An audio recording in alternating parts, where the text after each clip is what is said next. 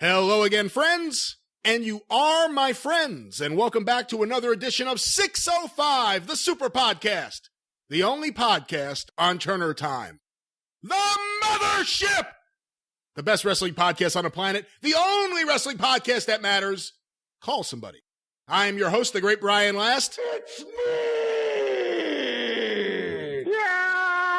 What are you trying to prove, baby? And I did that in a different order this week, and I'm very happy to welcome to the show, for the very first time sitting in the co-host chair, a friend of mine and a friend of professional wrestling's, and that is Jim Valley. Jim, welcome to the Super Podcast. It is great to be here, Brian. I'm a big fan of the show. I'm a 605er. I listen to the show. You know, my podcast partner, Fumi Saito, has been on the show many times. Last episode, you had Mike Sempervive, who's also on The Observer. And what happened? Did Pat McNeil say no? Is this the time of day when Sean Radican is at the gym? Why? It took you long enough to get me on the show. Sheesh. Well, we are happy to have you here. So I'm thrilled to be here. I mean, I'm even friends with Travis Heckel, and he draws Fumi cartoons. Doesn't put me in anything. No. Well, we'll see what we can do about that. But Jim, you've mentioned a little bit here at the very, very top of the show. Obviously, you are currently with WrestlingObserver.com, but talk a little bit about your background. You've done so many interesting things. You've been involved with so many different audio projects throughout the years. You've hosted different events, specifically with Cauliflower Alley. Talk a little bit about your background and your background with professional wrestling. Well, you know, you could say I've done a lot of interesting things, or you could say that people don't like me enough to keep me around. So I'm just a guy that has to bounce around from thing to thing to thing. No. You know, I've been watching wrestling since I was a little kid in the 70s. You know, my dad died when I was very young, and my mom remarried a gentleman from Mexico, and he watched wrestling. So that's kind of what got me into watching professional wrestling. And every Saturday night, I mean, just so many kids in the Northwest watched Portland wrestling. And I lived in a town halfway between Seattle and Portland, Oregon. So we got television, broadcast television, back when it was over the air and back when, you know, there's only a handful of channels. So we got Portland TV and Seattle TV. So at 8:30 on Channel 12 in Portland, we got to see Portland wrestling for 90 minutes. And then starting at 11 o'clock after Fantasy Island, then we would watch, it was an awesome Saturday night as a kid. Then we would watch Big Time Wrestling, which was the Seattle version of the Portland show, and like the last hour of that card in Portland. So we saw the vast majority of everything that was happening in Portland. Maybe we missed a half an hour or two, but just by living there, seeing both stations, we got to see the vast majority of it. So it was awesome.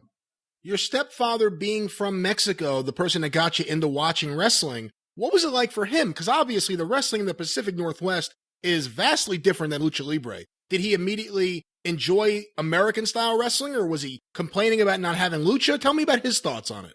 You know, maybe I was too young, or maybe I'm just an insensitive jerk, but I don't think I knew that there was like a different style of wrestling. So I don't think we ever talked about Lucha, come to think of it.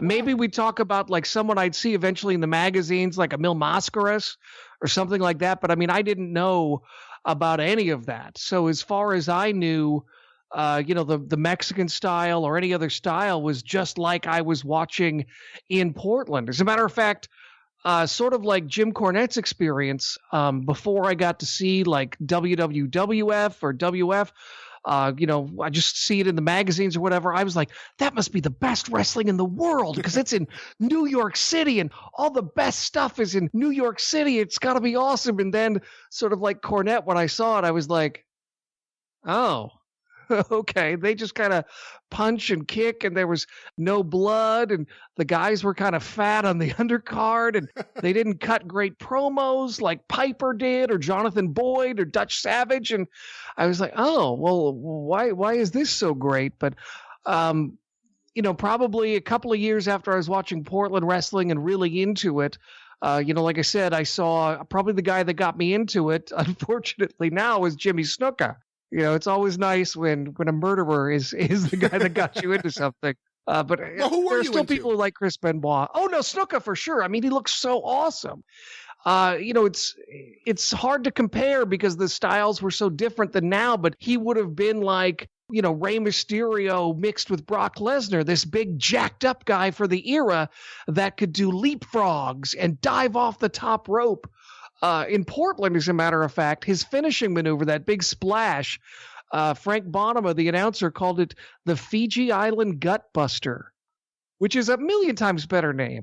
Well, let me ask you, to the people who only saw Jimmy Snuka in either the World Wrestling Federation or maybe even on indie shows after the fact, or maybe in Mid-Atlantic or in Georgia, what was different with Jimmy Snuka in the Pacific Northwest than the other versions of Jimmy Snuka that people in the United States would have seen? I think he was probably protected more. He was Dutch Savage's protege. And Dutch was in this era kind of the grand old man of Portland. And he would do a lot of Jimmy's interviews for him. They were Pacific Northwest Tag Team Champions, and Dutch was the promoter in Washington for Don as well. So Dutch would kind of shield Jimmy. And Dutch, even before he died, was very protective of Jimmy Snuka. As a matter of fact, there's a friend of mine, Rich Patterson, who has Buddy Rose's. You should get him on sometime. Rich is great. He was good friends with Buddy, and he got all of Buddy Rose's old videotapes. Buddy was an early adopter and had VCRs like in the 70s. As a matter of fact, some of Buddy's tapes were on a format that predates VHS and Beta. Yeah, I heard about that. Yeah, so Rich paid all the money and got them transferred to digital, and then some kid took them and put them all up on YouTube to screw Rich over. But and that kid's name? David Bixenspan. No. I'm just kidding. But anyway, here's my point about on the Facebook page, Fans of Portland Wrestling, when I got Jimmy Snuka's book for Christmas, and I mentioned that it was okay. I said it's probably the book at the time that talks the most about Portland. And I said, it's not a great book, but it's got a lot of stuff about Portland. But, Snuka was a bad person, and I was kind of iffy about it. And Dutch, who was just a few months away from passing away, went off on me on this Facebook page. Get out of here. What happened? Oh, well, he was just a different generation. You know those guys. But Dutch, even toward the end, like when I was living in Portland around 2099, Dutch was on cable, free cable, like the access, public access cable, public access. Doing preaching. He was extremely religious and extremely conservative in his views. So he was a guy not afraid to let you know his opinion and not afraid to give you your opinion. So didn't Dutch Savage walk away from wrestling after he was the commentator and kind of denounce things? No, Dutch was fired. Oh, what happened? Dutch and Buddy Rose didn't get along. And, Dutch was the guy who kind of ruled the roost for a while, and then Buddy came along, and Buddy was a great draw for Don. And so Buddy had Don's ear. Buddy would always say that he wasn't the booker, that they all worked together, but everyone knew who Don relied on, and it was Buddy. And so Buddy worked a show in Washington at like a school, I believe, and he was not happy with his payoff. And Buddy was very persistent. Buddy wasn't afraid to call people. Buddy had a lot of weird online message board campaigns before he died. So Buddy called the school and found out the actual attendance and was able to prove to Don that more than likely, allegedly, Dutch was skimming from the purse of the night. And Dutch was let go, and they didn't make a big deal about it. And it was just, 1 week he was there, 1 week he was not, and that was it. And I'm sure Dutch denies it. And again, I do say allegedly, but he was accused of it. Don believed Buddy, and that did happen. You talk about Buddy having Don's ear. Correct me if I'm wrong. Before Len Denton gets there as the grappler, there weren't too many firm bookers. It was kind of like whoever had Don's ear, correct? Yeah, that's the way it's always been presented to me. But I do the Portland WrestleCast on the on the Observer for Wrestling Observer subscribers, and I've had a number of guys on, and they do say that there wasn't a booker, and they did work together, but everybody knew that Buddy was the guy, and that if you went awry with Buddy, then you had problems in the territory. So early on, you connect with Jimmy Snooka. What other guys early on did you really become fans of, and why did you become fans? I loved, I was just a kid, so I was not that tall, so I never realized how tiny Jonathan Boyd was. But Jonathan Boyd was a great talker, and not the crazy Jonathan Boyd that you see in Memphis when he lost all of his hair, but when he still has all of his hair, and he was just a great tough guy. He was going to tell you what he was going to do, and 9 times out of 10 he did it, and he was just so blunt about it, and having that Australian accent helped. He was a great hero, but without a doubt, the guy who influenced me the most, who was so exciting, and some would say, the biggest time in Portland wrestling was Roddy Piper, no question. He was amazing. He took the territory by storm. He and Buddy had an epic feud, and it was an amazing time. It was an exciting time, and as dumb as this sounds, I'm very grateful that I got to live through it because it was just so good. Tell me about when Piper first got there. What were your first impressions? So Dutch was often on commentary with Frank Bonema, and he was promoting this guy, Roddy Piper, who's going to come in, and Dutch kind of put him over. Oh, he plays the bagpipes and everything, and Dutch was saying, oh, you're going to like him, da-da-da. And then the next week he comes in, and he's a bad guy. And, my childhood brain is like, why would Dutch Savage say such nice things about a terrible person? What, did he not know? He must not have known. So Piper comes in, and he's a bad guy. He's not at the top at all. He's mid-card. He's not losing, but he's definitely not main event. And at the time, the two top heels were Buddy Rose and Ed Wiskowski, your favorite from Mid-South. Ed was usually the Pacific Northwest champion, and Buddy and he were usually the tag team champions, and they would do the trick where they'd bring up a wheelbarrow and put all the belts in a wheelbarrow.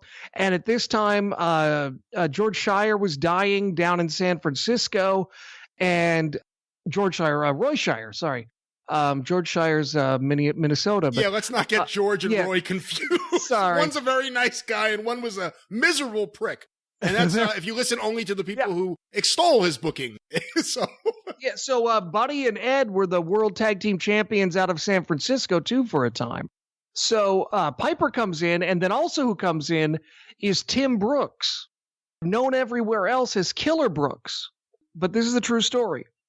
Because of the connotation, Don Owen wouldn't let him be Killer Brooks. He had to be Bad News Brooks in Portland.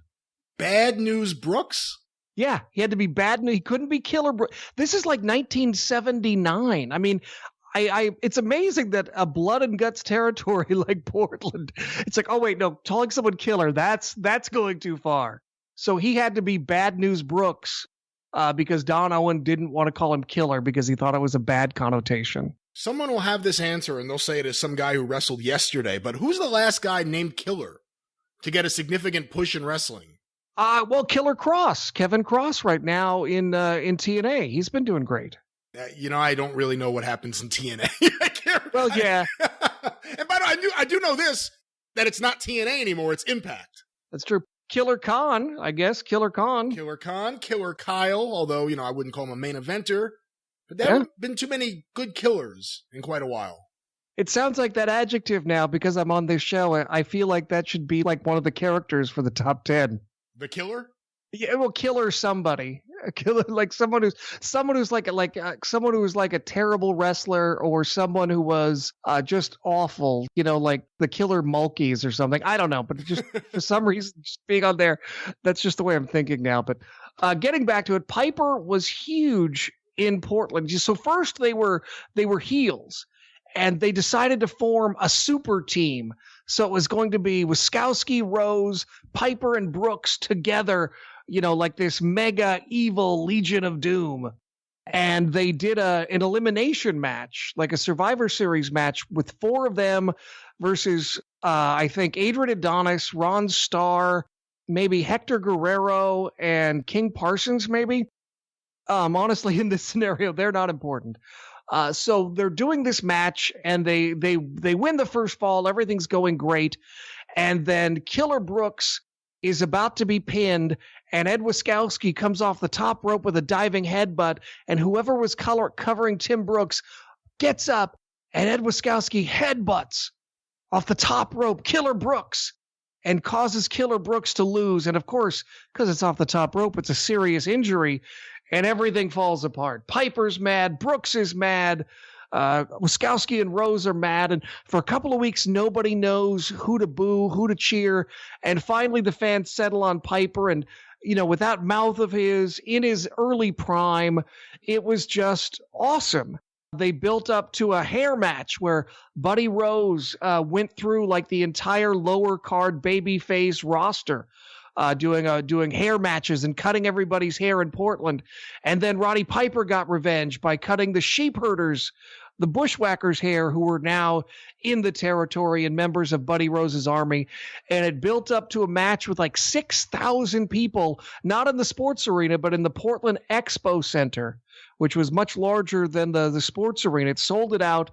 And Piper, of course, won.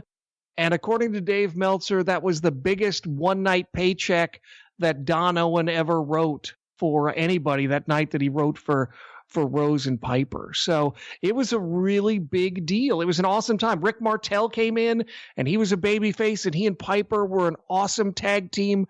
It was a really exciting time. And I look back on it when I watch the stuff on the DVDs from Rich Patterson, and it still holds up pretty well.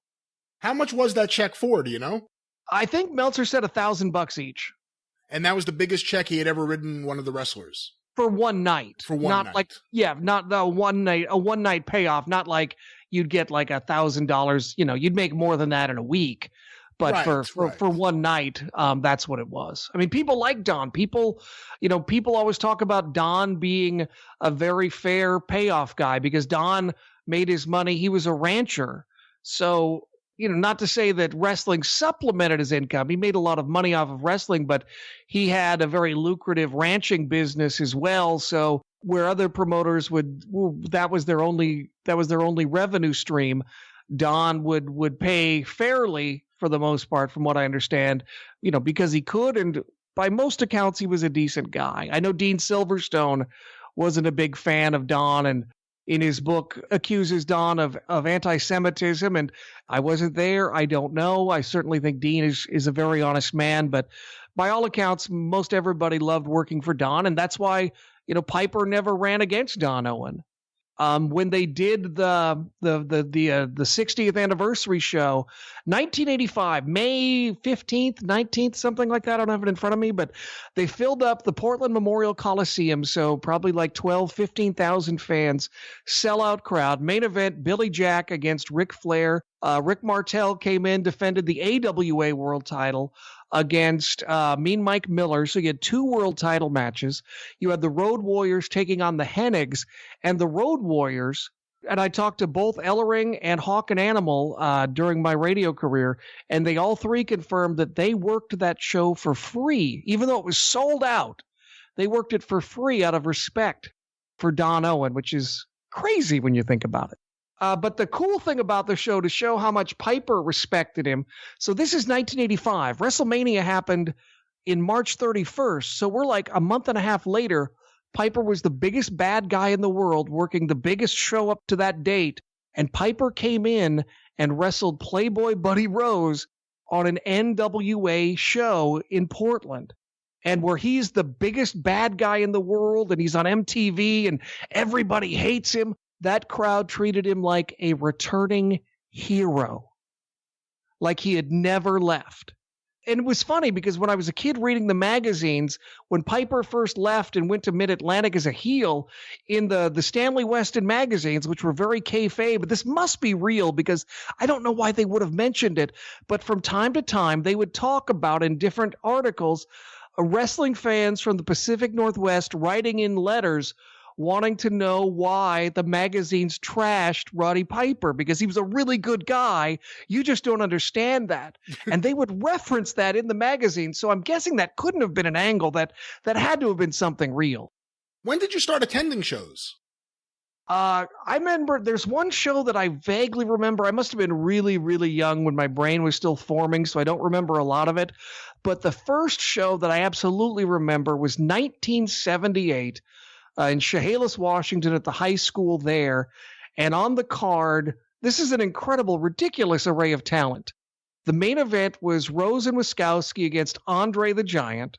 Also on the show. I know. Yeah, it was a fun match. Andre sold a lot for them, and eventually Andre won, of course. But I remember that having a lot of comedy and being a fun match. But on the card, Jesse Ventura, Jimmy Snooka, I believe Bull Ramos, Dutch Savage, obviously. On the undercard, Skip Young, Steve Olsenowski as Mark Hanna, and Gino Hernandez, a young babyface Gino Hernandez. So just a ridiculous amount of talent on this show at a high school in a town of, 8,000 people.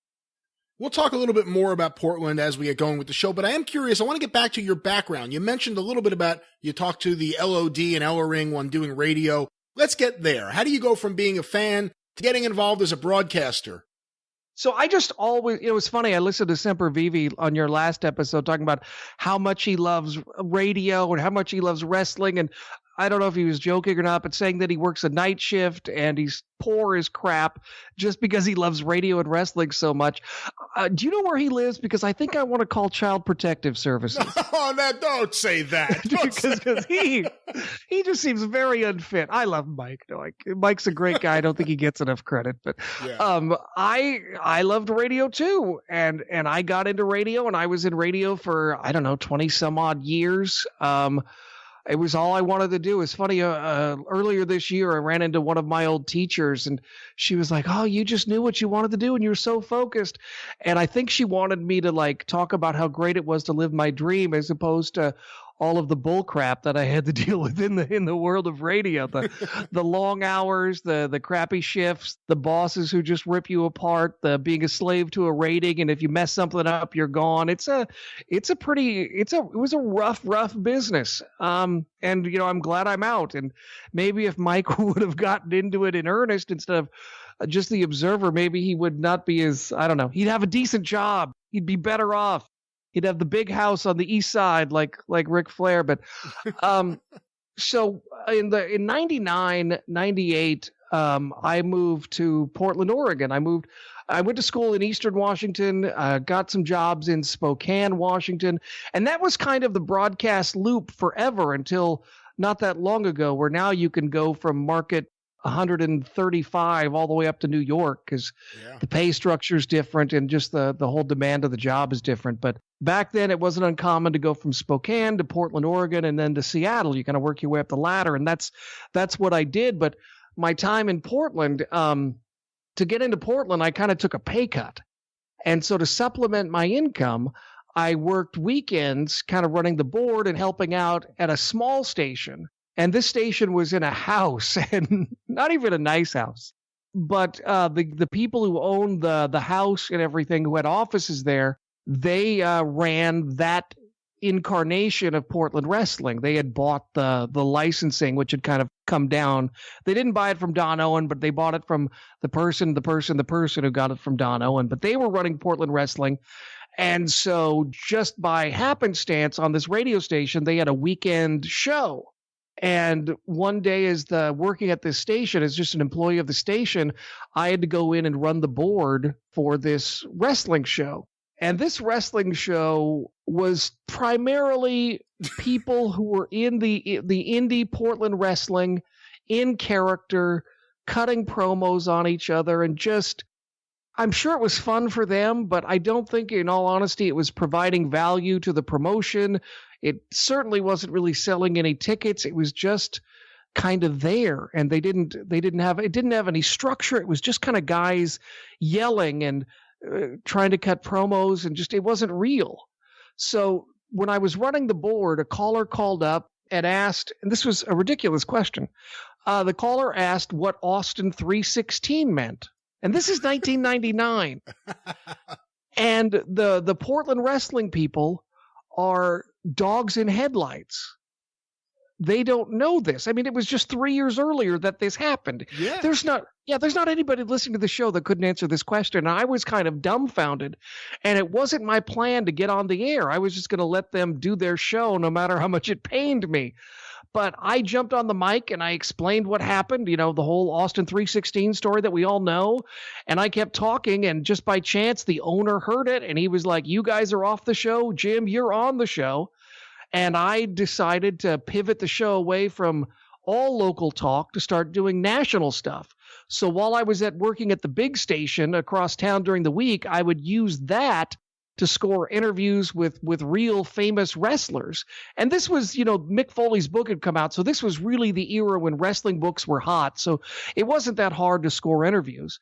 But I would pretend that I was recording the interviews for the real station. But in reality, I was putting the interviews on a radio station that couldn't go all the way across the town of Portland, Oregon. And that was called Total Chaos. And for a time when I was on the Torch, some of those old tapes are up. If you're a Torch subscriber, they're still up there. So I interviewed everybody at the time. Triple H, as I mentioned all the Road Warriors. Kind of a funny story with the Road Warriors. Hawk, who everyone knows all about Hawk. I contacted him, and he was willing to do an interview, and he was so nice.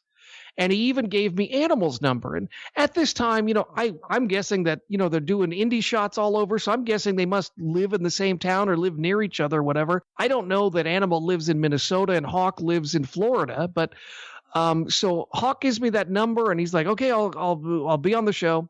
So no shock. I call Hawk to be on the show during a commercial break, and he's not there. He no-shows. Of course. And I think we can all guess probably why. But I call Animal thinking, they're probably not too far away from each other. He probably knows. Maybe they're hanging out together. And Animal doesn't know me from Adam, and he's in another state. And Animal was nice enough to go on the air and save my interview and do a show. So I will always be eternally grateful. Hawk came back and was on the next week, and he even sent me like 10 autographed pictures because he felt so bad about everything. So how do you go from being a real broadcaster in the real world of radio where everyone goes broke to being a wrestling podcaster and a wrestling broadcaster beyond radio when you're actually working for different websites and doing your own thing? How do you make that transition? I like to be on the air. This is fun. I get why Semper Vivi likes this. This is fun. That's why you do it. That's why everybody does it.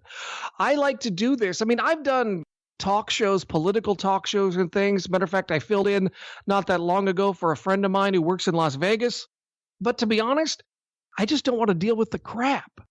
Everybody, it's like you can't just have a political opinion without like spending an hour defending it or on message boards defending it. So I look at this to be in this nice little siloed area of professional wrestling where we can talk about things, even have some opinions, but I don't have to get down and bog down and deal with the BS that is the political arena these days. So I find it a nice way to have fun. I keep my skills sharp. I get to do production and, use kind of my program director skills and things like that when I design the shows or come up with topics. But I can stay under all of that crap that happens with different topics and more serious issues. So I just find it a nice little bunker to be in. It's something I enjoy. And it's just a way to keep the skills sharp without having to deal with all of the political crap that's out there. You mentioned the Torch. We brought up Cauliflower Alley. You're at the Observer now. Talk about that. How do you end up where you are today? Okay, so I should give a shout out to Scott Bowden, who I've never met. And Kentucky Fried Wrestling is honestly, legitimately my favorite podcast. I love Kentucky Fried Wrestling. He will love hearing that. And again, I've never met the guy. I just like his delivery, that he's just kind of a little folksy. He's like wrestling's Garrison Keillor without the grab ass. I'll tell you something. I don't know if I've said this on the show before, but I probably don't have as much fun with anyone else as I do with Scott Bowden just recording the wraparounds. We just laugh the whole time, and it's just nonstop. He's one of the funniest people I've ever worked with. I get such a kick out of him. And I have such a good time working with him. I was listening to his show and I was like, I should do a Portland show. So I don't want to say I stole the idea, but the inspiration was Kentucky Fried Wrestling for the Portland WrestleCast. And also I had heard some other podcasts and some really, really smart people who got some things wrong about Portland wrestling. I was listening to a guy who's, again, I'm not going to mention names, but a guy who's smarter than me and probably knows a lot more. I know he knows more wrestling history than I do. But he thought on a podcast, he said that the Portland territory was an outlier territory. He had no idea that Don Owen was like an original member of the NWA, and that the NWA champion, Thez and Briscoe and Race and Flair, and I mean, everybody came through Portland. The champion came through Portland once, twice a year. And I was like, wow, if this guy who knows so much doesn't know that, then there's a gap out there. Yeah. So I also do the Pacific Rim Pro Wrestling podcast with my friend Fumi Saito, who's a wrestling savant as well. And we just kind of did it on our own. I was in Japan in 2017, and Fumi was like, we got to do a podcast. The kids these days, they listen to podcasts, and I want to reach them. And, he's very high-minded when it comes to wrestling, and he wants to teach, and he wants to pass this knowledge down. He's like, we need to do a podcast. So I was like, okay, we'll do a podcast. So, I just put it up on Podbean, and there's still episodes up there if you search for them that are free. But I was like, well, I want to do the Portland WrestleCast, but I don't want to spend any more money on podcasts. So I put it out on Twitter that I was looking for a home, and Meltzer messaged me, and I was like, holy cow, well, I should do that. So that's how we ended up in the Observer. And then Fumi and Dave go way, way back. Then Dave, of course, was like, well, what about that? What about your show with Fumi? Why don't you bring that aboard?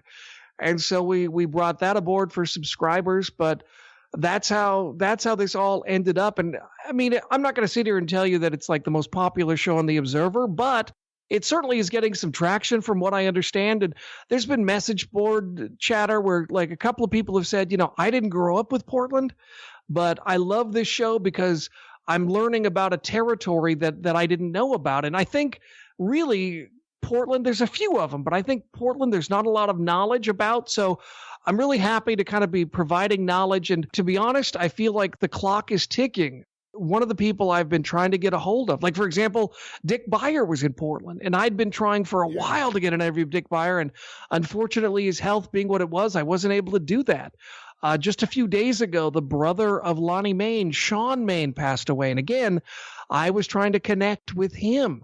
So I'm just trying to get this out there. And certainly, as you mentioned, there's things on YouTube and there's other stuff, but it does seem to be that this is the podcast era. And if you want to disseminate the information, the podcast is the best way to do it. And that's what I'm trying to do. There's so much content out there. There's so many podcasts out there. And so rather than just doing a podcast where it's, hey, this is my opinion on wrestling, I figured I needed a niche. And there's probably no other Portland wrestling podcast that I'm aware of. I have certain broadcast skills, and I saw a lot of it. So I just thought, am I the best historian in the world? No. Do I know the most about Portland wrestling? Oh, no. But when you look at, who can format a show, who knows not to take too long and keep everything the right length and try to make it as entertaining and informative as possible, I think that I was probably, the best choice. Not that there's that many people to pick from, but I really like the Portland WrestleCast. It's my little thing that I can do. I have the podcast with Fumi, and obviously we both have input on that. And I do the Way Back Playback with Pat McNeil, and he, that's kind of his baby, and he kind of drives that car. And I do the Cauliflower Alley Club radio podcast, and obviously, you got to take care of Cauliflower Alley. So this is my thing that I can do that I don't have to check with anybody. And it's just my little creative endeavor, and I like it. And somehow I ended up with all these podcasts, and I don't know how that happened. That wasn't the plan. It just sort of happened. I understand how that happens. We're going to get going with the top 10 in a second, but I want to discuss with you something that actually recently was featured on your Portland Wrestling podcast, and you had sent it to me in advance. So I got to hear in advance of it, because I don't traditionally listen to podcasts other than the ones I'm producing. I don't have time, and usually I don't have interest because most people aren't good at it. You are, but most people, especially when it comes to putting history in the proper context, most people drop the ball and don't know what to ask, don't have any institutional knowledge. It just isn't worth it. So I don't listen to too much stuff. And you sent it to me, and I gave it a listen, and I have to say, it was a pretty stunning interview. You had on your show Tony Ray Bourne, the sister of Matt Bourne, the daughter of Tough Tony Bourne, and the ex-wife of Buddy Rose. And it's kind of legendary. And legendary may not be the right term because it sounds more glowing using that word than it really is. But the stories have always been out there about Matt and Buddy fighting. Let's be honest, about Matt kicking Buddy's ass time and time again.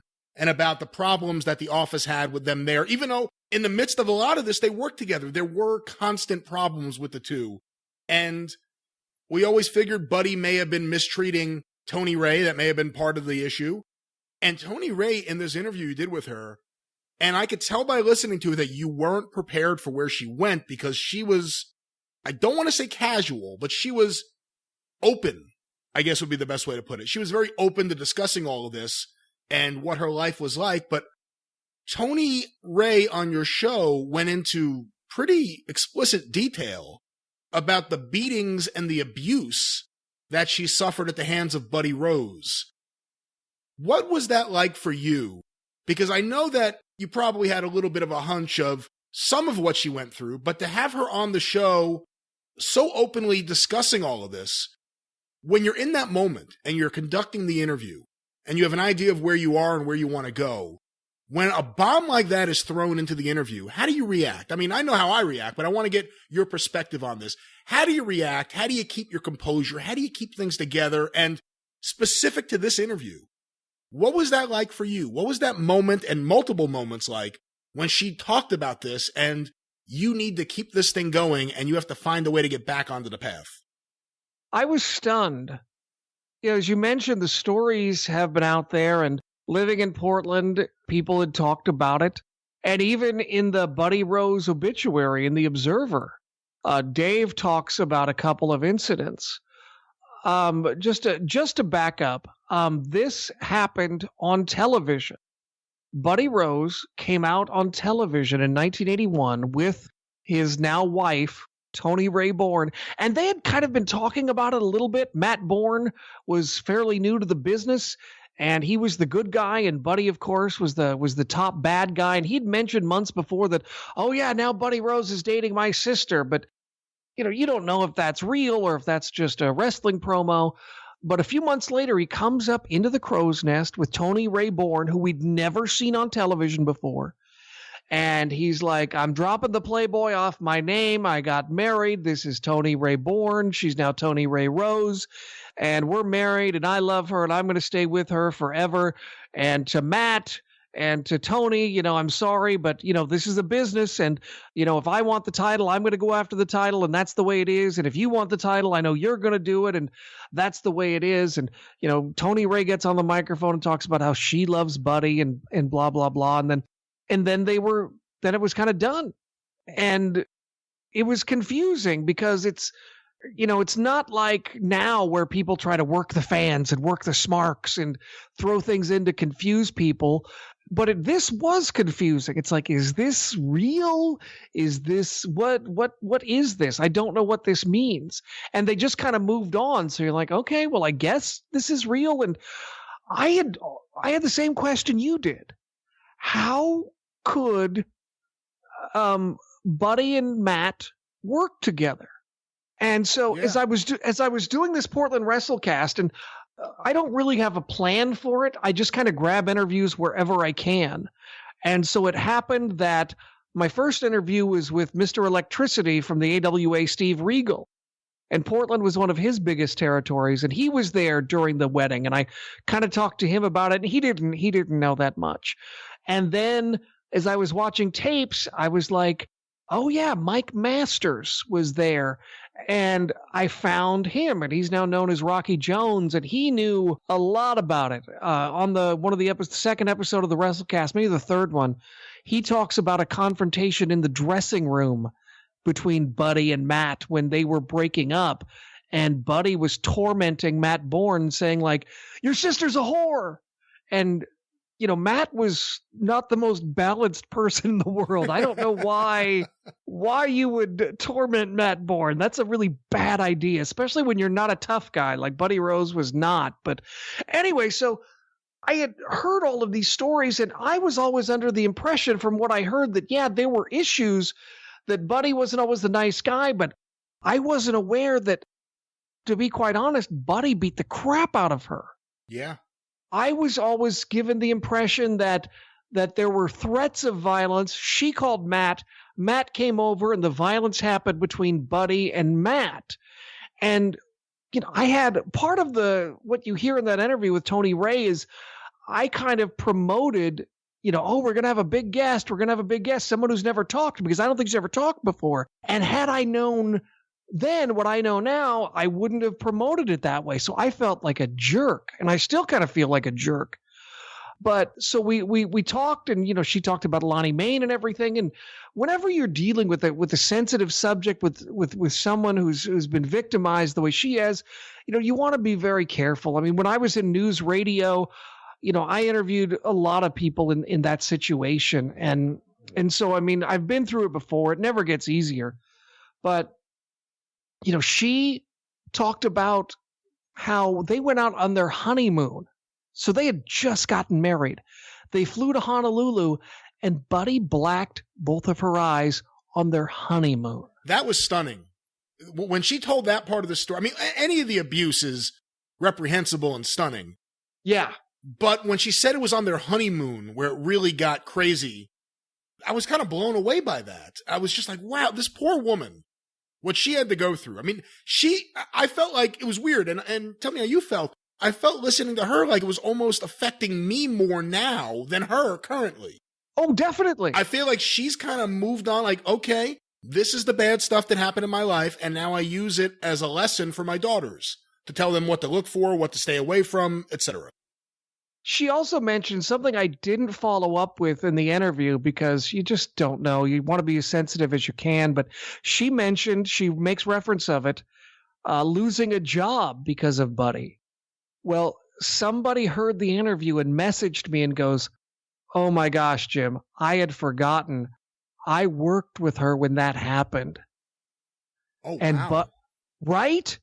And Buddy came to the office and made a big scene, and it got ugly at the office, and she had to go.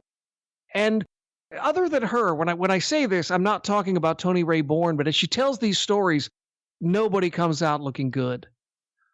She talks about how Matt Bourne tells her brother, her flesh and blood, her brother, tells her, "Hey, you're making trouble because I'm trying to make money with Buddy. Don't ruin this for me." Well, I'll tell you, forget about that even, because he was one of the people involved in everything, obviously. And again, that's a very flawed logic there. But I believe it was Sandy Barr in that interview that she mentions, and I'll let you explain this right now, but I heard that. And, I wish I could fly to the Pacific Northwest in that period of time and just hit him over the head with a blackjack or whatever it is. I was so offended by that. But explain what exactly she said. Sandy Barr was a wrestler for Don, and he got injured, and he became the referee. And he was, not a stupid referee. Sure, he could be fooled, but everybody loved Sandy Barr, the character, and everyone knew that justice would eventually be served under Sandy Barr. And he was also involved in the promotion. As a matter of fact, every Sunday after Portland Wrestling ran at the sports arena, there was Sandy Barr's flea market. And it was this huge flea market. As a matter of fact, they didn't take the ring down. They left it up, and like the vendors would be hanging like T-shirts and stuff off of the ring ropes. I think The Rock mentions stealing a watch or something from the flea market in his book. So Sandy Barr was intricate into the promotion, probably very much a leader, probably, he's office. And so she goes to Sandy Barr and says, "Hey, look at my eyes." She takes off her sunglasses, and Sandy Barr is like, "Look, you married him. You grew up in the business. You know what this is about. Deal with it." Jesus. That's so fucked up. That really is so fucked up. Yeah, it is. And I played it for my wife. And my wife grew up in the area, and she's a couple years younger than me, but not much. And I thought that she would be as shocked as I was. And she heard it, and she just kind of shrugged, and she was like, "That just sounds like an abusive relationship in that era." And I was like, "Yeah, you're kind of right." I mean, she felt bad for her, but she was like, that was not unusual. And it really wasn't. And people talk about, we're living in sensitive times right now, and victims have so much power, and you could ruin a guy's life or blah, blah, blah. And I would point to what she went through as a reason for the way things are the way they are, because probably what happened to her is not that unusual for people in her situation, that it was really hard to find support, to get help, and to get out of a situation like that. So, I would rather have things the way they are now, which is not to say that they're perfect, but I'd rather have them like now than what she went through. What she went through was horrendous, and it's really hard because Buddy has a lot of fans still in Portland. Buddy is still revered in Portland, and there were times when I was doing my show in Portland. I don't want to get into it, but there were times when I called Buddy out on his garbage that he would pull, his carny crap, and a lot of people got mad at me. There are those type of people who are into celebrities or into wrestlers, that wrestlers or celebrities or people in power can do no wrong. And just to hear what she went through was heartbreaking. I had no idea what I was getting into, and it was awful. There was another story. They're at their house, and Buddy is beating her up, and she calls the cops and locks herself in the bathroom.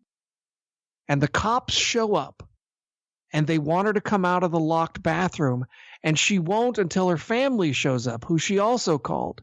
And during this time between when the family showed up and she's waiting, the cops who were there, who know she was beaten up, they know who did it, they ask Buddy for his autograph. That's so crazy. That's so, again, fucked up. Just so fucked up. It was a completely different time, and I'm so glad that it seems ridiculous that this would even happen. Growing up, you think that, we're so evolved and we're so much better than we were. And, back then I thought we were. I was like, oh my gosh, I'm so glad that, how could anyone have a slave, or how could anyone discriminate against anyone from someone of color? We were taught all of that stuff in school, and I was on board immediately. You grew up with Sesame Street and Mr. Rogers talking about all those things. And it's like, it's so simple to understand.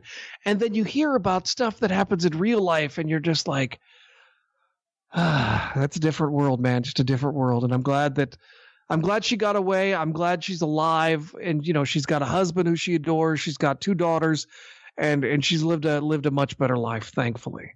Thankfully. And I encourage everyone to check out that interview. It's at WrestlingObserver.com. Really I hate to push so hard an interview that deals with such a dark subject, but it's worth a listen.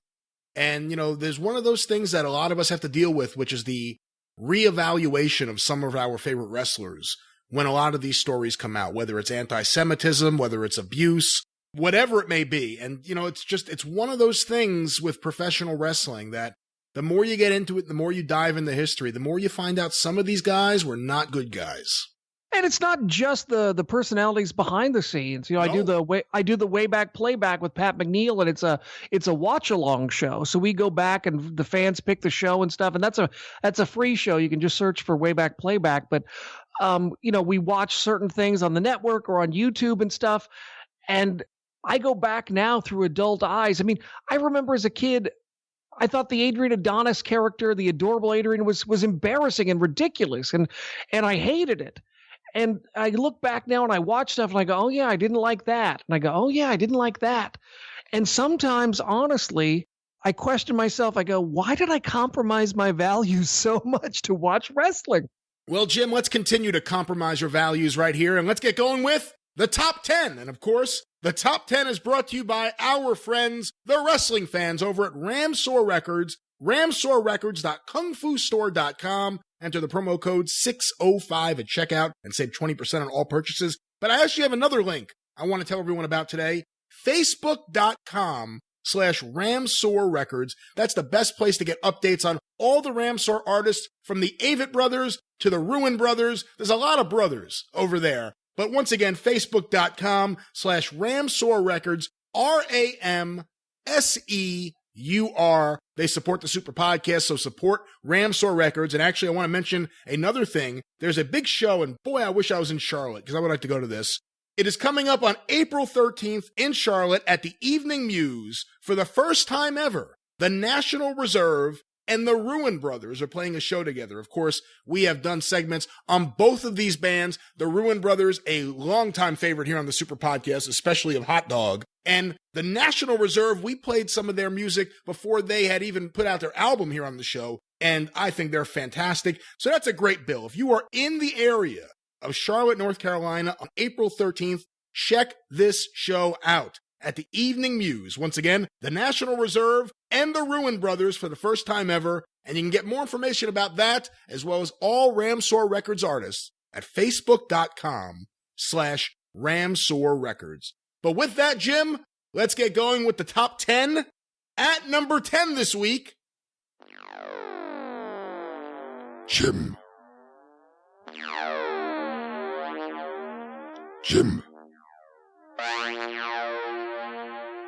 Yes, Shockmaster. Are you Black there? Scorpion. Do you remember 2017 Tokyo? Ribera Steakhouse. I actually went to Bull Nakano's restaurant in bar and Killer Khan's restaurant in 2017. Don't ruin the bit. I'm sorry. Do you remember Bull Nakano's restaurant? 2017. How was the food? It's actually a bar. It's a really small bar. She just closed it, as a matter of fact.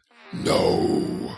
Yeah, I think she's got other projects to do. I wouldn't be surprised if she's got something bigger and better coming up. Kurt Brown. That's her bigger project to do. How was Killer Khan's restaurant? Killer Khan's has awesome food. It's really good food, and he's there all the time. And he's got an awesome T-shirt with his face on it. He's standing there. The T-shirt is great. You get like a water bottle to pour water, still water, and it's got his logo on it with Killer Khan. He's got pictures all around, and he'll autograph pictures, and he's a super cool guy. It's an awesome experience. Forget Ribera Steakhouse. Go to Killer Khan's restaurant.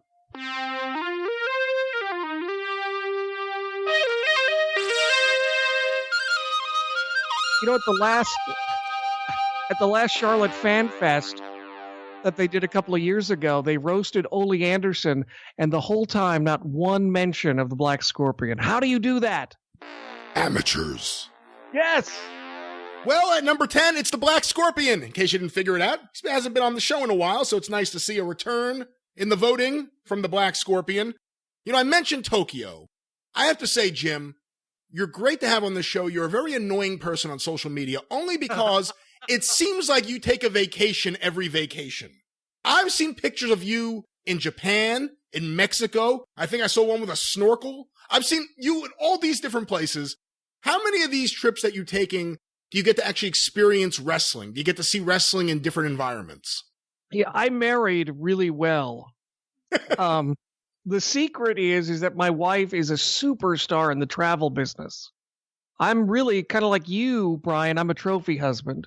So it's why I got to look this good. No. But no, my wife is a superstar in the travel industry, so she always is booking stuff for us. And she's been nice enough to at times. Actually, my wife probably would make a lot of people listening to this show jealous. She's seen Misawa wrestle. Get out of here. Where? In Tokyo? Yeah, in 2007, when I first met Fumi and we first went to Tokyo, Fumi's like, where do you want to go? And he was like pitching me all these indie shows. And I'm like, nope, I want to go see Misawa. And obviously now, given everything, I'm so glad that we did. But yeah, we went to go see Noah at Differ Ariake, which is also gone now. And so, yeah, we saw, so, I mean, he didn't do anything, but I saw him. He was just in a 6-man tag, in for a couple of spots and then out. Just a very traditional, very typical, kind of a house show run in Tokyo at Differ Ariake. But also on the show was a young pre-WWE Ted DiBiase Jr. And he was great.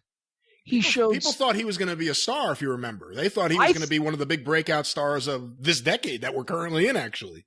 If you would have asked me that night, he was so charismatic, and he had the crowd in the palm of his hand. He was doing, the Ted DiBiase, that falling punch that his dad did. He was so entertaining.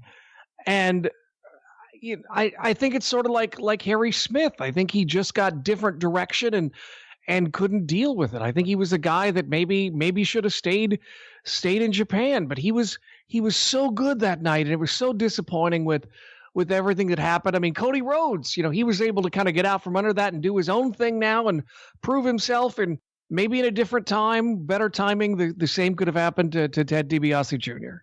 What are some of the other places that are interesting that you've seen wrestling in, let's say, the last couple of years at least? Oh my God, I've been so lucky. Do you realize, like, since last November, I just by chance, and I haven't planned any of this out, this just happened. This is the only good part of my life.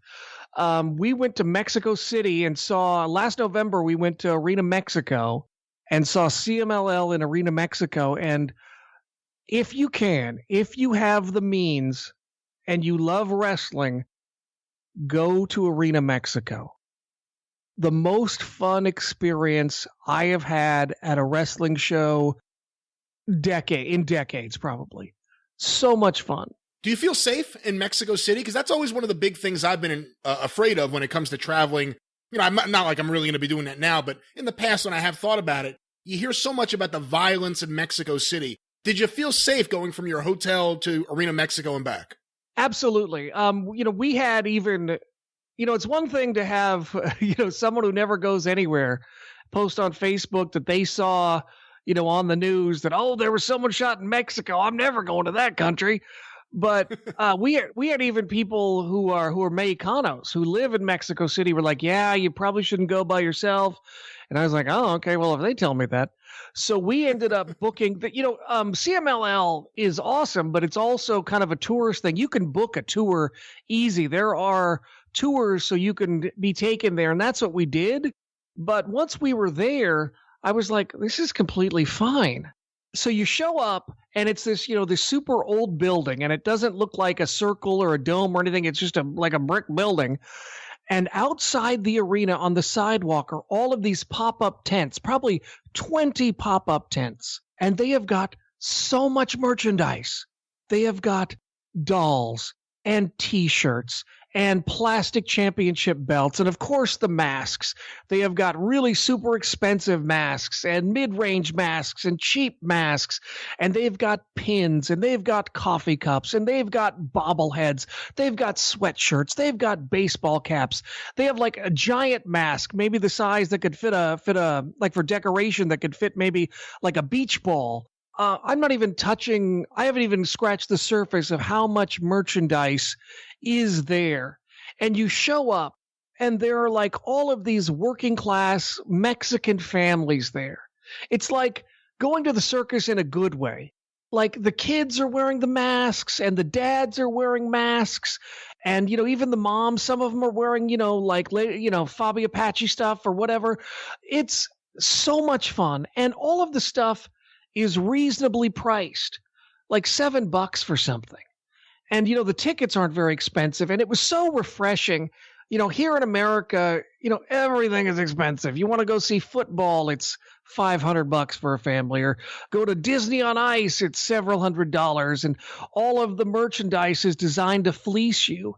And it was just so refreshing to see an event that the tickets were, I don't know, $15 maybe, something like that for ringside, $20 for ringside. And then all of the merchandise was priced for families, and everybody's walking around and they're talking and they're having a great time looking at all the cool stuff.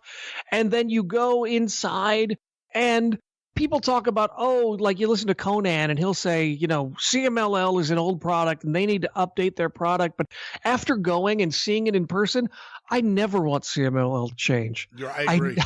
I never wanted to change. It was so much fun. And like the wrestlers would go out and do the match, and the crowd knows, they're not stupid. They know that it's a show, but in the moment they're cheering their favorites and booing the bad guys. And, when the match is done, the guys go up the ramp and they'll stop and take a picture with somebody or sign an autograph.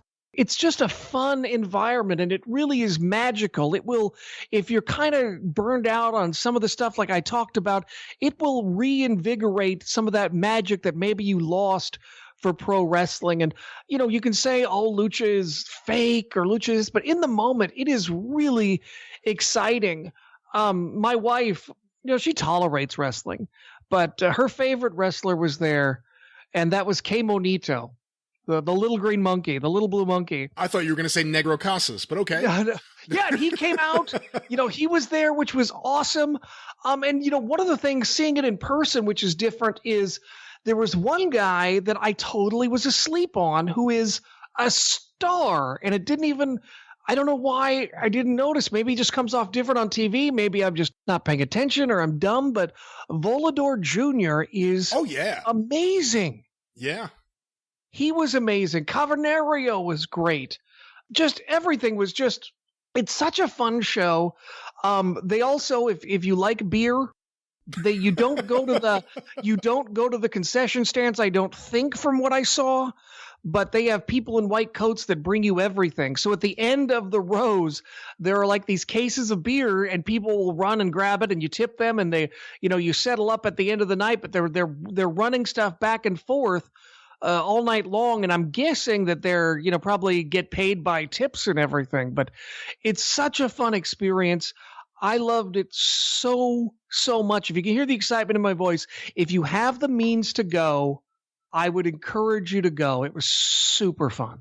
Well, let me ask you this. As someone who has traveled so extensively and gone to wrestling in various parts of the world, let alone various parts of the United States, how would you compare and contrast the makeup of the audience in the Arena Mexico versus the crowds that you're seeing at other shows? Were you getting more old people, more families? What was the audience like? It was a lot of, from what I could see, a lot of young families. A lot of boyfriends and girlfriends seem to go. I mean, I think by makeup, I would say that there's probably more women there than there was, for example, like in an average WWE or Ring of Honor or any other type of, really hardcore wrestling show here in the United States. But I think what I'm trying to get across is the vibe was just so much fun, that everyone there is having a great time. And I'm sure there are probably some smart fans there, and probably some people who are just there because they're tourists and they're watching Nacho Libre, they think, jump around, and they're enjoying it in that regard. But everybody's on the same page. When bad guys did something, they'd go to the crowd and they would get booed, and the good guys would get cheered. And it was just so much fun because, again, the price point, no one's trying to fleece you, and everybody is just having a great time. And the guys the men and women put on a great performance. I loved it so much more than I expected. That's number 10 in the top 10, The Black Scorpion. Let me turn this off before it's still making noise. At number 9 this week in the top 10, the always popular yet still mysterious Brother Midnight. Baby. Have you ever encountered Brother Midnight in your wrestling travels, Jim? Not that I know of, only here on the 605 Super Podcast. Do you have any favorites, guys who, you're talking about Portland wrestling. There's so many guys that we know. We know Buddy Rose, we know Roddy Piper, we know Dutch Savage, and so many others. Do you have a favorite unheralded Portland wrestling star? Someone that you watched and you really like, but you don't hear people outside of Portland talk about? Jonathan Boyd was really great. Jonathan Boyd with hair had a great way of just looking at the camera and almost looking through you. I remember Buddy Rose one time, I think, made a joke about, I could eat a bowl of soup off of Jonathan Boyd's head. And because he was so good at it, or maybe because I was a kid and I was probably still shorter than Jonathan Boyd, I didn't realize that, he's like Taz's size, a smaller guy. Yeah. He was able to project, being big and being strong, and, you believed that he was going to kick butt.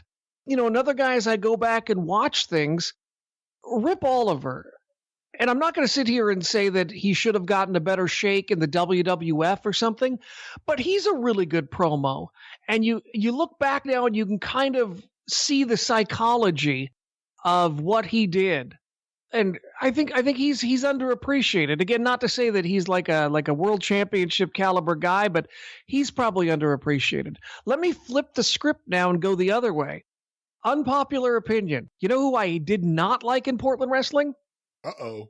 And I think this may be a sacred cow here on the 605. Chris Colt.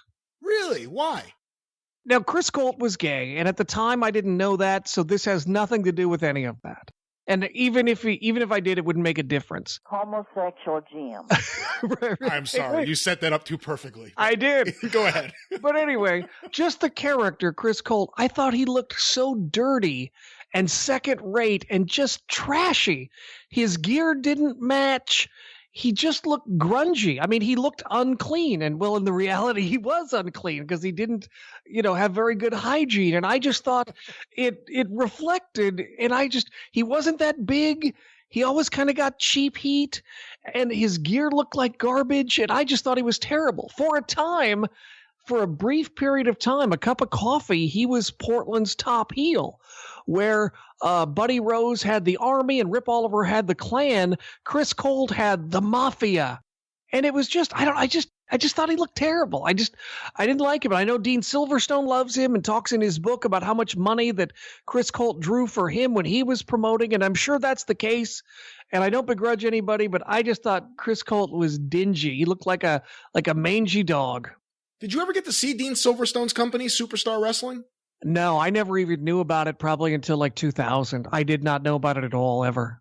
So, I mean, you knew about certain things that were happening in Seattle, but that was too under the radar. Actually, it may have been, I'm trying to remember when they closed down. They may have already been gone by the time you got into wrestling. Pretty close. Yeah, pretty close. Well, that's number 9 in the top 10, Brother Midnight. The regulator, innovator, dominator, creator of data, plus the imitator, assassinator, baby. Well, we can't top that.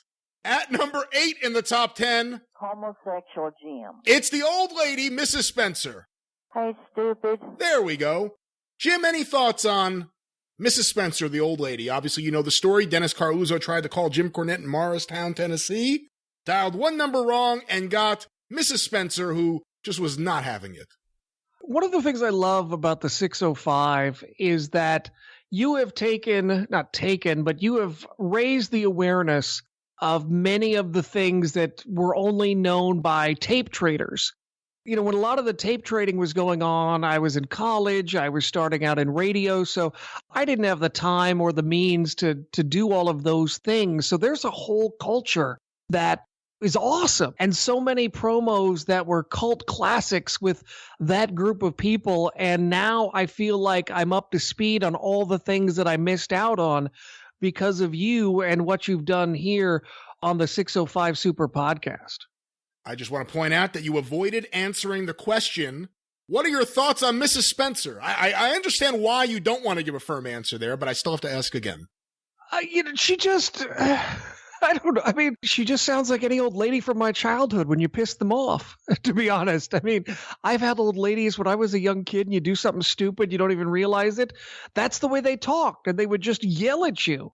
That's kind of the difference probably between growing up now and then, is that when you got yelled at as a kid back then, it was your fault. And now when someone raises their voice, it's their fault, no matter what the person did or the reason why they raised their voice. And I'm not saying that's for better or for worse. I'm just saying it's a difference. But I mean, I think she's hilarious, and I'm sure that her family is happy that she's still immortalized. She's like an audio meme here on the 605 Super Podcast. Go to hell, you motherfucking son of a bitch. She didn't really take too kindly to you, Jim, but here at number 8 in the top 10, it's the old lady, Mrs. Spencer. Who are you and what do you want? At number 7 this week in the top 10, one of the long-standing popular characters here in the top 10, that is none other than orgasmic Larry Nelson. No, And now the short form. No. What's the stipulation? Are we having fun, people? Jim, are you a Larry Nelson fan?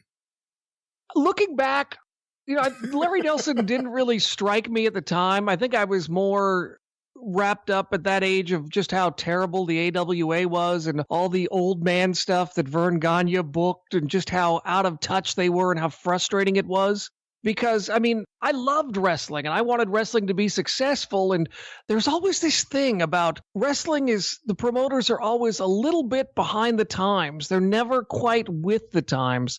And Vern was so far behind. I was focused on that. But looking back now, Larry Nelson is actually a pretty good broadcaster. He speaks to the audience. He's not announcing at you. Hey, fans, we'll be back again next week here on the AWA. Hey, fans, we're out of time. He's just talking to you. And that's what good broadcasters are supposed to do. It's a one-on-one conversation. For me personally, because of when I started and what was hammered into my head by my broadcasting mentors, and this doesn't matter now because everybody does it. I know that. But when someone says, hey, you guys, or hey, everybody, it's like, no, you're not talking to everyone because no one is gathered around, their device listening to any podcast. It's one-on-one. They're one person, listening in the car or listening while they're on the treadmill. There's not, it's not the old days where the family gathered around to listen to Arthur Godfrey. So for me personally, as a broadcaster, that's a pet peeve. But no, I think Larry Nelson was good, and you could say that maybe he shouldn't have had a beard, and maybe some slick back hair, some optical things. But he talked to the fans. He never talked down to you, and yeah, he had to sell some stuff like watch out, Baron von Raschke. He had to stooge at times, but all announcers had to do that. Speaking of Portland wrestling, obviously Frank Bonema is still spoken about fondly today and unfortunately passed away rather early. Beyond Frank Bonema, do you have a favorite Portland wrestling commentator? Well, the only one who followed him was Don Koss. And Don was different. Don played, the fan who doesn't know what's going on. So he, shamelessly rooted for the baby faces and was fooled all the time. And I was actually for the iteration of Portland wrestling that was in the 2000s, I got to do some commentary with Don Koss. And when I met Don Koss, it's like he's a really sharp, savvy business guy, and he's a nice guy. And the fact that he was able to convincingly play this I don't know if I call it a character, but this persona really speaks to how good he was. Did you know this? This is, maybe I'm putting myself over here. I auditioned. I was flown out to the WWE for an audition to be an announcer. No, get out of here. When was that? Tell me about that. That was 2003. This is an absolutely true story. Because of the situation, it's a weird story.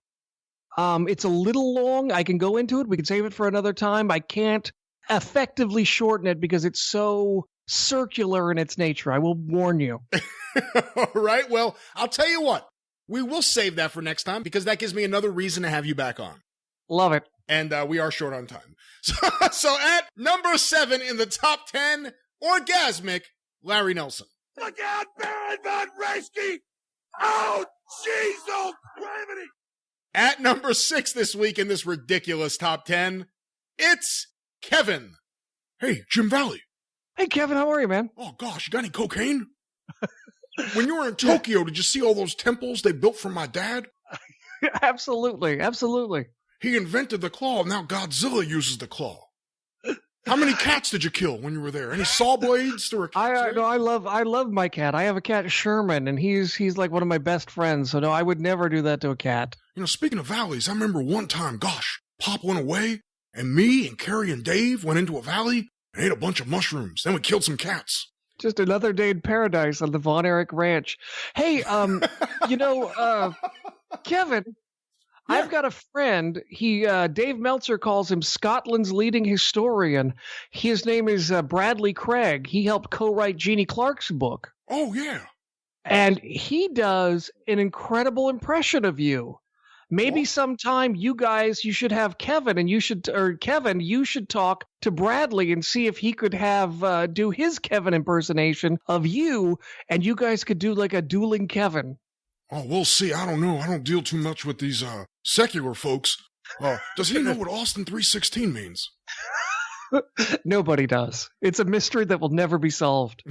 There's a lot of those with the Von Erichs. At number 6 this week in the top 10, it's Kevin. Have you had any interactions or run-ins with Kevin Von Erich? I've never met Kevin Von Erich. I'm glad that he's alive. I'm glad that he was able to persevere despite all of the tragedies. Let's just call it that. I wonder maybe for next time when you have Kevin, all this stuff happening with Kofi Kingston. I wonder what he thinks about this revival of Kofi Kingston after his speech at the Hall of Fame. If you remember talking about the. Oh yeah, he's one of those new gay guys. yeah. I wonder if Kevin's been watching Have you been watching Kofi Kingston on SmackDown at all? I haven't. Do they have Ralph Pulley doing the ring introductions for the gay guys? Talk about terrible announcers, Ralph Pulley. He wasn't. He was fine. You just said he's terrible. I was thinking of. fine. No. I was thinking of Bill Mercer. Not Ralph Pulley. But you see, Bill Mercer, as a traditional wrestling commentator, he's terrible. But if you can get past that, if you can somehow get past that, to me, Bill Mercer's a step up from the Ed Whalens of the world. Because or Rod Trongard. Rod Trongard's awful, but Ed Whalen to me is the bottom of the barrel in terms of like the classic era wrestling announcers. Nowadays, there's a lot of guys that are really bad, but Ed Whalen for that period of time was really awful. But Bill Mercer gets tagged with that too. And look, I understand he either didn't know the names of the holds, or he just made up the names of the holds, or he sometimes just wasn't calling he's not very good as a play-by-play guy. But I guess because of his voice, because of the seriousness he puts into it, I do like Bill Mercer. I actually am a Bill Mercer fan. I'm going to go on the record here. He's very homespun. He's very homespun. Or he could just do what Rod Trongard did and literally call every move a body slam. That's another way to do it. Yeah. Yeah. Just call everything a body slam. Everything, a backward body slam, a forward body slam. Everything was a body slam. Rich Mancuso used to have a spot on WFAN when I was a kid here in New York at like 3 o'clock in the morning. I think on Saturday nights, Jody McDonald, who was the regular overnight host, the son of Joe McDonald, the former GM for the Mets. Jody would let Rich Mancuso, because they were friends, come on the air and do like an hour in the middle of the night on wrestling. And it lit up the station. Like the phone lines would light up. It was a really big thing because wrestling fans, especially then, like 1990, that period of time, if you find out there's an opportunity to talk wrestling or hear other people talk wrestling, you will wake up in the middle of the night, even if you're a 10-year-old kid, just to hear and pick up on something, some information, some news, some rumor, whatever it is. And every single person that would call in, they would say, whoever it was, Rich Mancuso they would talk to Rich, and they would say, hey, Rich, whatever happened to, it could be whoever, it could be whatever happened to Shane Douglas. And it was either he's in Canada, he's in Japan, or I don't know. Like he never accurately explained. I don't actually think he was a wrestling expert in any possible way. I don't think he really knew anything about professional wrestling, but he was friends with Jody McDonald and he liked wrestling, so that was enough. Yeah, I remember like in the 90s, I had did you ever have the cable radio network? No, but I remember it. Yeah, so Saturday nights, I think it was, there was a guy, I think he was out of California, named The Shadow. Yes. And Mike Lano took over that show. Okay, I didn't hear that. I only heard The Shadow. And he was fine. I mean, he was perfectly fine. Nothing against The Shadow wherever he is. But yeah, I would like postpone going out with my girlfriend just so I could listen to the cable radio network and the Squared Circle or whatever that was, just so I could hear, this radio show. My dad always had really great stereo equipment because he loves music and he loves radio. So when I was, I guess like 12 or 13, I became aware of the Wrestling Insiders radio show hosted by Mike Tenay. And it wasn't anywhere near me on Long Island. I think it came out of it was out of Las Vegas, but I think the closest possible place to pick it up from was either Buffalo or Albany or Syracuse, someplace in upstate New York. And you couldn't get it very often. But every now and then, my dad always knew, which nights were good to get signals from someplace that wasn't 50,000 watts. My dad always knew this stuff. And on some nights, you'd be able to pull it in. And I remember when Kevin Von Erich called in, actually. Funny enough, we bring that up. But that was a big deal at the time. It was right after Kerry died, I think. And he wasn't doing too many interviews. I remember various things they had on there. It was so cool. It was such a big deal beyond John Arezzi, who aired in New York, to be able to hear something from out of town talking wrestling. It was such a big deal to me. Well, I remember, when I was like in junior high and stuff, and, cable is growing and wrestling is cheap programming. So, there were more and more programs. And suddenly I got it into my mind that, what I need to do? I need to make it a goal that I need to watch every wrestling program during the week. And so, some of it was on at 2 a.m. and 3 a.m. And I didn't make that goal every week, but for some reason I tried for probably way, way, way too long. Oh, let me tell you, there's a tape somewhere from when I was 12 years old, and I tried to tape everything I could see that wasn't WWF because I had separate tapes for just WCW and WWF. But there was a while in New York we had IWCCW, and then we had the IWF out of Orlando, Eddie Mansfield's group. That was great. That was airing here. I really liked it at the time, but it was also, I was 12. It was when I first started really getting into like late night Showtime. So there's a videotape somewhere of like Chubby MC and the Long Riders and the Bullshit Demolition and Eddie Mansfield cut in with like Ski School and like all these like various late night movies from Showtime. So it's like boobs and Eddie Mansfield. I gotta find hilarious. that tape. It's probably at my dad's right now. True story. You mentioned the late night Skinamax programs. I graduated. I don't know her very well, but I graduated with a girl who was the lead in Bikini Car Wash. I think maybe Bikini Car Wash Company. One of those two. I don't know. But it was just kind of funny when, you know, you don't expect to see someone you went to school with and, hey, look at that. She's topless on cable at 2 a.m. Now, when you do something like that, do you still get like inducted into your school's Hall of Fame? You know, they did do a story on her in the local newspaper. I mean, good for her. Yeah, I'm not saying it's anything wrong with taking. Yeah, I'm not taking. I mean, just you go down to Hollywood and you get in, you know, movies that actually get distributed. I mean, that's really sincerely an accomplishment. That, you know, you do have. I mean, to have any sort of career in Hollywood is really beating the odds. So, I mean, to a degree, she really did. So, no, I thought it was cool that, you know, they did a story on her and everything. But it's just so funny that, you know, like in high school, you're like, oh, this is the super pretty girl and everything. And I don't know that. And she was very pretty, but I don't know that anyone, if you were to peg who was going to go to Hollywood and become a starlet for a brief time, that she would have been the one. But good for her. Good for her. You know, Bikini Car Wash is something still talked about nowhere, but except here on the Superpodcast. It's either Bikini Car Wash or Bikini Car Wash Company. I don't remember. Do you remember Malibu Express? That was good because that was from like the 80s. That was from like 84, 85. So it felt much older than all the Dean Cameron stuff and everything else that was on Showtime late at night. And it looked like he was even older than it was, but it was about this guy, Cody, and he's like a detective, and it's nothing but like women naked for no good reason and playmates getting their first acting gigs. And the guy who played Nick the Dick from Bachelor Party, Mr. Nicholas in the strip club. Malibu Express, I own it on DVD, actually, because I said, one day I said, I got to get this because I remember it a certain way. I have to watch it to see if it's what I remember. And it's exactly what I fucking remember. So what you're saying is that your favorite tag team is Malibu Express. Sybil Danning is one of the stars of the movie. People may forget her. She was like a sex symbol for a brief time there in the 1980s, especially. You know, I think one of the reasons for my wrestling fandom is if you couldn't tell, I wasn't really supervised as a child. And I don't know if it's because my parents didn't love me or what, but, you know, I go back now and I see, you know, you talk about these movies and stuff. And at the time I was like, oh, who cares? It's just boobs. It's not a big deal. And I don't know if maybe I'm right or just we're in different times now, but I go back and watch that stuff. I was like, I should not have been watching this. This is a really bad influence. I got Porky's on DVD not too long ago, a couple of years ago. And I said, how the fuck did I watch this when I was a kid? Right.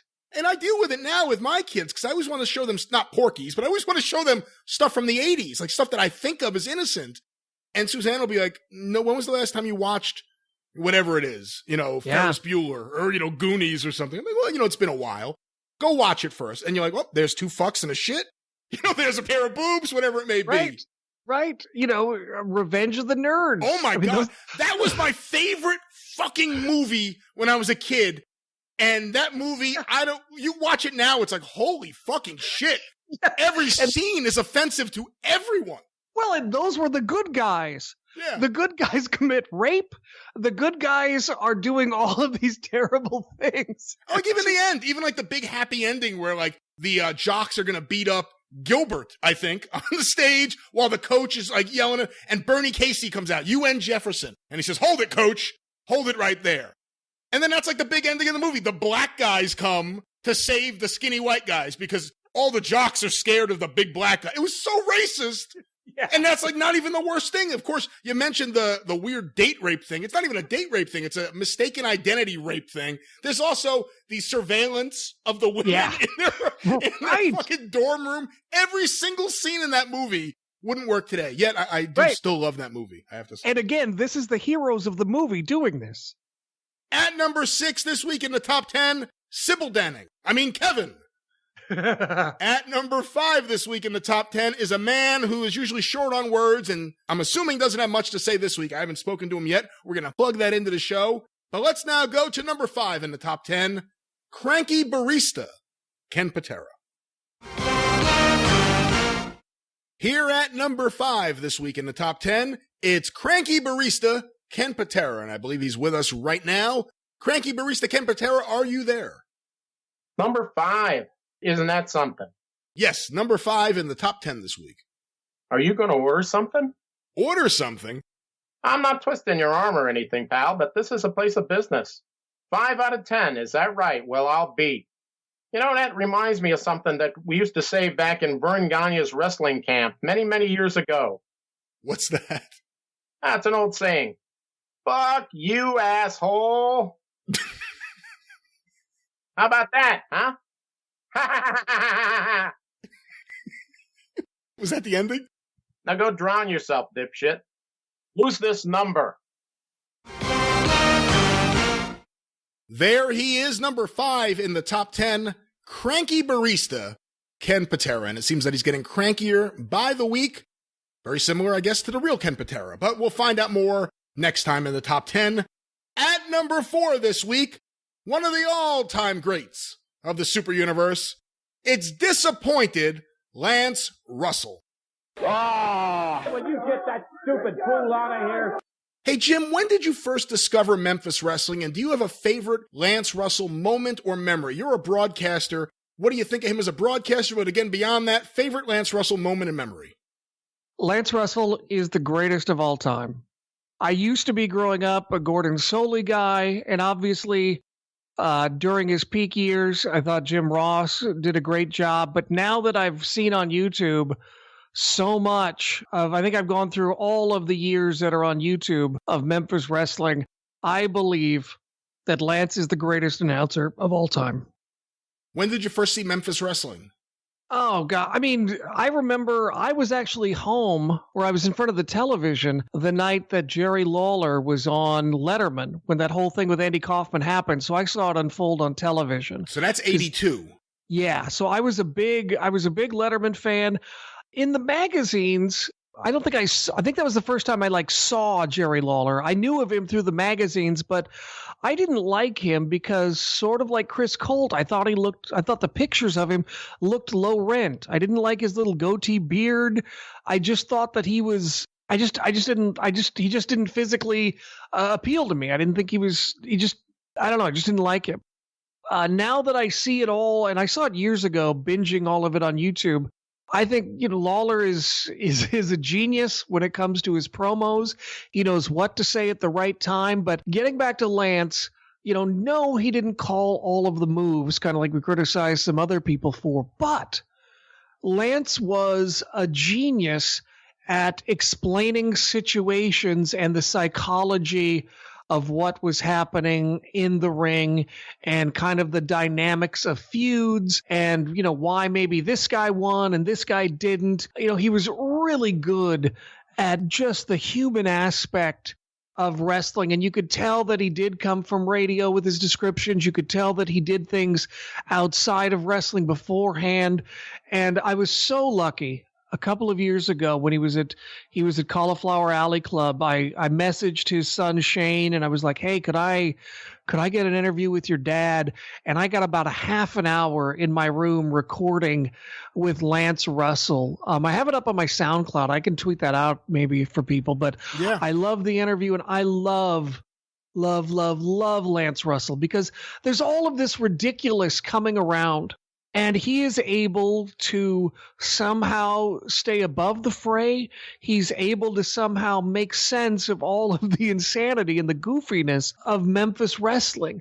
And he's just brilliant. We played the stuff from Larry Nelson where he's like, "Oh, geez, oh, criminy," and "Oh, whatever." And, when I did some of my announcing for wrestling, sometimes you would catch yourself doing that, where maybe you yell and you emote too much for a situation. There was one time where there was an interview I was doing, and the script was some wrestler was supposed to come in, jump him, and then I think like mimic that they were cutting him or something like that. Maybe I'm wrong, but a very violent situation.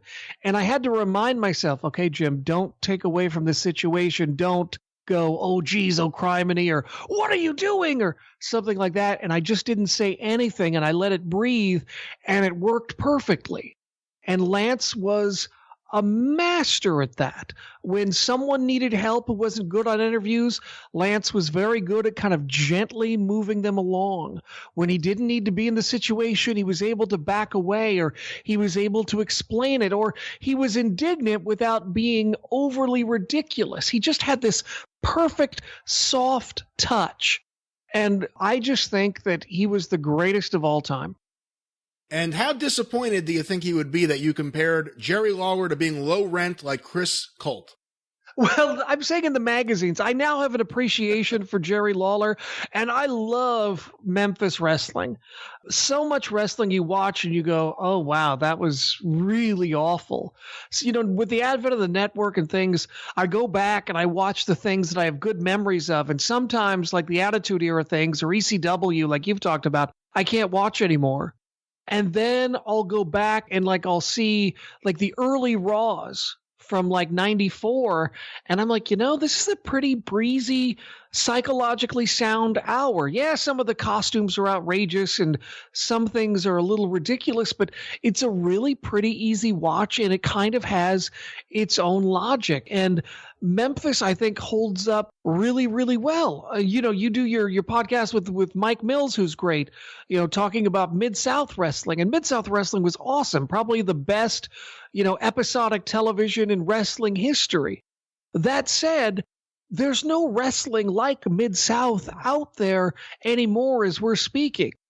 But you can make a case that you can draw a line from Memphis wrestling with the skits and some of the craziness, and you can make a line from Memphis to sports entertainment.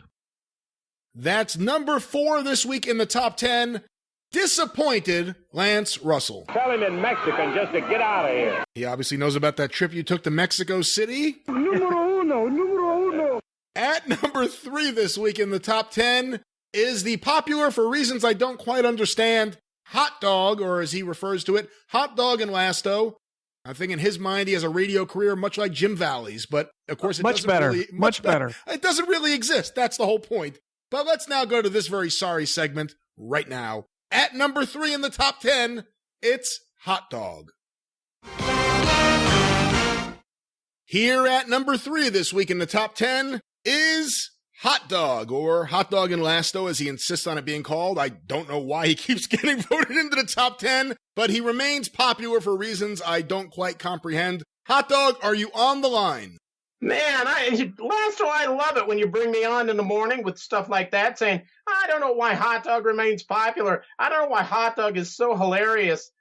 It's classic straight man banter from the Bud Abbott to my Shemp Howard, the great Brian Lasto. Yeah!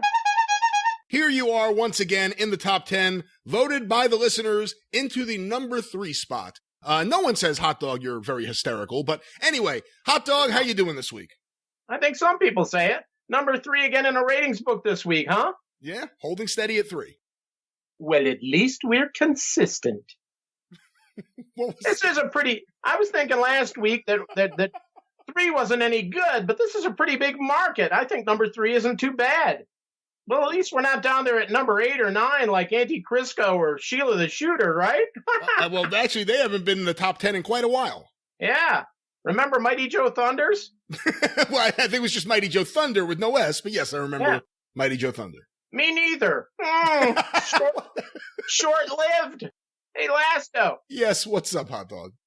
As you know, WrestleMania weekend is right around the corner, and I do want to mention that old Hot Dog's annual WrestleMania Weenie Watch Party is on like Donkey Kong again this year, all the way live from very near Nathan's Famous Hot Dogs in Coney Island, Brooklyn, brother.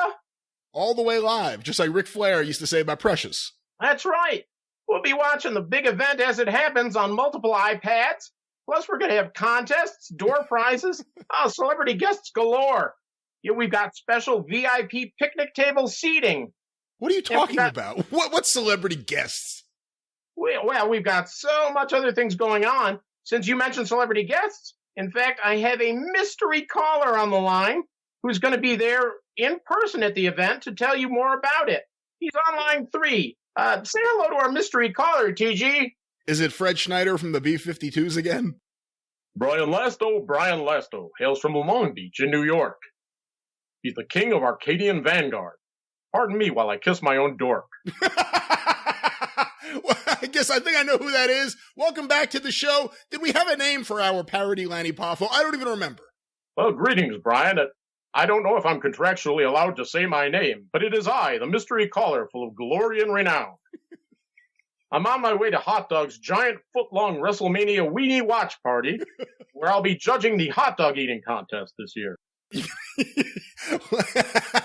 Lanny Poffo is going to be judging the hot dog eating contest. That's right. I'm removing myself from competition. It just wouldn't be fair to pit myself against mere amateurs. But not to worry, because I will be conducting a special sausage-swallowing seminar for VIP ticket holders. Well, hopefully there are no VIP ticket holders this year. As you know, when it comes to that particular skill, I'm a Hall of Famer in my own right. Well, I've heard stories, yes. Brian, you've heard of the Knoxville 5? Of course, we've done many segments on various Arcadian Vanguard shows all about the Knoxville 5. I'm known as the Downers Grove 8. The Downers Grove 8? Yes, 8.5 on a good day. Brian, I've written a special poem for my good friends Hot Dog and Lasto. Oh, I can't wait to hear this. Vote for Lasto, vote for Hot Dog. In the 605 top 10. They've reached the pinnacle before, and with your help, they will do it again. Hot Dog always keeps us laughing with a funny song or joke. No, he doesn't. But I can take my own hog down and never ever choke. No gag reflex whatsoever. Ask anyone. Yeah, all right. Thank you so much, mystery caller. Mystery? Yes, what a great poem. I'm honored. We're going to have a bunch of Frisbees printed up with that poem on them for sale in my WrestleMania weenie watch party. I have to say, you sounded a lot more like Lanny Poffo before you had a cold. I'm not sure I pick up what you're putting down. Well, anyway, Hot Dog, here we are. I don't know if we're going to keep talking about your weenie party or whatever it is, but you're at number 3 in the top 10. That's fantastic. I'm going to see you out there at Coney Island, right, my brother? I don't know about that, although I could go for some Nathan's. I love Nathan's, and a lot of people don't talk about their corn on the cob. Nathan's always had really good corn on the cob that they made in a vat of butter. It was delicious. It's going to be a blasto, Lasto. Hey, Lasto. Yes, Hot Dog. No sleep till Brooklyn. We got to go. There he is at number 3 in the top 10. The somewhat popular, I guess I should be honest, the always popular, Hot Dog. At number 2 this week in the top 10 is a woman that has captivated the imaginations of 605 listeners, and that is hiccuping fabulous Moolah. And let's now go to her ranch or estate, I forget what it is, in Columbia, South Carolina, to see if she has her hiccuping under control this week. Here at number 2 this week in the top 10 is the always popular hiccuping fabulous Moolah. And I believe she is right now on the line. I don't know where she is, but we'll find out shortly. Hiccuping Moolah, are you there? Oh, hi. This is Pro Wrestling This Week. Hi, Joe and Bonnie. It's an honor to be here. No. This is the Super Podcast, and you were at number 2 in the top 10. Welcome back, Moolah. How are you? Oh, Brian, I didn't know that you were scheduled today. You know, my good friend Ivan is here again. Psychedelic Ivan Koloff. We were just going through his record collection, washing my ass and talking about the good old days. Okay, what are you guys talking about? Give me that. Number 1, 8 miles high. Then we had to turn around as we were violating international airspace. Oh, Ivan, don't stop. Don't stop. Don't start with that negative material. Shut up, Lillian. Do you know that the 8 miles high is done by the birds? Did you know what the official bird of Russia is? What, Ivan? Why don't you just go ahead and Shut up, I told you. It's the retching crane. It just edged out the hacking egret. Bird of the year, retching crane. Just edged out the hacking egret. You know, we were listening to the Vanilla Fudge. Set me free. Why don't you? Lily, will you shut the fuck up? I'm trying to get through a bit here.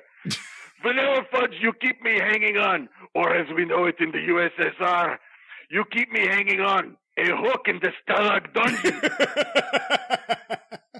Mullah has an outstanding American record collection. We have only had the odd USSR pressings, which, as you know, are either on concrete or cardboard. Very tough on the players. Yeah, I would think so. If loving you is... Lillian, shut up. I tried to get through this.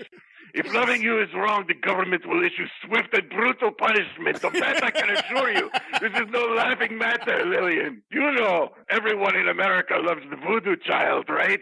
The child of the voodoo. Stand up next to a mountain. Take it, Lillian. Chop it. Chop it.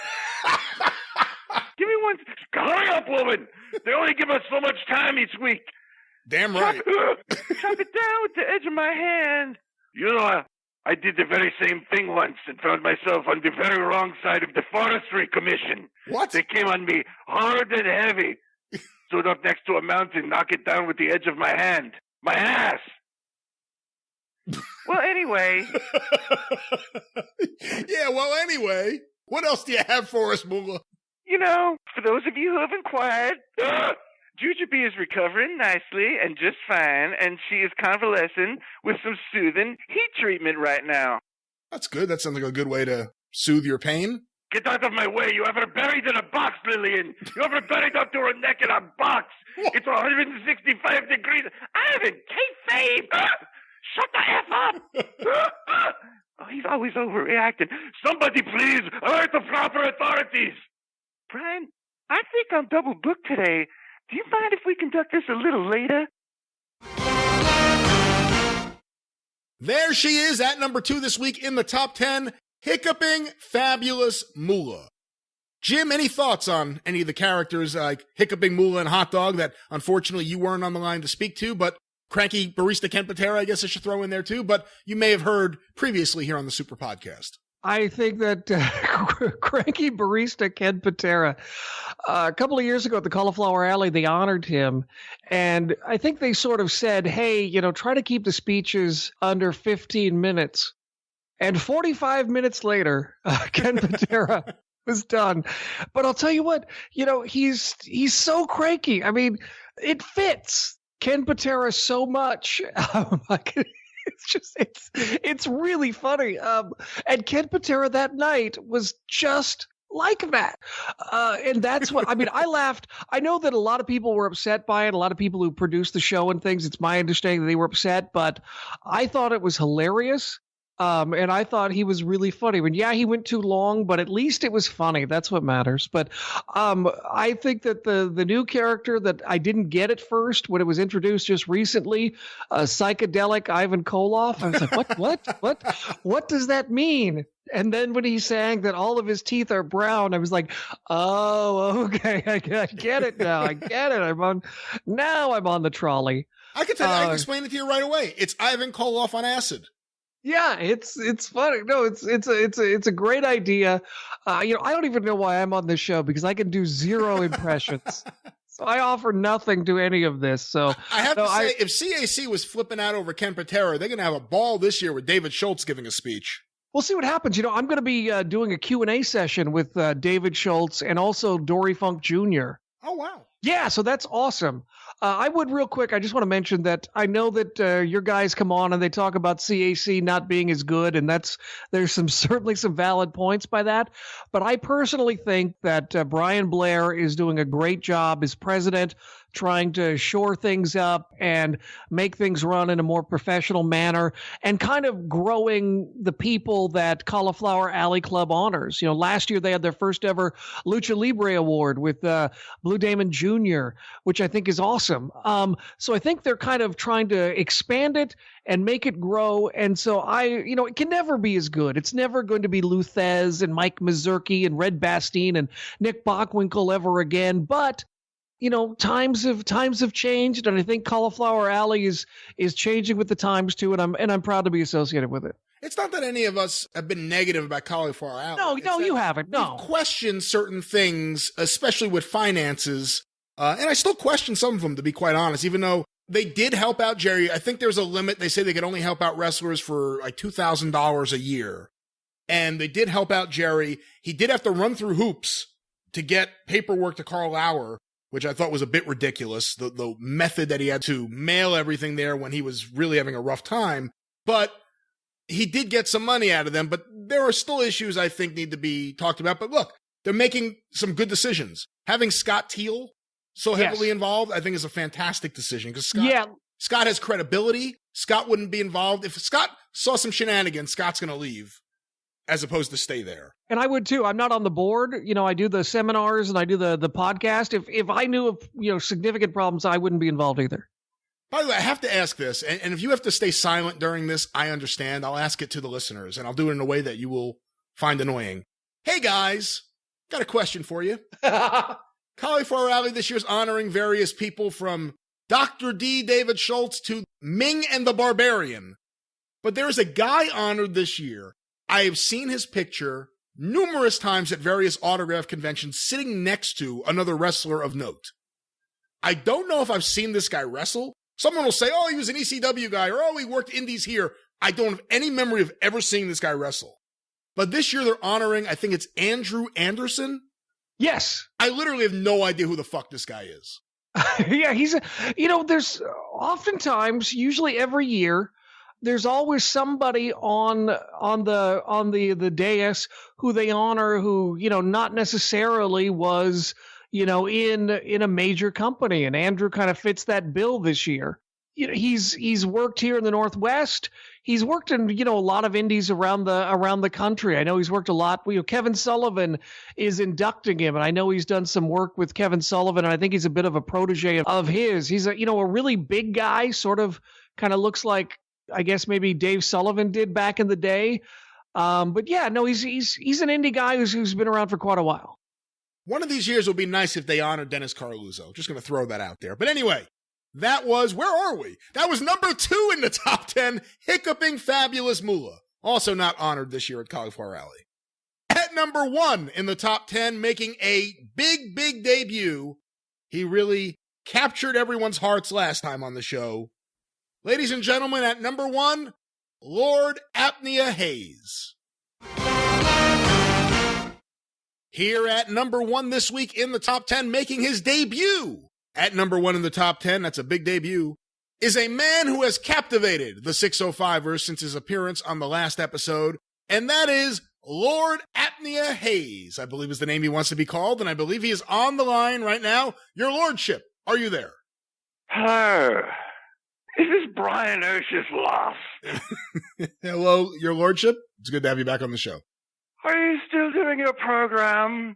No doubt highlighting the quirky roadside attractions across the country. Is that what this is all about? Is that what I am to be led to believe? Yes. Oh, I must say, without jesting, that it is an honor to be here. Oh, I have done my research. You appear to be the number 1 choice wrestling podcast for both longtime wrestling fans and incels alike. Well, maybe so, Your Lordship, but you're at number 1 this week in the top 10. Congratulations. That's a big debut. And of course, that means you get a championship match next time. What do you say about that? I think that it's a foregone conclusion that Lord Apnea Hayes is going to reign wherever and wherever he should please, Brian Oshis. But if you'd really like to make the best use of my time, I suggest you join me. I've just come from a lovely repast, and I'm going to check out my social media. Social media? Would you like to come along for a moment? I'm going to check my Facebook. Yeah. Can I come along? Yes, please. Brian Oshis, I find it most curious to see what the commoners are entertaining themselves with these days. On Facebook. Oh. Go ahead, Brian Oshis. I don't mean to interrupt you. You only have 7.5 hours a week. No, I was just stressing that it was Facebook you're speaking of. You're on Facebook, apparently. Facebook. I believe you young people call it social media. Ah, delightful. A rare sports post. I'm riveted to know what you beer-guzzling, pork-necked tree stumps think of your new quarterback. What? I'm quite sure that he's thinking about you, too. And your barker lounger. Oh, here we have an apparent glutton, proudly drooling over the latest addition to his obviously lard-based diet.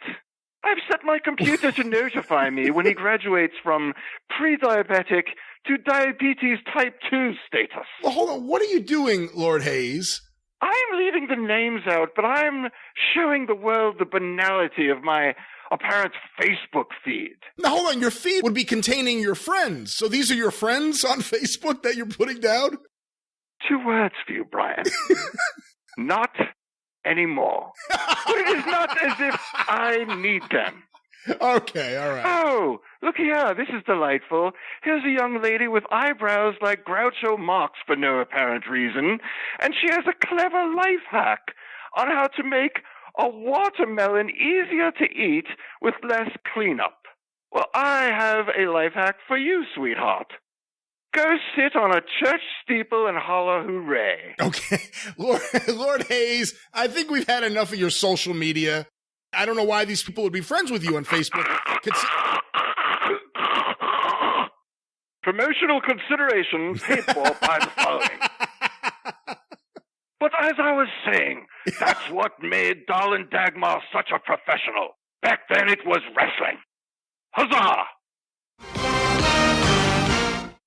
There he is at number 1 in the top 10, a massive debut, Lord Apnea Hayes. And of course, being at number 1 means he will challenge for the championship next time here in the top 10. I don't know if I mentioned it earlier. You can vote on the top 10 and the championship match, usually the day after a new show comes out, sometimes 2 days, at facebook.com/superpodcast. But Lord Apnea Hayes will be challenging either the defending champion, the Magnificent One, or the handsome Boogeyman, not Jimmy Valiant. And the votes have been tabulated. The votes are in. The winner and still champion, the Magnificent One. And we're going to go to Sunset Beach, Hawaii in just a moment. But first, let's get a few words from the defeated handsome Boogeyman, not Jimmy Valiant.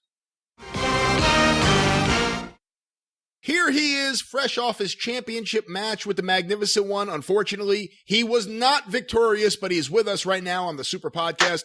None other than the handsome Boogeyman, not Jimmy Valiant. I've heard 2 claps now. What's going on over there, Boogeyman? The Boogeyman feels low. What's the problem? I'm a little under the weather, Lasto. Handsome's got the rockin' pneumonia and the not boogie-woogie flu. Oh, what's I think it's a common cold mixed with the croup and a touch of the creeping crud. Ooh, that sounds awful. I'm often constipated and over-medicated. This sounds even worse. But my job description says that I'm a professional wrestler, so I will soldier on and might understand that Brother Jimbo has once again snatched defeat from the jaws of victory at the hands of that Polynesian pothead, the Magnificent One. You have indeed lost in your challenge against the Magnificent One. He reigns supreme once again as the champion, and you've gone against him multiple times now. You unfortunately did not come up victorious. Well, I will address that travesty at the tail end in just a moment, but first, I'd like to welcome to my segment a new sponsor. Wait, what? That's right. Friends, do you poop out at parties? Is your prick a little sick? Do rats desert your hotel room like it was a sinking ship? Well, never fear. Handsome Jimbo is here with the answer to all your problems. Boogie's Big Blue Boner Pills. What? Come on. We don't do that kind of shit here on the Super Podcast, Boogeyman. Don't fret or frown. Just gobble one down. Boogie's Big Blue Boner Pills. The miracle chewable that will make you most screwable. Made from my soon-to-be patented recipe using generic Viagras with the logo scraped off, blue food coloring, and my secret ingredient, the essence of tumescence. What? Not Boogie's Big Blue Boner Pills will give you more confidence in the boudoir. Turn that Twizzler into a sizzler. Put a kickstand in your hand. Put a kickstand in your hand. Do you realize, listeners, if you had eaten a big bad boogie blue boner pill when I began this ad, you'd have a Hollywood loaf in your pants already. That's right. Simply contact Handsome Jimbo from Mempho in care of this podcast and use my promo code BOOGIE. And all you'll pay is shipping on your first order. The next order is where we really screw you. Well, Boogeyman, are there any side effects? And back to our regularly scheduled programming. All right, Boogeyman, enough of this advertisement for some bullshit medication. Here you are. I was about to say in the top 10. You're not in the top 10. You lost the championship match. Anything you want to say to the listeners? Because, again, next time they have to choose to either vote you back into the top 10 or perhaps not vote for you at all. Well, let me just address that. I sense that the formerly loyal 605ers, the Mothershippers, I sense that they have allowed some interlopers and Donny-come-latelys to usurp my position at the top of the top 10 stack. It's like that old joke about the Smothers Brothers' mother, brother. I think they love someone else the best. You follow me? I follow you, yes. Well, I won't take this lying down. I was ready for a face-off with the magnificent Munchie Man, and who does he let in the door but that old crusty crumpet, Lord Apnea Hayes? You know, we got one good thing in common, his lordship and I. We both fell asleep during this promo last week. I got a mind to kick that moldy English muffin right in his nooks and crannies. Well, he was voted the number 1 this week in the top 10, so the listeners seem to really like Lord Apnea Hayes. That's just lovely. Well, I am mobilizing Boogie's army, Lasto. What? And we're taking back what rightfully belongs to me. And we're not moving aside for any hiccoughing fabulous moolah or a cast of weirdos, be it Cycle Slut Ivan Koloff or Honey T or any other mother brother. And I may have to confront the magnificent Ton, even if I have to fly to friendly skies to his little grass shack in Kahuna Kahika, Hawaii, and get up close and personal with that freak. Oh, flying to Hawaii. Okay. Tell Don the pothead Handsome Jim is on his way. Ha ha. Woo! Mercy, Daddy. Here he is off his big victory over the handsome Boogeyman, retaining his championship, and he continues to be one of the most dominant champions we've ever seen here in the top 10. It is none other than the Magnificent One, and I believe we have a connection right now to Sunset Beach, Hawaii. Magnificent One, are you on the line? You've reached the Prince of Darkness himself. Radiant as always. What can I do for you today? I almost thought it was your answering machine there for a second, Magnificent One. Well, congratulations. We are doing the top 10 once again, and you have continued to reign supreme. You have retained your championship with a big victory over the handsome Boogeyman. Like it was ever any question, like it was ever any doubt. What did I say upon my first appearance? I'm going to reign for 1,001 years, and that is nowhere close to being up yet. So go ahead and fire away. Anything you'd like to know about the Prince of Darkness himself and how I came to dominate the show that you created. Synonymous with excellence the world over. When they hear my voice, they come running to see what's next from the Magnificent One. That may be true, and Magnificent One, I guess one of the big questions is, what do you think about your next challenger, next time in the top 10, Lord Apnea Hayes? You know, Lord Apnea Hayes is a big dark horse. I've worked in territories with him.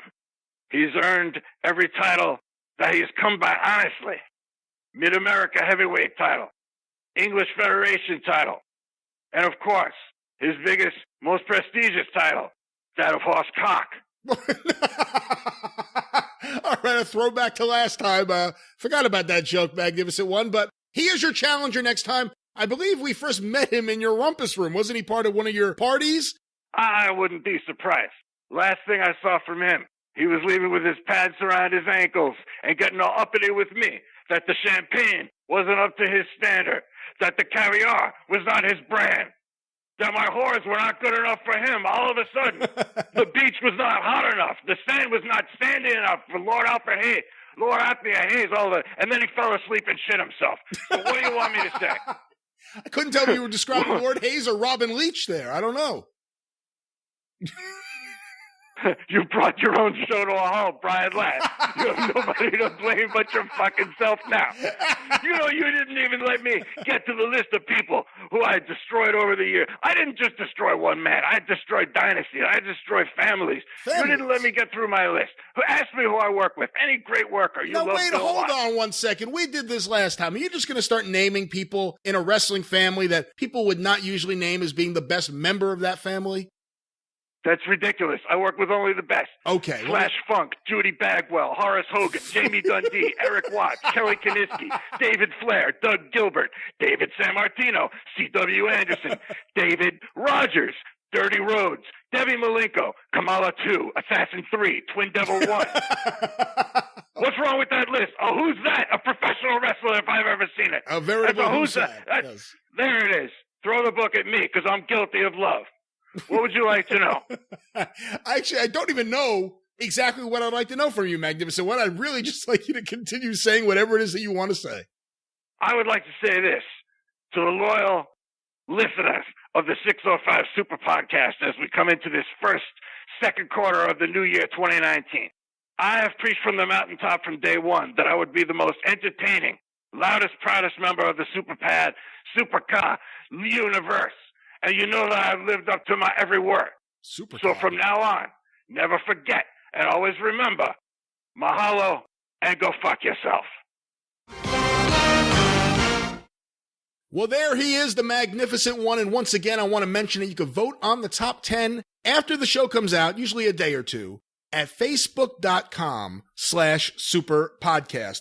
And as we move on here with the show, Jim, I want to make a few notes. First, I want to send out a massive thank you to a few people who help out each and every time with the show. I want to thank Jace Nacarado, our director of show research, as well as Lou Kippelman, who has done such a fantastic job, not just helping me with various things with 605, but his fine work on other Arcadian Vanguard shows like Breaking Kayfabe with Bowdrin and Barry and Stick to Wrestling with John McAdam and Sean Goodwin. Lou is really the man, and once again, big thanks to Lou for everything he's done. And I can't forget Travis Heckel, who always kills it with his artwork that, again, you can see at facebook.com/superpodcast or even on YouTube. We're trying to put up as many episodes as we can on the YouTube page. You can go to youtube.com/Arcadian Vanguard if you choose to go through some of the catalog of older shows on YouTube as opposed to going through iTunes or anything else. Sometimes it's easier for people if they're at work to play a YouTube video, I found out recently, than to listen to an iPod or something. So check that out. The YouTube page has been updated. A couple other notes here.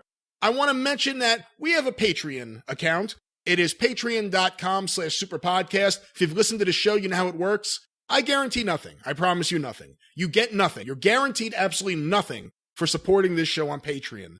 And we have a few secret millionaires up there. I want to say hello to you guys and thank you for your continued support. And we have several other people up on there. And I don't really update it too much. Every now and then I do. But I've recently gotten to the point where there's various things I have that I record that either aren't suitable just because I don't think it works for a show, for instance, like an outtake or something, or maybe something that's off topic. And I've decided that I'm going to start putting some stuff on the Patreon account when I run into that problem, when I run into something that this isn't going on the show, or I want to do something, but it doesn't fit the show. I'm going to put it up on there. So a couple people have noticed some things up on there. I just want to make that announcement here. I still guarantee nothing. I promise nothing. You may go months, years without any content up on there. But for some of you who are patrons of the show, if you've noticed that in the last several months, that's what it is. When I have something that doesn't fit the show, that's where I'm going to put it. I'm going to use the Patreon page as kind of a canvas for my other things. One other note, Jim, I want to give an update on something we've talked about in the past and something that will come up later in the show with Les Thatcher, and again next time on the show with another guest that we've just recorded some stuff with. The Plan B video that Bob Roop and the Knoxville 5 put out, threatening to expose the business if they didn't get their way. Well, we have a couple updates on that. One of the listeners of the show, Christopher Todd Goss, and I hope I'm pronouncing his name correctly, it could also be Goss, but he's a member of the Mothership group. And in one of the threads where we were discussing Plan B, he mentioned something I found very interesting. You know, there have been various scenarios put out there by people guessing what they think the purpose of the tape was. A lot of people said it was a bluff. They didn't send it anywhere. They didn't do anything with it. We heard from Kevin Sullivan last time on the show, and you heard what he said. He thinks Jim Barnett got the tape. Well, Christopher Todd Ghost said in the Mothership group that he got the tape years ago from someone in the Jim Crockett office. And he was given the tape in exchange for some work he was doing for them. And he was told to never circulate it and never reveal who the source was. But there is, according to him, and again, we haven't spoken to him or hired an investigator yet to tear into his background. But according to Christopher Todd Ghost, which could be Goss, the tape was received by the Crockett office because that's where he got it from. So that's pretty interesting news there. And then one other thing that has recently been unearthed, thanks to the great research by Tim Hornbaker, a friend of the show, author of Death of the Territories. I put this on Twitter. I put this in the Mothership Facebook group. A letter that Ron Fuller wrote to the NWA from September 17th, 1979 has been found. And now to read it, so you don't have to listen to more of me, let's go to the booming voice of Lou Kippelman. September 17, 1979. Gentlemen, this is a short update on the situation here in Knoxville concerning my former booker and some of my former wrestlers and the operation they are running here. They have accused me of stealing gate receipts from my sponsors and made these accusations to the sponsors. A lie which I am happy to say my sponsors failed to believe. On their wrestling program, they have made the statement some wrestlers are real and some are phony, and several other statements with no regard for protection of our business. There have been many other things said and done, but I am happy to report that none has served to improve their business. They have expanded into Nick Goulis's Chattanooga, with rumors of expansion into Houston and the Gulf Coast, with total disregard to all promoters. I don't expect these people to be in business much longer, so I will list their names once again, just in case in the future any of you should have cause to do business with them, you will be aware of what to expect. Bob Roop, Bob Orton Jr., Ronnie Garvin, Boris Malenko, Ron Wright, Tiger Conway, Roger Smith, Assassin, Randy Savage, Poffo and all the Poffos, Barry Orton, and Bob Orton Sr. Sincerely, Ron Fuller. Well, there it is, the booming voice of Lou Kippelman, Lou the Boom, I guess we can call him, here on the show, as he reads this letter from Ron Fuller that has been unearthed. Jim, before we move on with the show, any thoughts on all this? I know you've been following it, you've seen it, it's been all over social media, all over various podcasts. Any thoughts on the Knoxville War and the Plan B videotape? It has been getting a ton of traction in a lot of different places who, funny enough, don't mention the 605, but okay, fine, whatever. Yeah, we're used to that. Yeah, exactly. Everybody gets ripped off. Anyway, it's amazing to me that how long it's taken for this story to come out and see the light of day. And it's really fascinating that, so many fans go, oh, Vince exposed the business in 1988. When in reality, there's always been this issue of either people knew or people threatened to know. In the book about Christine Jarrett-Teeny, everybody's favorite person, Jack Pfeffer. Threatened Teeny to expose the business and ruin her territory. And, she gave Jack Pfeffer, grabbed him by the face and, let him know that that would be a big mistake, that it would probably cost him his life. So it's just interesting. I remember that, Ron Garvin, when I finally saw him on World Championship Wrestling, Georgia Championship Wrestling, I thought he was the coolest, kind of like Semper Vivi did. And to find out that he was blackballed and it's just it's such an interesting business with all of the characters and the way people handled their business. And sometimes people got away with it and other times they didn't. You mentioned the book Teeny. Let me give a quick plug here. That's by a friend of the show. You may remember he appeared on the show a while back. Brennan Martin, the grandson of Christine Jarrett. So check out that book. I think it's on Amazon. Again, tinyurl.com/superpod, Amazon. And Brennan is listening. Brennan, hello. But from there, let's move on with the show here, Jim. Last time we had Pandemonium Theatre and people went apeshit over Mike O'Gorman as Andre the Giant. Here's Mike O'Gorman. This guy's been on HBO Vice Principals, on The Tonight Show. He's got a few really funny web series. You'll hear about them here. You should definitely check them out. Really, really funny stuff. And people are going crazy about this Andre the Giant he did. So I figured, let me get Mike on the show. Let's talk a little bit about the origin of this incredible impression. Let's go to this conversation right now with Mike O'Gorman.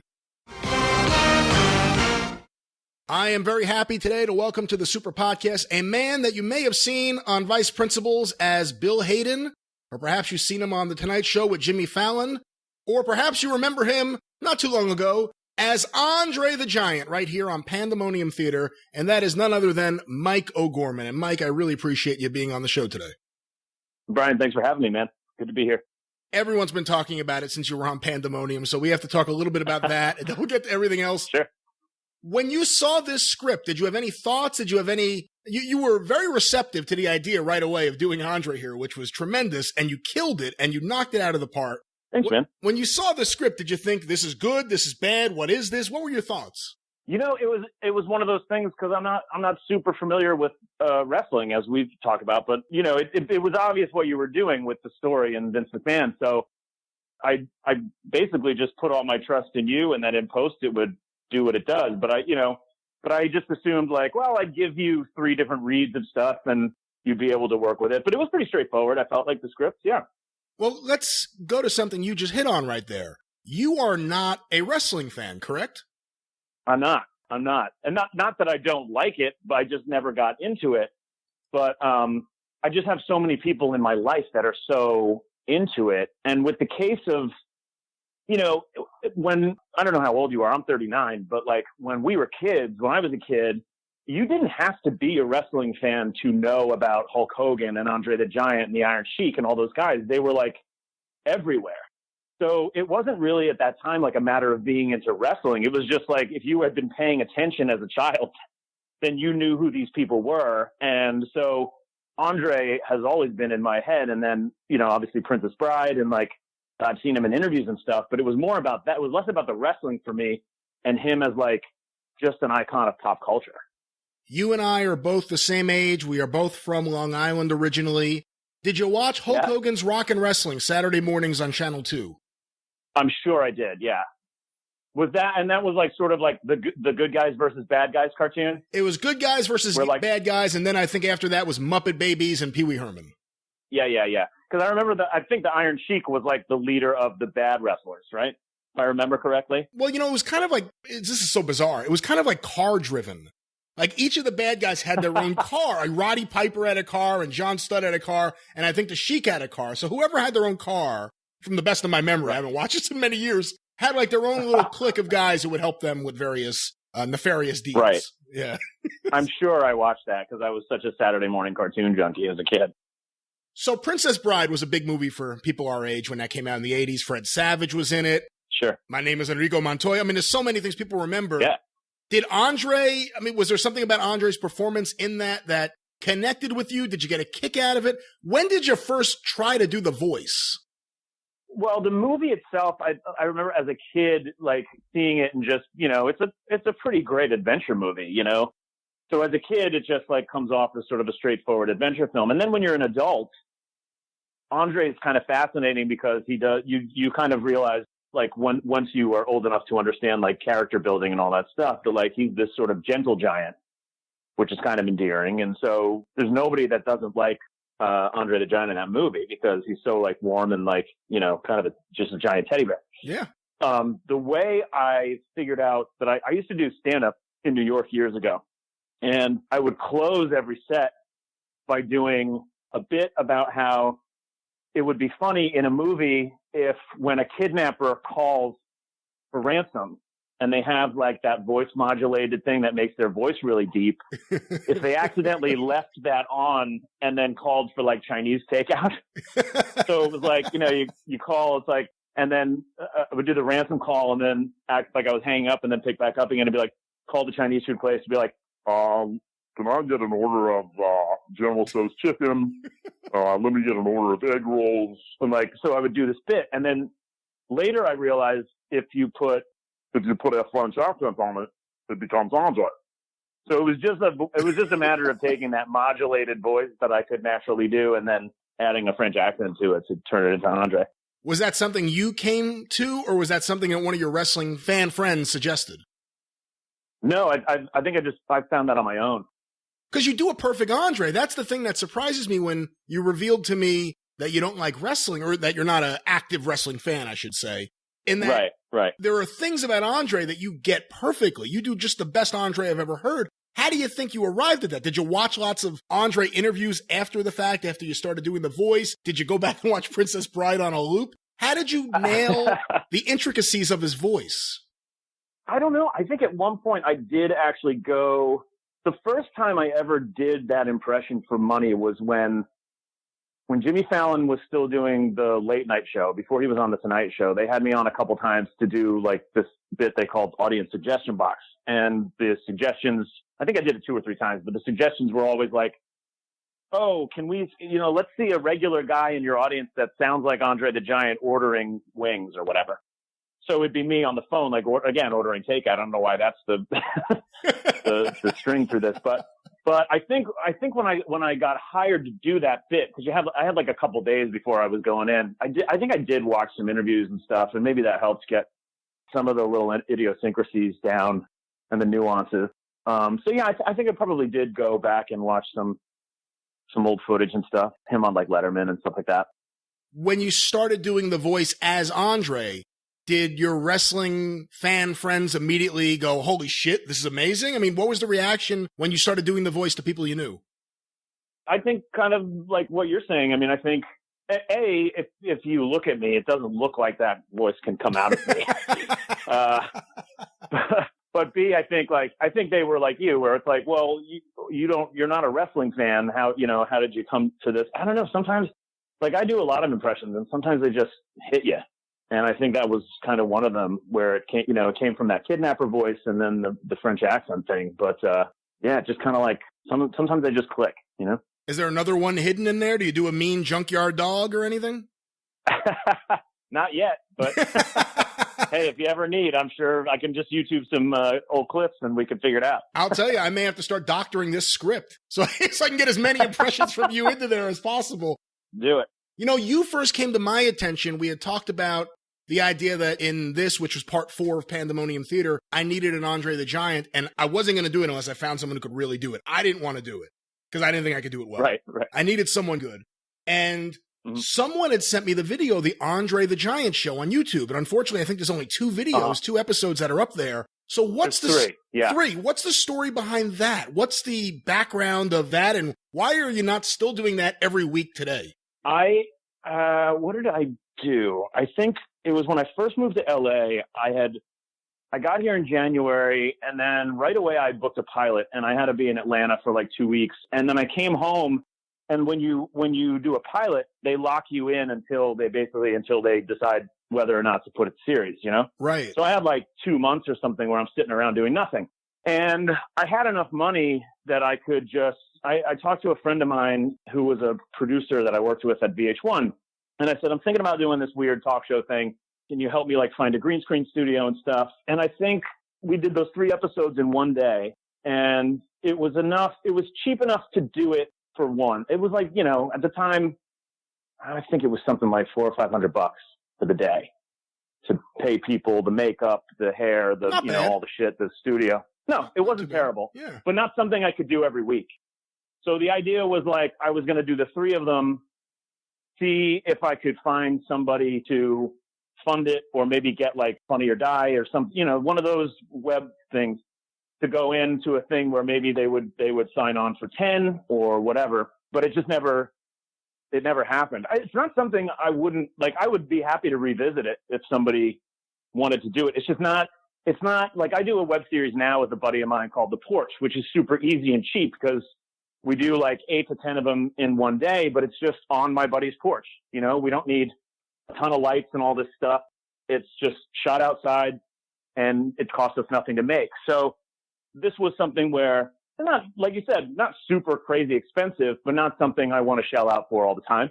So I would much rather have another company come in and help me do it, or want to buy 10 of them and then do them. Because I do think, I think it's a fun idea.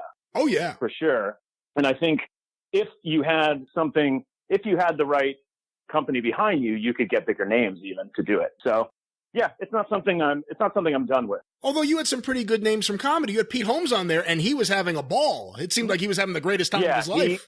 He loved it. He loved it. And Pete's great. I've known Pete for a long time. And he was a good sport. He had just his talk show, because before Crashing, which was his recent HBO show, he had a talk show on TBS, and his talk show had just been canceled like the week before. So he came on. I don't think he was in the best of moods, but he really turned it on and made it a fun episode. So he was a really great sport. So you're locked down for this pilot. You have time to kill. You have a few bucks. You could do any project in the world you want to do. What made you decide, you know what, Andre the Giant talk show, this is the way to go? I think it's just I like doing different things. So having just come off this was like a cop comedy, but it was narrative. I was playing a character, but it wasn't out of the realm of possibility. I was playing a cop in a comedy. It wasn't, and then I always I know some people in comedy think it's hacky, but I still love impressions, and I've made a lot of money doing them, and I think they're fun. And so when I got back, I was just I want to do something funny and silly that's not just me acting in a cop costume or something like that. Not that the pilot was great. It's one of the best things I've ever done, I think. But it just was I like sort of the roller coaster. You do something a little normal, and then I want to be a little crazy, So it just seemed like Andre the Giant having a talk show seemed just silly enough and crazy enough to have that be the next thing that I wanted to do. So, how much of that was improv? How much of you doing Andre on that set was improv? I would say at least 50, if not 75%. I mean, so much of it, especially when you've got somebody like Pete, who is great. My friend Brian Cogman, who was a writer and producer on Game of Thrones, he was the other guest, and then my friend Allison Scagliotti from Warehouse 13 was the third guest. But when you have somebody like Pete, who's used to just bouncing off, I mean, that was the one that we shot the longest, we shot the most of, because he's just right there, and it was like playing tennis, But even the other ones there was a lot of improv. I had the questions, but that was basically all we had. And then everybody else was able to sort of roll. I mean, you kind of understand when you're the guest on that show that it's not exactly it's not exactly Charlie Rose or Dan Ratz. It's not 60 Minutes. No, they have much better wigs on those shows. Yeah. Yeah. Yeah. For sure. Well, I certainly hope something can happen with that. I'd love to see you bring that back, because I do think it was a fun concept, and you didn't get to really truly flesh it out. You only did those things that you shot in a day. So hopefully you do get to do this again in the future. I am curious. Yeah, I would love to. With you having this amazing skill with Andre, and you said you do other impressions, and of course you do so much other stuff. Have you run into any wrestlers or wrestling personalities or people in the wrestling business? Yeah, we did. Years ago, I worked for a web company, and towards the end, that company was around for 3 years, and at the end of their sort of life, they attempted to do a full-length pilot written by my buddy Pat Driscoll, who is probably the biggest wrestling fan that I know. And Pat had written this pilot called Undisputed, which was essentially if I'm just going to break it down, it was essentially 30 Rock, where I was the Tina Fey head writer, but for the wrestling world instead of for a sketch comedy show. Oh, interesting. Yeah, it was cool. It was very funny. It was a great concept. And so the big star that we had on that show was Mick Foley, who came in, and this was I know probably a lot of wrestling fans will be mad at me because I'm not a huge wrestling fan, and the crux of the story was that Mick Foley was a character in the organization, and I'm the head writer, but we hate each other. And so they shot a montage of Mick Foley. We did a chest chop to me. He threw me through a table. I got my ass kicked by Mick Foley. It was so fun. And I'm sure there are wrestling fans who were like, fuck this guy. Why did he just do that? But that was super fun. It was him. And then, the head of the company, the sort of Vince McMahon character, was played by Martin Kove, who, I don't know if you know him. He was the Cobra Kai sensei in the original Karate Kid. Oh, that's a great pick. So, and he was great too. Really, really funny. Like you wouldn't think he would be funny, but he really has this dry sense of humor, and his deliveries were great. So it was a really fun thing. It didn't, unfortunately, like a lot of these things, they just don't get the traction that they deserve. But it was really a great experience. And that was my first sort of foray into how, because Pat really knew how, the WWE especially like worked, how they arranged the stories and the arcs and how they come up with the characters and all the stuff.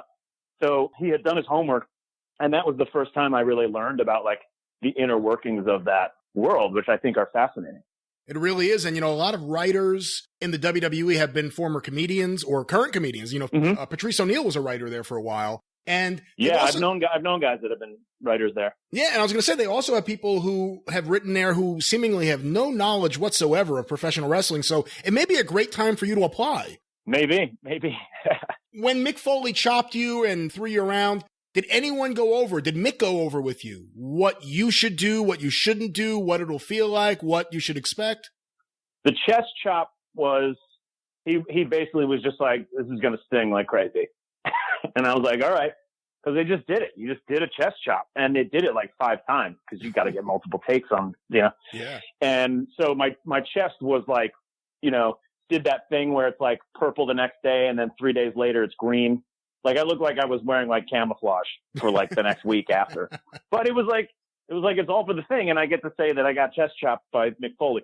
The table thing that they did, the table was pre-cut underneath, so. Yeah. I just went right through. That actually didn't hurt at all. But the chest chop was something else. But it was, like I said, badge of honor kind of thing.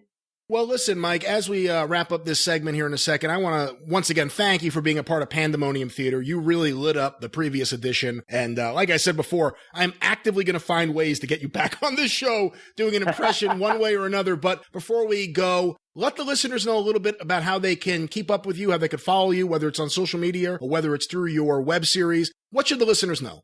I'm on Twitter and Instagram. I think it's both at Mike O'Gorman. No apostrophes, just all one word. And I do a web series with my buddy Jerry Trainer, and that's called The Porch, which you can find on YouTube. If you just search The Porch, Mike O'Gorman, or The Porch, Jerry Trainer. We got about, I think, 19 episodes of that up. And they're all a minute and a half. You could watch them all in like, less than an hour. But so that's what I'm kind of doing now in between things again. And and then you can, Vice Principals is on HBO, streaming on HBO all the time. And that's pretty much it. Any chance we can get an au revoir from Andre as we prepare to leave? Ron, thank you for having me on the show. It was my pleasure. I'm now going to drink 5 bottles of vodka. There he is, Mike O'Gorman. I'm going to officially declare him a friend of the show, and I think hopefully you'll be hearing him back on the show at some point in the future. And from there, let's go to a conversation with a longtime friend of the show, someone we all love, the Golden Boy, Jerry Gray. I am happy to welcome back to the Superpodcast one of the most popular people on this show, beloved by the listeners of the Superpodcast. He is your friend and mine, the Golden Boy, Jerry Gray. And Jerry, welcome back to the show. How you doing today, man? Thanks, Brian. It's good to be back. I'm still here. Still surviving. Well, we're glad you're still here, and I know you're going through a rough time. Right here at the top of this segment, let's remind everyone, if you want to help Jerry out in his ongoing battle with stage 4 cancer and how it has really just destroyed him in so many ways, especially financially, then help him out. If you enjoy Jerry on the show, help him out. Go to tinyurl.com/GoFundGoldenBoy, and every dollar goes directly to Jerry Gray, and it really helps him out with his medical bills, his other bills, food, all the simple things that we think about. Jerry's having a rough time, and he has not only been a tremendous guest on this show, but he's been a tremendous friend to us at the Superpodcast, as well as so many listeners. So if you enjoy Jerry on the show, please consider giving whatever you can to helping him out. Jerry, I wanted to ask you, just because there have been a few topics recently here on the show that have gotten a lot of attention, and I wanted to get your take on them. And let me start with one that I just thought about a little bit earlier, and that is the Destroyer, Dick Beyer, who just recently passed away. We did a special tribute episode last time on the Superpodcast, and I was trying to remember if you were in Mid-South when he was there with Mark Ragin. And I think you were you? Yeah, I actually was, and I don't know if I had Mark Ragin's first match, but I think it was his first match on the television show. He was dancing like Michael Jackson, doing all that. That's right, yeah. And then I can't remember the name Dick Beyer used then, but he was under a hood. The putting Shadow. him over everywhere. Yeah, that's right. Yep. Because Jim Cornette talked about him being there too. Yeah, but I actually made a long trip with him and Masayo Ito. Yeah. And Pat Rose was driving, I remember. And yeah, it was a long trip. And I learned I had never been to Japan yet, but I was going to go like 2 years later. I didn't know, but I learned a lot from listening to all his stories about Japan. And I remember him smoking a lot of cigar, so I was smoking my weed. I don't think he didn't like it. I know he didn't smoke weed for sure. But he was an interesting guy, and he was telling definitely, mostly talked about Japan the whole time on the trip, and good guy. What about Mark Ragin? Because Mark Ragin's a guy that showed some potential, even though some of his drop kicks, while they were impressive in height, sometimes completely missed the opponent that he was trying to kick. But he seemed to have some real potential, and then he just disappeared. What was he like to work with? Obviously, he was a rookie. It was his first match on TV working with you, but did you think this is a guy with a future, or what did you think? Yeah, he was a nice guy, but like I said, like you just said, he was so green, you couldn't really tell, and then he wasn't real big, but and then I think he was there again when I came back to Mid-South, and he had improved a lot. He was there for a short time in '85, I think, too. But yeah, I don't know whatever happened to him actually either. So yeah, he and then Dick Beyer trained Rotundo too. I think it's the only two he ever trained that I know of.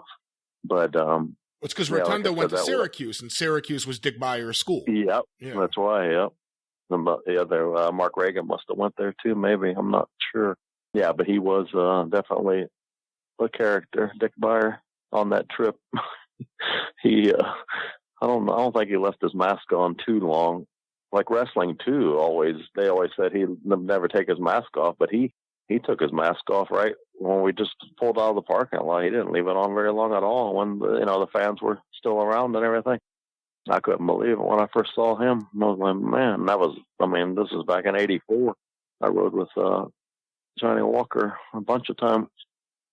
And what was that like? A lot older. It was kind of boring, but he actually smoked weed. I didn't know that at the time because I was trying to kayfabe because the way he looked like my grandpa or something. So I figured, man, I better not even mention this. But then I heard later that he smoked weed. Some people have told me. But no, he didn't talk a whole lot.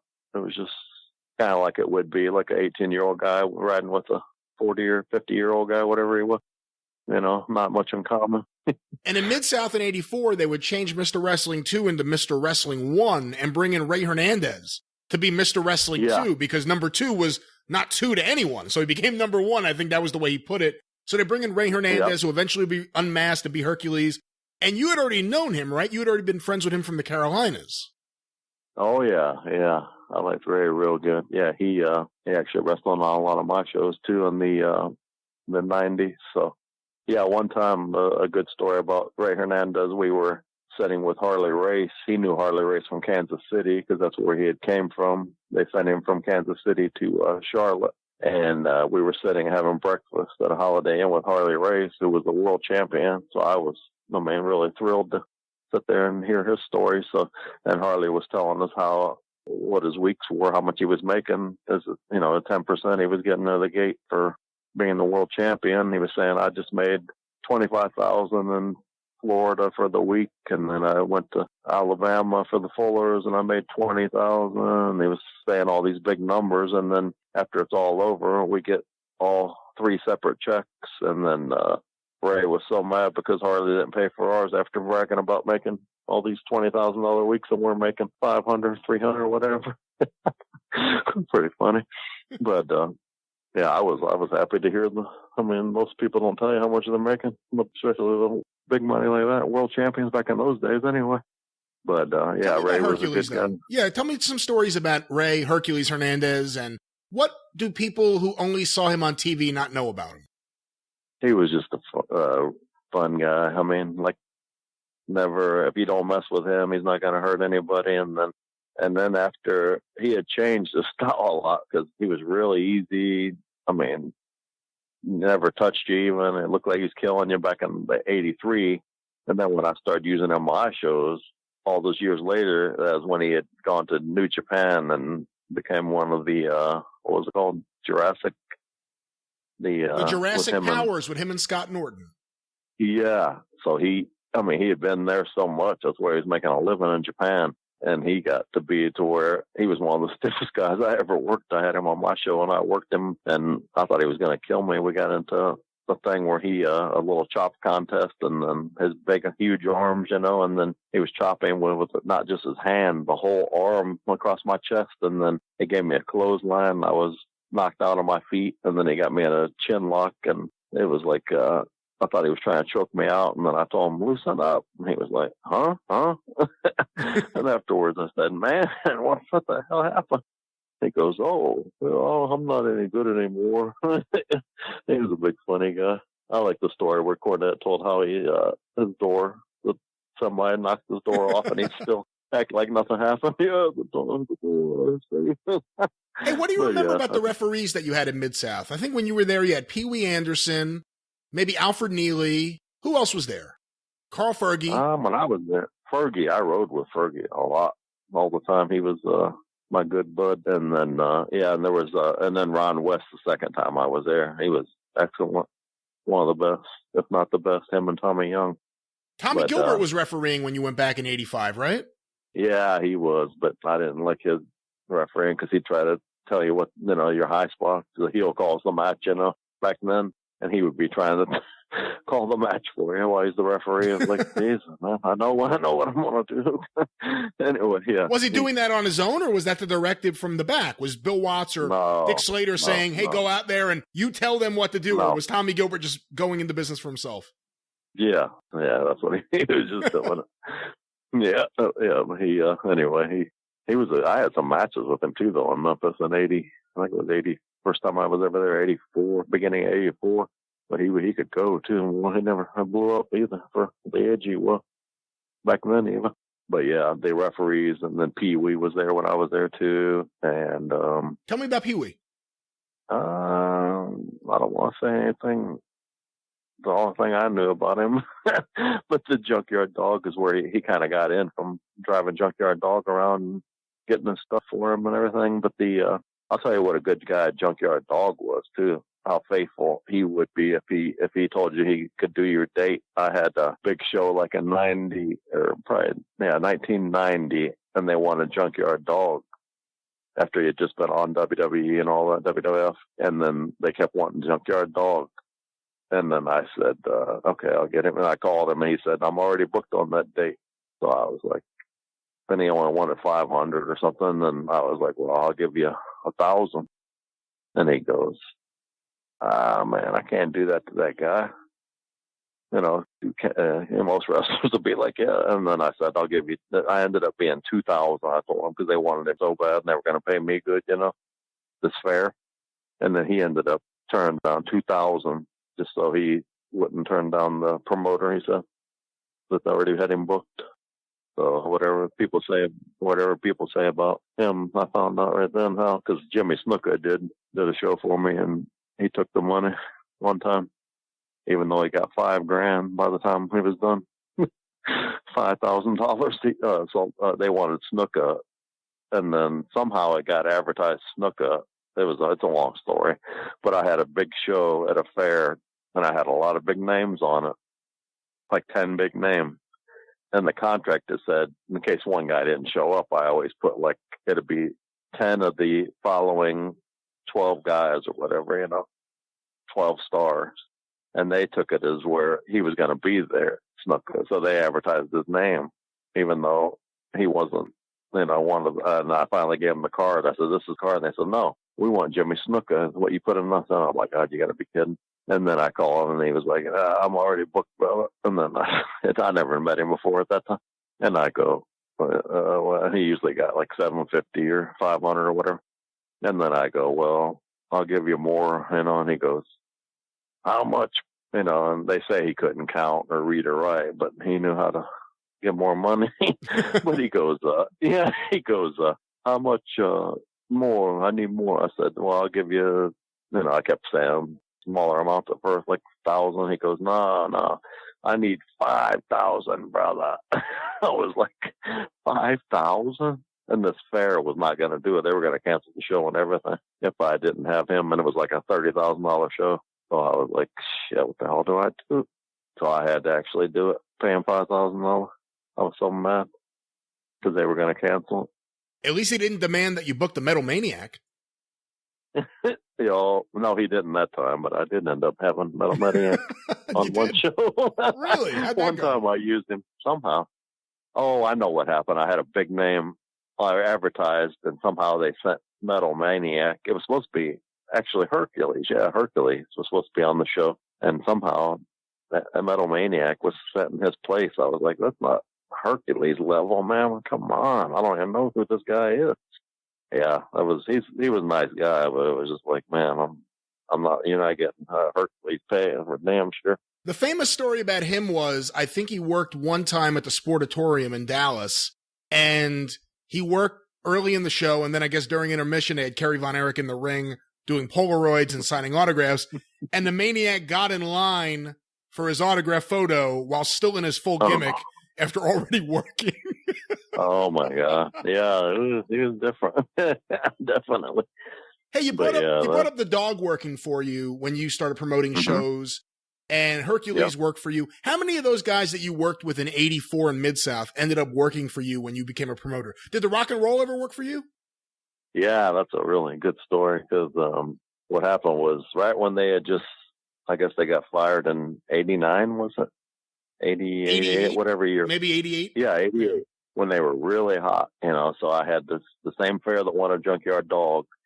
I had, I think I found out Rock and Roll was, you know, fired or released, and they were just working in Memphis. So I told them that I could probably get Rock and Roll. So then I figured I could probably won a lot of money, you know. So I called Ricky Morton, and he told me some price, and I was just like, are you kidding me for this? I mean, the name they are at that time. He said $300 each, you know. So I was like, no, I'll give you guys $600 each. And he was like, wow, are you kidding me? And then he told everybody in Memphis. So then all the guys were calling me, wanting to be on the show. Like Chris Champion, everybody, whoever was there in '88 in Memphis, Chris Champion, all the guys, the whole crew was calling, wanting to be on the show. And I was like, yeah, well, I just want to rock and roll, man. But anyway, and then I always ended up paying them all the shows after that. Always paid them the deal that I made the first time. So they like that. And they drew a hell of a crowd too. I had it down in Fort Lauderdale at a big, it's called the Swap Shop. It's like the biggest flea market type, but it has like everything. It's like an indoor huge arena they have. And then they told us that we drew more than, I think Tammy Wynette was there the week before. We drew like 3 times what she had, Rock and Roll did. I think they had like, 2,000 or 3,000 back in those days for an independent. I mean, it was like a lot of people they drew because people loved them. I mean, still, they were just right off of NWA TV, you know. Did you ever have any difficulties getting buildings, considering you were running independent shows in the same state where you had First Championship Wrestling from Florida, but then after that folded, you obviously had the PWF for a while. Did you ever have any difficulty booking these shows and getting buildings? No, because they were all gone by that time. The PWF and all that. I was the only one that was pretty much that had the bigger fairs and arenas like that and stuff. Because I had the, you know, big names like Terry Funk and Dory and Blackjack Mulligan, all the people that were with Florida, that were still lived in Florida. So I would use all the local talent that were huge names still. But I never had any problem, with that. Hey, Jerry, let me ask you about something else that's been a real hot topic lately here on the show, and that is the Knoxville Wrestling War, the Knoxville 5, Ron Fuller, Southeastern Wrestling. I'm sure you've heard so many different segments on various shows recently about it. And I know you weren't there when all of this went down, so I'm not in any way saying, hey, tell me what happened. But you were around all these guys. You got along with Bob Roop. You worked for Southeastern. You know a lot of the different characters who were also involved. So I really want to get your take and really your outside thoughts on the people involved as opposed to the specific incident and series of incidents in Knoxville. So let's take a step back. You worked for Southeastern for a brief period of time. What was that experience like for you? How was the pay? Did you feel like you were paid fairly? Talk about your first experience with Ron Fuller in Southeastern. I was only 18 years old, 19 years old, so the pay to me was great, but the houses were full everywhere we went too. So, and that's when Bob Armstrong had first turned heel. So, and I actually never really talked to Ron Fuller face to face. We just met in the ring, and I got the wraparound punches for a bunch of times. But the when I was the destroyer, and I was the destroyer for Bob Armstrong. I told you, brought me out with a sling on his arm, saying that he can't wrestle tonight. This is his replacement, bounty hunter or whatever. They brought me in for a couple of weeks. But and then I was there a bunch of other times after that too. It was just Jerry Gray. But that time I never really. But I knew Robert Fuller a lot better. But Ron, I never really was in a room with him where we talked and everything. It was just in the ring only. So but the money was good money, and I didn't work the territory full time ever though. I know they wanted me to go bad. Steve Armstrong, when he was down here with the Southern Boys with Tracy Smothers, and when Florida was getting ready to fold, they kept wanting me to go up there to the Continental, I guess it was then, because I know Bob Armstrong owned some of it. They kept wanting me to go there bad, and I already had the plan to start my own company, and everything. So I would never go. They couldn't figure out why I didn't want to go. But yeah, I never worked the full-time territory there. Tell me about Bob Armstrong as a heel, because you were there when he had that big heel turn on Ron Fuller, and it was a different Bob Armstrong than we ever saw before. Before that, or since, it was a brief period of time where you got this amazing heel Bob Armstrong. What was that like? How good was he in the role in your eyes? And you say the crowds were huge. Talk a little bit about it. You had been exposed to various wrestling territories by that period of time. How hot was it in Southeastern when you got there? That was some of the biggest heat I've ever seen. I think it was Mobile and Birmingham. We had to run. I didn't know what was going to happen after it was over, the destroyer and everything, after Ron Fuller beat me and everything. But then they still wanted to kill both of us, me and Bob Armstrong, on the way back to the dressing room. All the police had to surround us, and people were running. We actually had to run, and all the people were behind us running, like trying to hit us, and slamming the door, shutting the dressing room door, locking it and everything. It was like, geez. He had huge heat. Some of the best I've ever seen, really, besides the Mid-South, Yeah, he was definitely over. Did you work much with Brad Armstrong during your career? Yeah, he was really good. Definitely. Really good. Smooth. One of the best. Him and Scott McGee were tagging a lot. I rode with them, too. Some trips. I think I told about that, how Brad always liked my orange weed I had. Because I was selling weed, wrestling part-time and selling weed to whoever wanted to buy it, the boy on the side. And then he was like, "You got any more of that orange shit, man? What the hell is that stuff?" But yeah, he was good though, definitely. Even back then, it was like 80, 81, I guess it was 82. Yeah, he was really good. Well, let's now, Jerry, talk about the ringleader of the Knoxville Five, Bob Roop, because you were around him at various points throughout your career. He was also a booker that you work for, so you got to see him in various different respects. Talk about your thoughts about Bob Roop, what you've observed, what you think of some of the things you've heard. Tell me whatever it is that you're thinking. I saw the interview that came out with the five of them. I didn't know. I'd only met Ronnie Garvin. I knew Bob Orton Jr. from Japan, and Malenko. I knew just because I went to him a couple of times when I was like 16 to work out a couple of times. But I knew Bob Roop a lot better. And at that time, in 86, 87, up until the territory folded in Florida, he never said one word ever that I ever heard, like about, taking over the territory, anything like that. But one thing I ever heard was one time one of the houses was real big, and they said the count was like $30,000 or $40,000 or something. And him and Sullivan were arguing about saying, and Bob was saying, no, there's no way. It's way more than that. And Kevin said, no, I've been here a million times, and I know. Kevin said, I've been here a million times. I know that's what it is. That's what the house is. And then they were getting kind of heated a little bit about that. And then that's one thing I ever seen at all where he was kind of getting mad about the money part. But one thing he did do, I almost broke my arm one time, kind of separated arm, and he, one promoter I ever had that actually paid me while I only took off for maybe a week because I just came back with a bandage on my arm. Back in them days, you didn't get any months off or anything like that. But I wanted to make money, so he actually sent me money. I don't even know if the office knew about it. Somehow he wrote checks and sent it to me while I was hurt for that week or two. That's pretty cool. While he was the booker, yeah. So, and then one time he really kind of embarrassed me too, and he gave me heat. But he in front of all the heels. It was like Bushwhackers, Ron Bass. I can't remember who all the top heels were at that time, in Florida. And he told all the dressing room, the only wrestling heel we have is Jerry Gray. And I was like, oh my God, and give me heat and made me feel good too. But what does he mean by that? The only heel we have, or the only wrestling heel? Is it specifically about the way you work? Yeah, because everybody else was just kicking and punching, and Dick Slater's a wrestling heel, Bob Roop was a wrestling heel, Orton was a wrestling heel, but then like Ron Bass, he didn't do wrestling really, and Bushwhackers, they didn't, Sheepherders. It was just like a lot of, the style he liked was more like, that's what Eddie Graham liked too. I mean, to wrestle and get your heat, but you got to wrestle too. So, Were you there when he tried to run against Eddie?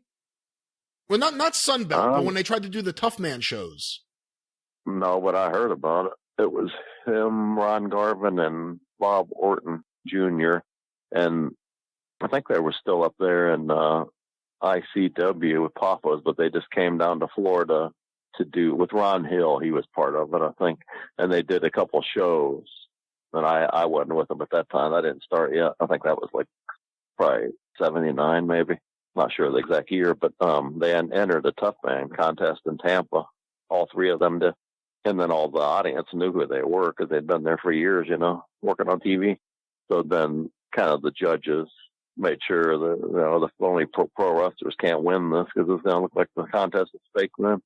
So even though they pretty much outpointed all their opponents and all, they still gave the other guys the decision. Somehow each match got screwed out of it. They said they didn't get knocked out or nothing like that, but they were beating each guy, their opponents, and then they made sure at the end, though, and then they got on the microphone, I guess, and said that, how come the tough guys aren't here? The big stars, the CWF wrestlers, championship wrestlers from Florida, how come they're not in? They're supposed to be the toughest guys around. They got on the microphone and said that. How come they're not here? Mike Graham did, on one of the interviews, I don't know if it was a radio or news interview or something, to promote one of their shows. He did come there and punch one of the guys for real.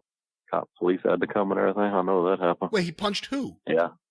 It wasn't, I think it was either Ron Hill or none of them, because I don't know. Bob Roop might have taken him down. But, yeah, he punched one of the guys. It was probably Ron Hill. I don't know if you know who he is, but Ron Hill. I think it was him or one of their guys, maybe one of their guys they trained or something. Well, stop. Let me stop you right there, Jerry, just because a lot of the listeners probably don't know who he is. Who is Ron Hill? Yeah. Okay, he's one. He started too, where Les Thatcher did with the Tony Santos back in the days on, the Boston. He was an old timer he was the Golden Gladiator on the independent thing there, and the opposition there, and Ann Gunkel's thing against Georgia Championship. All South Wrestling. Yeah. Golden Gladiator. He had a mask. Ron Hill. If they look it up, they'll see. I don't know if he's probably on somewhere on internet, but yeah, he was something behind that company too that they tried to start. Well, they didn't run many shows at that time before Sunbelt. This is before Sunbelt. They only ran a few shows. Wait, are you talking about the Tough Man shows, or you're talking about separate wrestling events they ran against Eddie? No, they did wrestling. Yeah, they did wrestling shows too, a few, and then they did the Tough Man just to start that thing, to say, like, how come the other tough wrestlers aren't entering this? We are. That's the only reason they did that, really, pretty much, the show, like, make them look bad, So it might have been about that same time they did that interview, 79, probably was, because they were trying to do stuff like that, say that nothing was legit and everything. Yeah, but they did some shows, I remember. It wasn't a territory or anything. They just did a few shows. And probably around 79, I'd say it was. They came to Orlando, and I don't know what other towns of Tampa, probably. Just like 3 shows, probably, from wherever they were running, Knoxville or... Do you know how they did? No, I don't know anything about that part, but I know Bob Roop, he said the reason he had the falling out with Eddie was because of that. What was it? He got sick of hurting everybody. He didn't want to hurt people at the snake pit. He didn't want to he just wanted to stretch them. That's all, but he didn't want to break nothing. And you can even hear Eddie say break it on that one tape that's on YouTube, You can hear Eddie saying break it, the arm or whatever, on that one guy that keeps, the dummy that keeps, and Bob's like, what? Break it? And then you could tell he's not really trying to do anything that bad, but he got sick of doing that. He said every minute he'd be calling down there to do it again, break this guy, do this guy. And then he just got tired of it. And then something happened where Eddie sent him somewhere, and he got really mad about that. Australia, remember when somebody else took over Australia? I can't remember who it was, but it wasn't Barnett anymore. Bobby Shane, and for some reason they didn't get along. I guess Bobby Shane and Bob Roop, and Bobby Shane was the booker in Australia when Roop went back again, and they wasn't even going to book him. Yeah, they wouldn't even. They said he had something. He did something illegal, and I can't remember the exact story, but I know he got there all the way, flew to Australia, and then they said, you're not supposed to be here, and somehow he got approved to where he could go there. I don't know if it was through commissions or something, but anyway, because of the Olympics, it's a long story, but what happened was he got there, and Bobby Shane couldn't believe it. He's like, you're not supposed to be here. And then Bob Roop said, yeah, I know. They said something about my thing, but I'm here. Look, and then they didn't like each other, and then they tried to make him like a job guy almost. So I think Bob got mad about that because Eddie sent him over there. And then that's one reason. And then when he did the Knoxville thing, he talked to Eddie again. He said after the Knoxville opposition against Ron, he said Eddie sent people up there to, the competition against Bob and them. You know what I mean? Eddie sent some, so he was mad about that because he said he tried to, he even called it a hostile takeover, what they were doing. Yeah, how can he be mad? I'm mad that these guys are helping out their friends while I'm trying to steal their company. What the fuck? How dare Dick Slater let his friend Ron know that I'm trying to steal his company? He said something. What was it? He said that he talked to Eddie on the phone, and Eddie was talking out of the side of his neck, like Two-Face, like acting like he was still his friend, but then he sent all them up there against him. Something weird. I don't know. I really don't know. But, who knows the real story. Roop has had several stories about the falling out with Eddie and what caused it. And, there's various stories and various excuses. But let's not get into that right now. Before we wrap things up, because you had a good experience with Roop. You actually never had a problem with him. No. And you were there when he booked. One last thing before we go, Jerry. Once again, here at the end of the segment, much like we did at the beginning, I want to remind everyone, tinyurl.com/GoFundGoldenBoy is the way that you can help out Jerry Gray right now during his battle with stage 4 cancer. Jerry, as we wrap things up, is there anything you'd like to say to the listeners of the Super Podcast? Yeah, I'd just like to thank everyone again, and just if anybody can help me, and it doesn't matter if it's $1 even right now. It's just everything going on because my GoFundMe was kind of messed up lately, and it's still not. I can't explain it, but I'm not a computer expert, and it's still having problems with it, like posting it kind of. And I still have feeling somebody had something to do with that after all the fiasco with the guy has a nickname of Snake, but kind of weird how all that happened. That's what Honky Tonk Man even suspects when I asked him. By the way, real quick, Jerry, before we wrap things up, because I've heard from a few listeners confused about this. I guess the Jake camp, whenever anyone brings up, hey, Jerry Gray, or hey, Jerry Gray, still waiting to hear from Jake, they now send a copy of a tweet that says something along the lines of, Jerry doesn't want Jake to pay him. Jerry doesn't endorse and had nothing to do with this campaign. This is Jerry's words. Is that true? No, I don't know what he's talking about. Okay. The truth is it happened organically where they said that saying, pay Jerry Gray. That's what I said. It's not like I told everybody, post that what's it called, hashtag. I don't even know anything about Twitter, really. That's what I said. But I said I'm not the one that said, you know what I'm saying?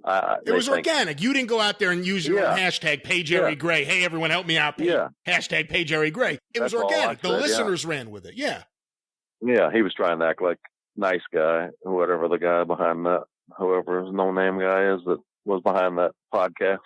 He was trying to act like Two-Face, trying to get information like that so he could, you know, post something like he did do. But all I said was I don't even know how to do Twitter.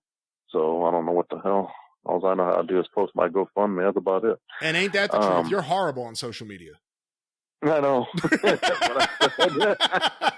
what I said. I think I did. Jesus. But yeah, so I don't. Yeah, that's complete bullshit. And in terms of in terms of Jake's whole thing that everything is made up, it's all the honky tonk man. Obviously, the honky tonk man's pulling your strings. For the record, I just heard an audio tape of Bushwhacker Luke telling the drinking piss story. So there's another person on tape, on the record, telling the exact same story. So, you know, at some point, it's not everyone else. It's the snake. Just want to say that. Yeah. What really pissed me off was when he said, where would he get 10 grand? It's like, oh, he's really changed a lot. You know, such a good heart. You know, where would he get 10 grand? It's like, he's seen the shows I had. He was on the show I had back then in '99. It was $55,000 show. It was like, where would I get 10 grand?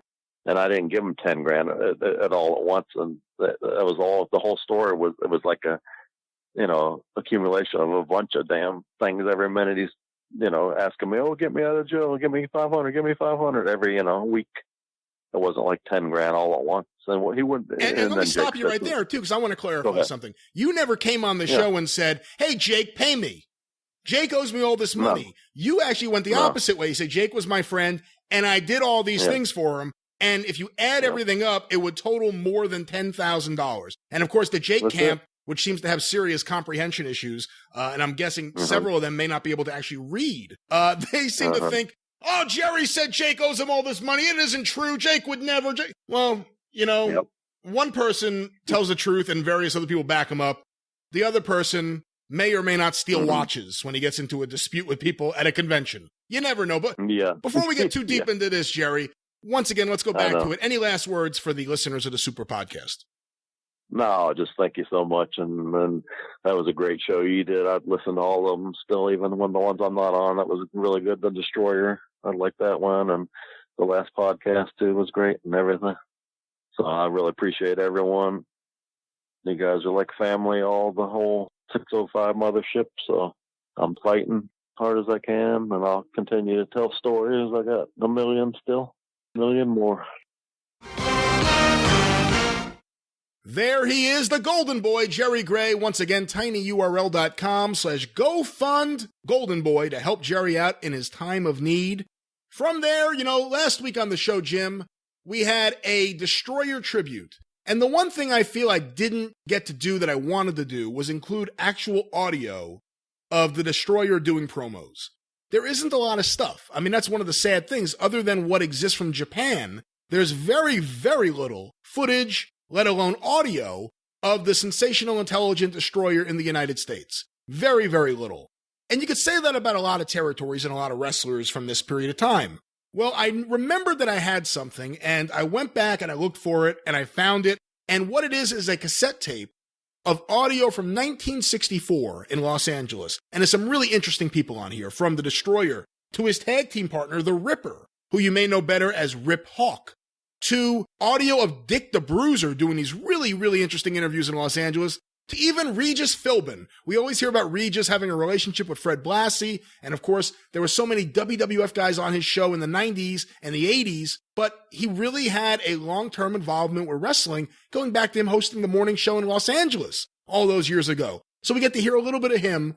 Let's now go to this audio from 1964 in Los Angeles.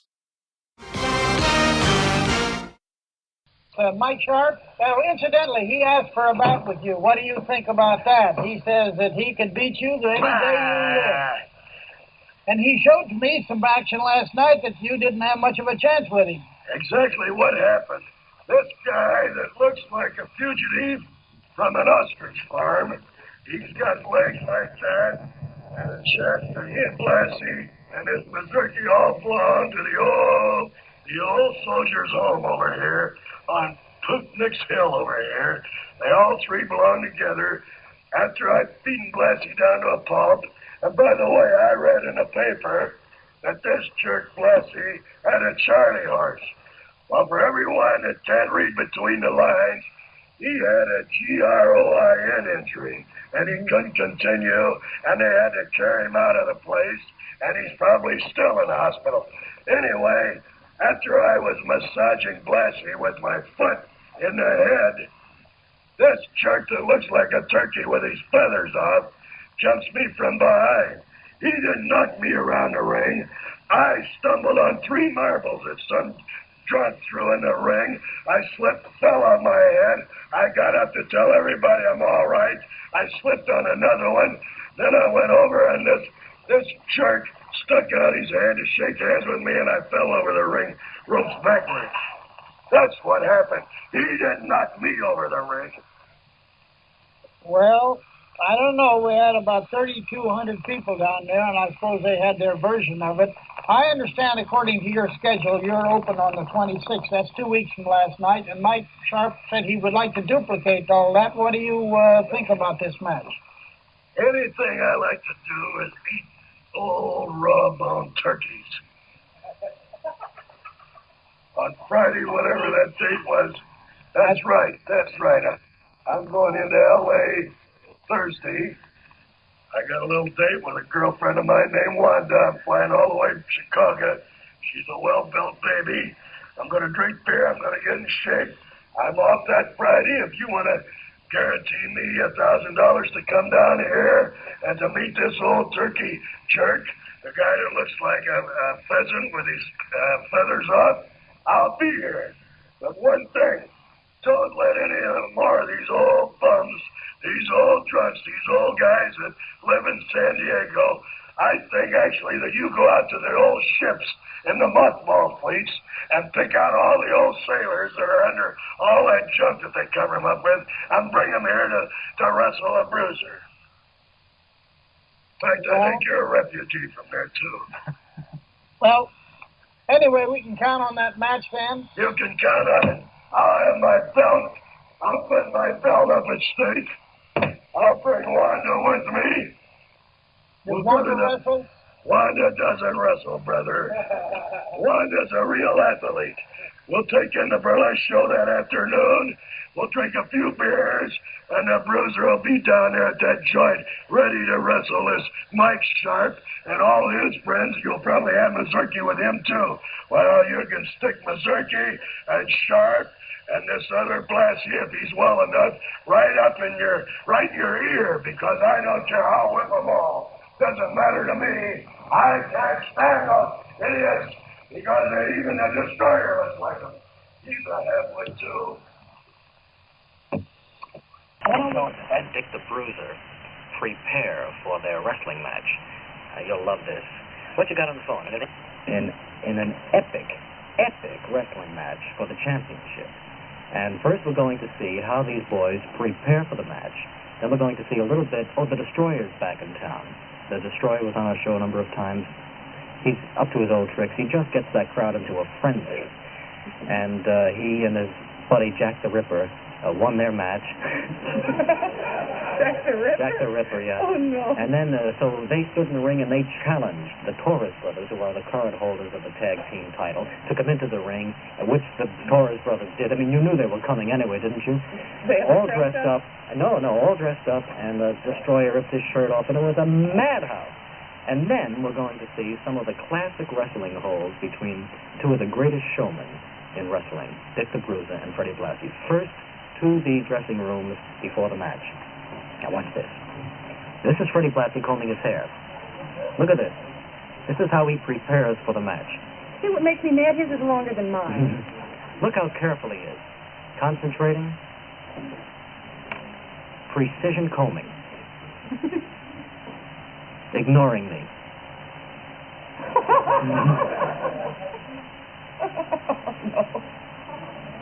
Isn't he marvelous? He's beautiful. Now he's making that little, what is that, a ducktail or something? Very straight line back there. Got to be perfect. Now for a last look. Oh, no, he's warming up a little bit. He warms up with the weights. He's in his shorts there. Incidentally, they're blue lace panties, if you want to know. Now he's warming up a little bit. And now he's combing his eyebrows. Isn't he beautiful? Now, he found Ernie Ladd's shoe, and he put it on his own shoe. Oh, that lad has got the biggest feet in the whole world. Look at that. Puts his own shoe right inside Ernie's shoe. Now, here's the bruiser. Look how he warms up. Smoking a cigar, drinking his beer, reading his girly magazine. Pours the beer on his head. That's how tough he is. Oh, he's so tough. Oh, he's getting so... Kisses his dolly, and he walks out. I killed, and I maimed. Look how big that lad is. We watched some of the bouts from a corridor there. Ernie's he's bigger than ever. Here's the crowd getting ready, and the Destroyer is in the ring now. He's infuriating them, and the Tory brothers come down. They come in the ring, the Destroyer starts pounding them. Jack the Ripper is working over the other Tory's brother. And the crowd was near panic. But then the Destroyer gets frightened, of course, leaps out of the ring, and runs up to his dressing room. All of which is by way of telling us that those two are going to meet next week. The stage has now been set. Now, here's the bruiser. Look at Freddie. He's biting him. I don't know who he's applauding for. Now, here goes Lassie against the rope. He's a master at this. He looks like he's really getting his brains beaten out. You see the reaction that Freddie has. Oh, Johnny Garfield never took a fall like that. Then the bruiser starts kicking him. It's mayhem, and the crowd's yelling for more. Now look at this hole. I love Freddie's reaction. Kicks him down, throws him down, choking him. Poor Freddie. Somehow Freddie won this first fall. He sure did. Now Freddie's working over the bruiser, and the bruiser's back on Freddie, trying to pull his mouth apart there, I think. Gouge his eyes out. The referee is Mike Mazurki. Not quite as awesome. Now, I don't know what this is called, but it sure looks good. Oh, the bruiser's in agony. He kicked his way out of it. Oh! I don't know why Blassie bothers to comb his hair before he goes out there. Now he's got him tied between those two ropes. They can't get him out. Oh, that bruiser. These guys have got to get along. Now here's... And that's how the first fall. Lassie won the first fall. That was it. We can only say for the first fall. But now look at Freddie. Look at him. This is him after the first fall. Almost looks like he lost. But somehow the bruiser made a gallant comeback and went on to win the match. We'll be right back now in just 1 minute.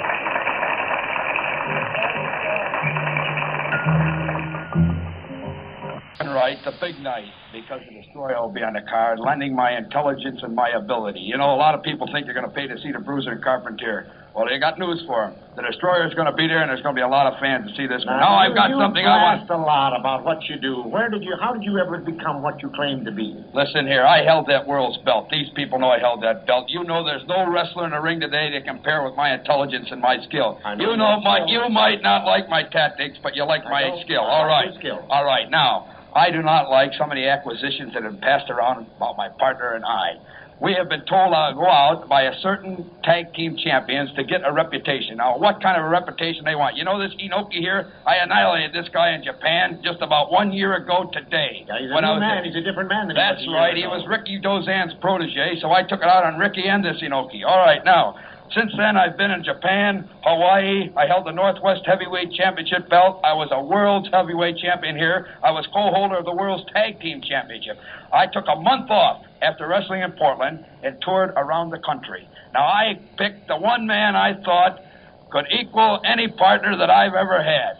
And I've picked the Ripper. And I've chased this guy, and I've guaranteed him to come out here to be the World's Tag Team Championship. So we've been told... Get over a couple of pretty All strong right, now kids, wait a minute. the Torres We've been brothers. told to go get a reputation. Now, I want to know. This guy will tell you where he's been. This is the Ripper.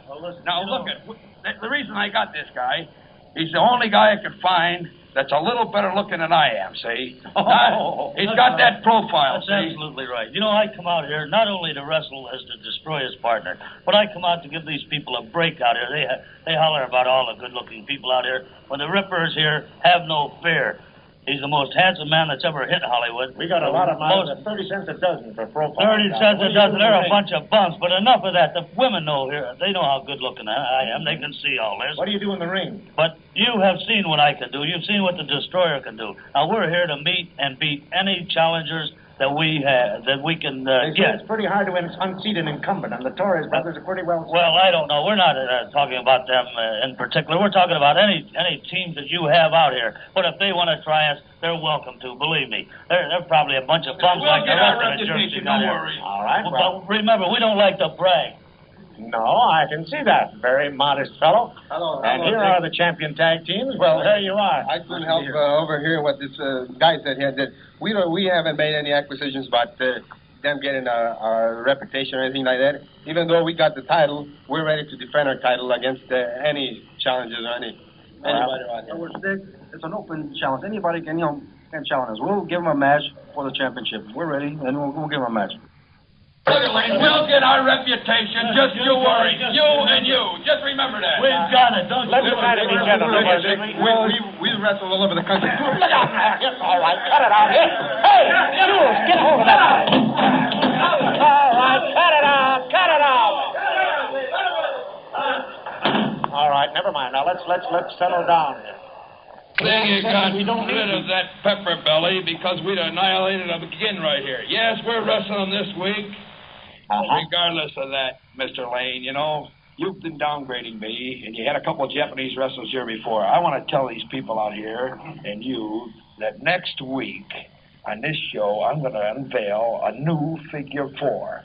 You got that? A figure 4 with a double bar arm. I learned this from a judo champion in Japan. He showed me his favorite figure 4, and I showed him mine, see? Well, I got to tell you this. You do it better than anybody I've seen since Frank Wolf. Listen here. There isn't anybody got the legs I got, see? $1 million, right?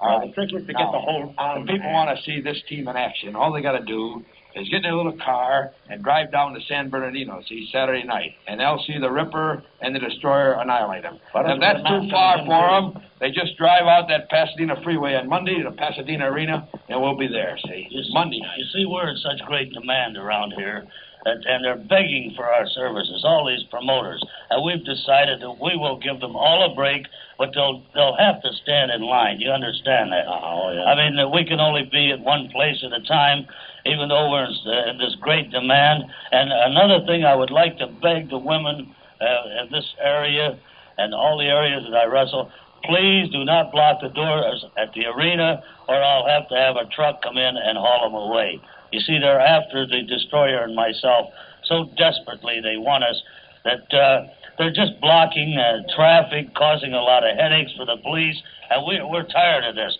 But our main objective here in California is to wrestle, beat all comers. Well, don't you forget got a few it. hurdles here to go over. Well, I don't know. We jumped a few tonight, don't you think? We jumped one tonight, last week. They're all right, Frank Hammond. You know what you're going to have to do? You know what you're going to have to do? You're going to have to knock out one of your teeth so you aren't so good looking. See, that's what I had to do when I come in here. I ripped one out. I can understand that, and I can appreciate it. I will have to do that. You know, they got a show coming up here on July 1st, like I said before. It's the Bruiser and Carpentier, see? I'll just wait my turn. The Ripper will wait their turn. The Bruiser and Carpentier on the first, see? And we'll be on the card, so the people You know, one thing I can't stand is all these big mouths that they got around here. They're disgusting. You got that sickening with the Bruiser, Carpentier, all of them. Yeah, that's what I keep telling. The big mouths always are in here, the big mouths. Well, on July 1st, there'll be plenty of big wrestlers in the ring. There's the champion of the world, the Bruiser himself. Well, my, how elegant we are. I'm still the world's heavyweight champion. Well, you got 2 weeks' grace, they tell me, before Mr. Carpentier comes to town. The belt's still in there. I'm going to have it after Carpentier and I have our match here 2 weeks from tonight. I'll still be carrying this. There's one thing. One of my buttons is missing here. Well, a lot of guys lose around here. Because I hit that big jerk that's a chicken-livered promoter or matchmaker or whatever he is right in the eye with it last week. Now I've been admonished, I've been chastised, I've been sentenced, I've been flirted, I've been everything by the station, by the commission, and everybody else. I'm not to use this. I can't strike anybody. I've got to act like a church director. I've got to act like I'm leading a choir. Well, this is all going to be done. In 2 weeks from tonight, I'm grabbing Carpentier. I'm in training as of this minute until 2 weeks from tonight. I hear Carpentier is personally being trained by that poor old Hungarian waiter, Xander Zabzo. Hungarian waiter? Yeah. I hear he and Zabbo are personally training. While I'm personally training with every drunk on the Sunset Strip. Well, there you are, with the melodious tones of the Bruiser still ringing in our ears. Let us take leave of the wild savages along the line. Good night, all. Carpentier, we'll see the Russian, we'll see the Bruiser, we'll see Bob Ellis, we'll see the Boom Boom Mahalik, we'll see the Destroyer, we'll see Ramon Torres, we'll see the Ripper, we'll see Don Duffy, and we'll see Gonzalez, flashy young fellow up from Mexico. We got a lot of things to see here tonight. The card isn't quite ready in the rings. The unit that's been riding in is back east right now. He's in New York. He's wrestling in New Jersey this Friday, I think it is, in Madison Square Garden next Monday. So Freddie's on his way to to some fine matches in the East. Oh, brother. Oh, some of these I won't read, no. District Attorney or whatever your name is, you bum. I usually come here dressed like an ordinary, typical Los Angeles drunk. But tonight, after I sat up there and watched this typical Los Angeles nuts and bolts, I got shaved, I put on my best suit, I put my best cigar, I polished my world championship belt, I shined my shoes. I'm a typical gentleman, and why? Because I think that sweet thing in those ballerina shoes would try to kiss me if I got too close to him. And I want to smell good for him. Well, the way he'll kiss you next Wednesday night won't be on the lips. You noticed him tonight, he was using Savat. Don't act like everybody else around here. Savat or Sabui or Maurice Chevrolet or Carpenter or whatever his name is. I'm telling you, bum, I'm going to beat him next week. And I was sitting there tonight, get that meat-headed thing out of here. You're burning up my clothes with all that light. I'm telling you one thing. When he does the flips, the Bruiser will do the flips. When he stands on his hands, the Bruiser will stand on his hands. When he does drop kicks, I'll kick him right in the groin. You can bet me. Get out of here. I'm going to be back in a minute. After I come back in a minute, I'm getting off this suit. I've got an important announcement. I'm going to set everybody on their ears. I'll get out of here. Goodbye now. There, ladies and gentlemen, the champion of the world. Next Wednesday night meets a very worthy challenge. Remember our telephone number here, Richmond 95171. Here's Sam Benson for our sponsor. Guy in here with an umbrella over his head. Doesn't look like it's raining. That's a straw Stetson and a good one. Well, it looks like a cheap one. He probably paid $3 for it. Listen, can I say one thing? Your mail is getting to be a kind of a pain around here. Your mail is piling up. Well, that only... I mean, listen, it's natural for me to get a lot of mail. I've told you before. And you can tell that I'm not like these other big mouths like the Bruiser and Ellis and Blassie and Carpentier. They all get in here, they shoot off their mouth, they do a lot of hollering. I don't. They all brag. I don't. I'm good. I know I'm good. I'm the best. And let's face it. No, that's the reason that I get all the mail. I'm good looking. I have one of the most fantastic profiles. in or out of the wrestling business. And I think tonight, last week I didn't give these people a break, but tonight I will give them a break if I could get these guys to dolly. And do you think they will? Do you think they're sharp enough? With the boys. They're pretty Isn't sharp, that gentlemen. handsome? Isn't that just too much for the world? That's enough. I don't want to give them too much. Angel, they can stand you. Now, don't you get smart. You don't see them taking profile shots of you. No, I'm thanking But I'm through with this now. I've just said what I've had to. The people here mouth off. I never shoot my mouth off. I don't brag or anything.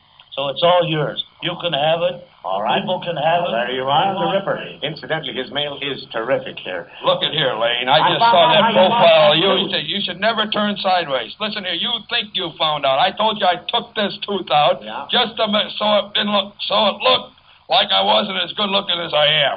Now you just take a good look at this face because you're going to see a lot of it. Get it in there close because you're going to see a lot of it. When this guy here starts moving around some of these towns, and just take a good look. I hope George Drake down there in Catalina is looking. Because George Drake, I'm looking right at you. And come next Wednesday night, it's going to be your Waterloo. Anybody that comes from California can't be too good. This is the best thing that ever happened to California. They had champions in here last year and these bum Dodgers, but they've fallen by the wayside. The real champion, the real athlete's right here. You know, Lane, when I go in the ring, I've scouted every opponent. Every opponent. If you go to any of the arenas, I don't care where you go, from Pasadena to San Bernardino to Long Beach, you'll see me in the back scouting every wrestler, you know. Take a look at these shoes. Take a look at the legs first, and then look at the shoes. You know why those shoes are worn there? You know why they're worn there? That's from wrestlers that win. If you see any wrestlers that got heels worn, then you know they've been beat. But when they're worn on the toes, you know they've been beaten. No. You got some smarts, huh? Yeah, I got smart. Now, next week you're going to see the Bruiser and Carpentier. All that right here at the Olympics. Tell if they're a wrestler. You can tell whether they're winning or losing, see?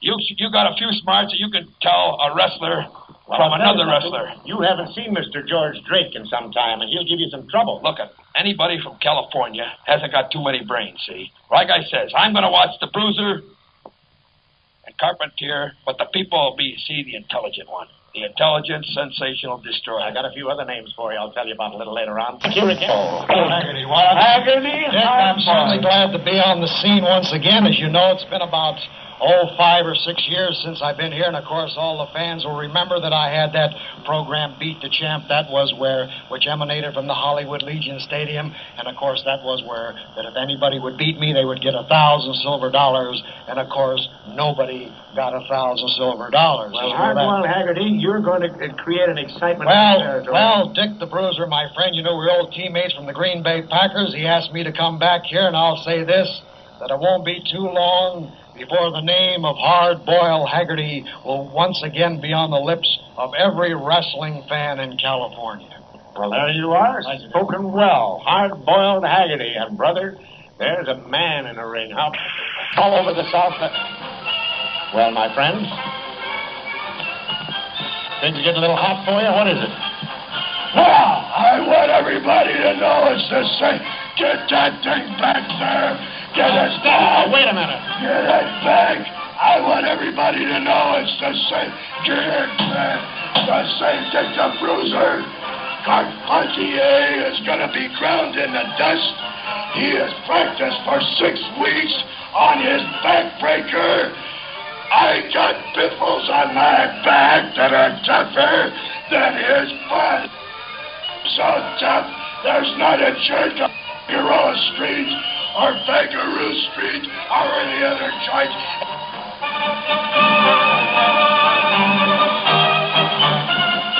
Get a broom. Punch me a broom. A broom? Give me the broom. Give me the broom. I heard you telling that hillbilly what prestige that he's given you by appearing on this program. Well, if you get a shot of the floor here, you're going to see all the stuff that guy brought in on his shoes. That's the kind of prestige that's got. Don't laugh at me, cameraman. Now, just a minute here. Now, let's watch our language here. Let's watch our language. The only thing that cowboy's got is a bent nose, and that's from running into me out here in the hallway. That's the only thing. The next order of business is 2 weeks from tonight. 2 weeks. Count 'em, drunks. 1, 2. 2 weeks from tonight, Dick the Bruiser is going to wind up some little sausage maker from France. You know that I was probably the world's greatest acrobat, and all I hear is carpenters and acrobats, carpenters and gymnasts. Well, right here, I do all kinds of acrobatics and all that junk, and I'm still the greatest athlete, still the greatest not drunk. What are you trying to get me? Said? You said it. I didn't say it. That guy's That's all a Freudian slip if ever I heard one. Anyway, the Bruiser's a champion. 2 weeks from tonight, he's going to take Carpenter, and he's going to bend him into one of those knots that he tries to get into. I'll tell him when he comes in. I get a picture of the belt. I'm still a champion. I'm still a champion. I'm going to be the champion. They just took that squash liver, or whatever they call Hawaiian. They put him in a thing and took him to the hospital. 2 weeks from tonight, you'll see Carpenter carried out of here in a sausage skin. I'll still be here. I'll still be doing my gymnastics. I'll still be at ringside. All right, Wanda, baby, here I come. Let's get started. All right, Dad. Take him over, Wanda. He's all yours. He's all yours, Wanda. Oh, man. God. Look out. Glad you signed up for that bout. Well, I see that you and all your cohorts and the Athletic Commission and everybody in town, the Junior Chamber of Commerce, and everyone's gotten together and they've got the short order cook from Archie Moore's restaurant, and you're going to run him in against me in 3 weeks. Is that Ernie Ladd, the short order cook? He's the short order cook, or he's the doorman out there. I haven't figured out which one. In the first place, Ernie Ladd plays with this neophyte, this beginning football league that you got here in town. He's starting grade school tackle with that team. I played with the big leagues, you know, the National Football League. And that's where I got my name, the Bruiser. I used to break their legs. Then last year, they thought they had the toughest tackle they ever had that was suspended for taking a few things out of hip pockets or betting or something, a guy named Karras. They put him against me. This is the best tackle. This is the best tackle in the National Football League. The league that you're in watches to find out what's happening. I played in your league too, you know. Well, that's right, but that's when before you were born. That's right. That's when they had horse and buggies, and everybody used to jump on the hay wagon to come watch a football game. But we're talking in the last 52 years. Dick the Bruiser, anyway, annihilated this Karras in Detroit. He had one match, that was against Lee. Now he's decided that football isn't such a bad thing. He's going to quit gambling, and he's going to go back and play football where he's safe. And he won't have to wrestle me. That's what happened to the best football tackle in the other league. Now, but he was not a wrestler. Well, you don't think this kid's a wrestler, do you? When the Bruiser, last night I met a terrific wrestler. He's about 6'9", weighs 320 pounds, got legs like a steam engine, and got a 22-inch neck, and I beat him to death. So what is it? You get great pleasure out of mutilating a man like that? What does a green kid like this got to do? When I get through with this Ernie Ladd, he's going to have a spear and... There it is, some really, really cool classic audio from Los Angeles in 1964. Once again, big thanks to Lou Kippelman for helping me clean up this audio to make it ready for air. I really appreciate all of Lou's contributions to the show. And from there, it's time for Book of the Week. And in honor... Book of the Week. There it is. And in honor of Jim Valley being here on the show, we're going to do for the Book of the Week something I mentioned briefly last week when talking about the Gene Kiniski book. It is Professional Wrestling in the Pacific Northwest, a history of 1883 to the present by Steve Verrier. This is a very interesting book. I say it's in honor of Jim because Jim, of course, has the Portland WrestleCast at WrestlingObserver.com. But this book is really interesting. You know, we talk a little bit, Jim, about Pacific Northwest wrestling in the 70s and 80s and even the 90s. You know, just don't let the Athletic Commission know. But this book, like it says, goes back to 1883. It really traces the roots of wrestling in the Pacific Northwest before Don Owen, before Elton Owen, before any of that. So you get a lot of information about what wrestlers were in and out of the Pacific Northwest. How did the promotion rise up? The NWA Portland promotion run by Don Owen. There's a lot of really, really cool information and research in this book. Jim, have you had a chance to check out this book? Yeah, as a matter of fact, I did. I got it. I think it was last year, the year before, when he was at Cauliflower Alley Club. I talked to him for a while. I was surprised to learn that he didn't watch Portland wrestling growing up. But what's cool about the book, what I really liked about it, is it kind of filled in some gaps on some other names. Like you mentioned, people talk to me about Portland wrestling. It's always the Grappler, Buddy Rose, Billy Jack Haynes, Scotty the Body is Raven, those type of things, the later things, because that's what people grew up with. But this goes back to some bigger names that you probably haven't heard of. Names like Bill Savage, not Dutch Savage, completely different guy, Bill Savage. It talks about another big star that nobody talks about by the name of Kurt von Poppenheim. He talks about, Matt Bourne's dad and kind of the history of Tough Tony Bourne and Lonnie Main and how they carried the territory. But yeah, it goes back to Herb Owens, and it also talks about, and I mentioned this on my show, initially there wasn't a Pacific Northwest Heavyweight Championship. It was the Pacific Northwest Junior Heavyweight Championship until like 57 or 59. I forget off the top of my head. So it's just there's a lot of things to learn there that he covers, and it's, what is it, less than 300 pages or so? So, I mean, there's a lot of information packed into all of those pages. It's almost like a textbook. But if you want an even broader picture of wrestling in the Northwest, and even after Portland wrestling closes, he talks about the independent years. So he talks about guys like Gorgeous Michelle Starr, who's a longtime veteran who's at Cauliflower Alley and all of the different promotions, All-Star Wrestling. And when ECCW, which in the 90s and late 2000s was Extreme Canadian Championship Wrestling, became Elite Canadian Championship Wrestling. And that's a place where Becky Lynch got a lot of experience and where the Singh brothers are from. So there's definitely some things in the book that you will learn, and it does cover a lot of ground in a pretty compact number of pages. Our book of the week, Professional Wrestling in the Pacific Northwest, A History of 1883 to the Present by Steve Verrier. And you can get that book at Amazon. And if you're going to go to Amazon, use our show link, tinyurl.com/superpod Amazon. By using that link, you support this show. You keep this show exactly how it is, without really, really insulting and obnoxious ads, without sponsors that you want to say, hey, fuck you, without any of that shit. You keep this show the way it is. This show is listener supported. And if you want to do that, the best way to do it is Amazon, because you don't pay any more money. You go to the link, tinyurl.com/superpod Amazon, and you just add something to your cart. And once you do it after you use that link, we get a little bit of love and support. We get a little bit of credit from those fine people at Amazon. And that's a great way to help out this show. So once again, for all your purchases and for all your family's purchases, use tinyurl.com/superpod Amazon.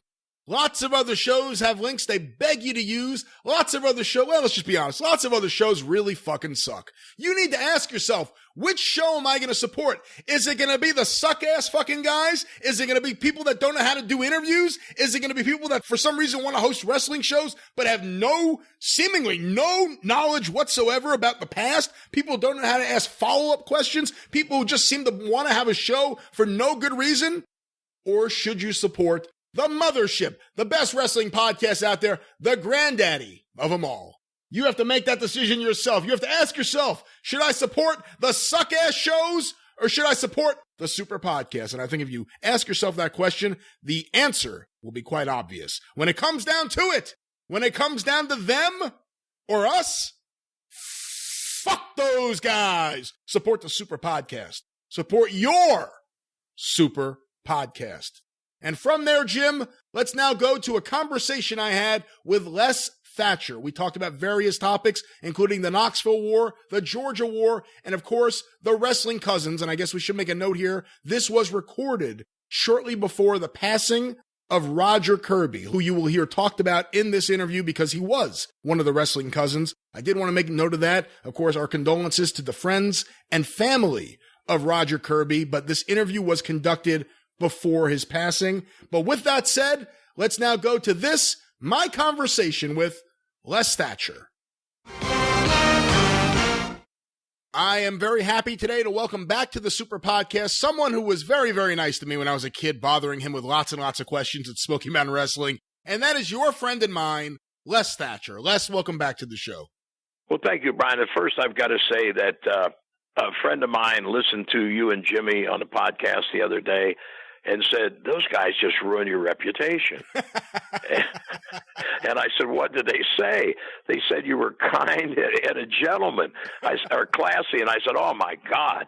Yes, I'll never get work again in the wrestling business. Well, let's not say that, but it is a pleasure to have you back on the show, Les. I've been meaning to have you on for a while, and everyone's been talking about Knoxville wrestling again. All these years later, 40 years after the Wrestling War of 1979, there's been different things that have come up, different developments, and people are talking about it again, and I want to get your perspective because when it comes to Knoxville wrestling, your name is at the top of the list of people who are there for everything. But before we get there, I did want to ask you about a different part of your career, the wrestling cousins, because as I said to you off air, this is one of the areas of your career I don't know too much of the details about. I've always read about you being one of the wrestling cousins, that it was something that you guys did that really got over when you did it, but I don't know too much about it. What can you tell me about the wrestling cousins?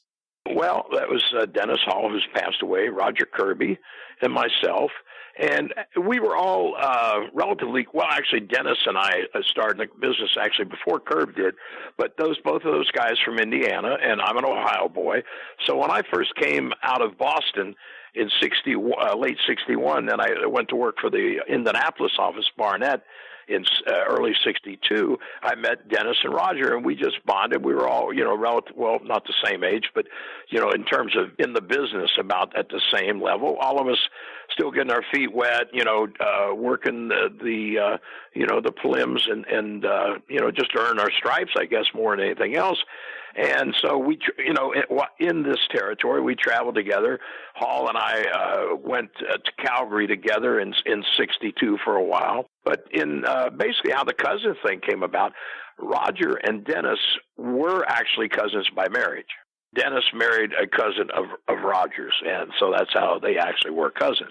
So anyway, I had been in 66, I'd been in Phoenix and came back here back home to Ohio and was, working some for the Bruiser and Snyder, but, looking for the next adventure. And Kirby and Hall had gone to Atlanta.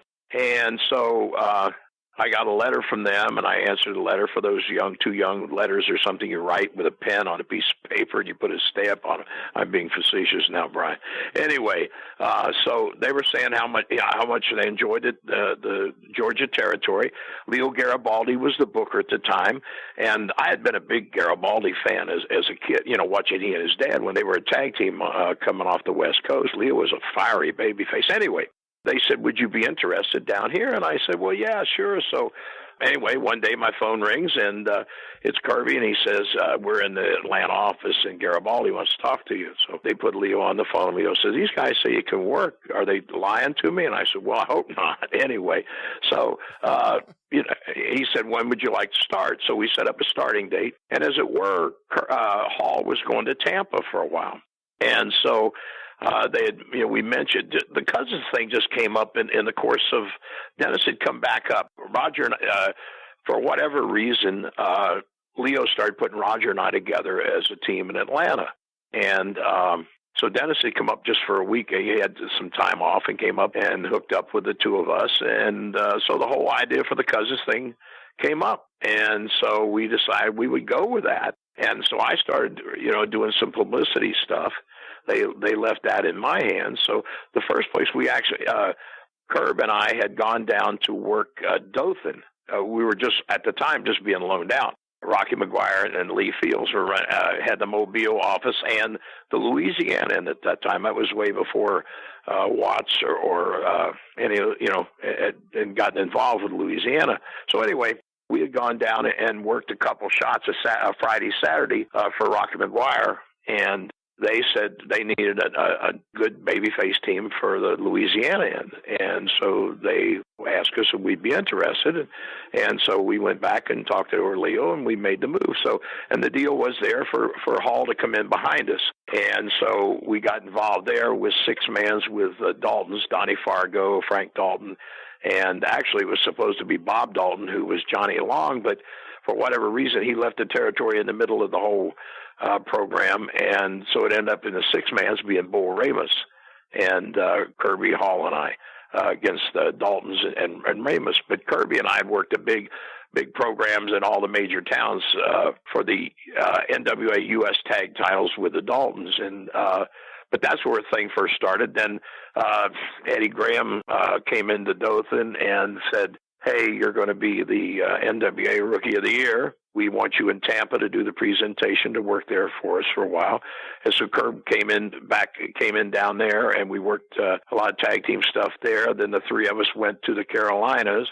And the funny thing is, we were basically kind of doing the Freebirds thing before the Freebirds, actually before they were even in the business. Michael and Bill Moody, actually Paul Bearer or Percy, whatever you want to call him, those guys used to buy tickets in Mobile to watch us work, for God's sakes. But anyway, but nobody was really buying into it. I mean, we switched. Louisiana let us go. We talked to George Becker about doing it in the Carolinas, but George, didn't take kindly to it, or didn't think it was a good idea, or whatever. So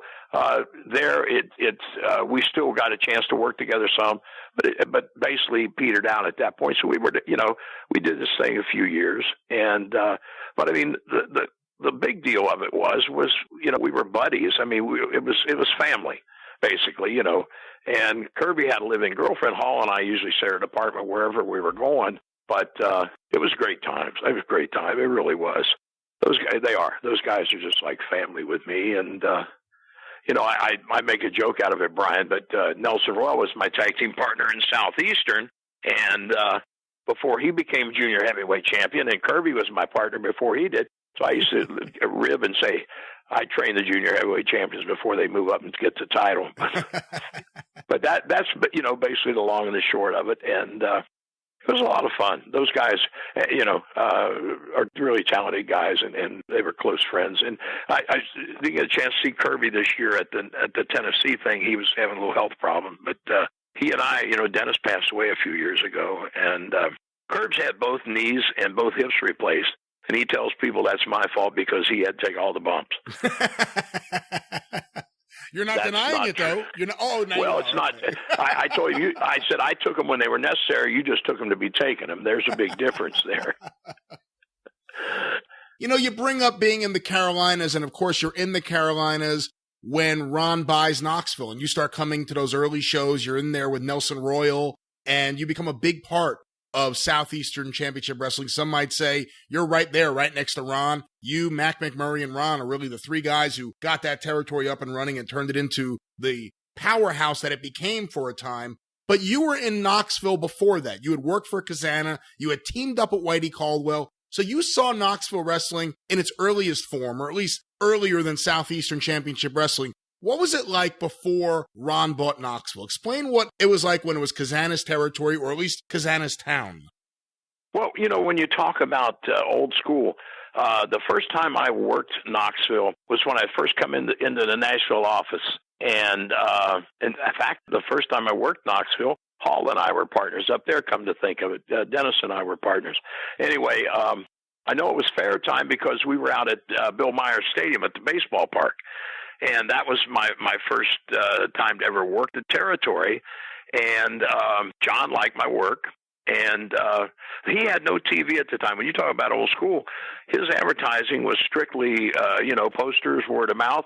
And then he would go down on Friday nights after the house shows and write like results or press release plus a press release for the next week at these Journal Sports desk, because he had worked there at one time. And that was it, And so he, I remember him saying, you would work good with. We have a local babyface here that's really over. Well, Brian, back in 1968, you were hesitant to get hooked up with local guys because normally they weren't pushed as top guys, And so I'm thinking, I didn't say no, but I didn't say, I can't wait. But the first time I saw Whitey work, I said, yeah, okay, this guy is, and he was over. So then when John got TV in early '69, and Whitey and I were the first baby faces that got over on that TV, and Ron and Don Wright were the first heels. And we just, it popped. We were drawn out, the old story is we sold out everywhere. Of course, I don't know, we didn't do, but he was running Newport and Morristown as well, Greenville, Tennessee, occasionally. So it wasn't a steady territory, but but he ran more than just Knoxville. But in fact, the attendance record at Chilhowie Park, the amphitheater, the outdoor place, as far as I know for wrestling, we still hold the attendance record. Obviously, money-wise, it's gone up because prices have escalated. But we still, the four of us, we drew a hell of a house there one time outdoors in the rain. John, and when Ron had it, we were the amphitheater is almost spit to the Jacobs building, where the indoor place at Chilhowie Park, where John used to run. John never ran the Coliseum, or at least not when I was there. And but anyway, if it rained, John just canceled. He didn't think of moving 200 yards to the building, right, and running the show.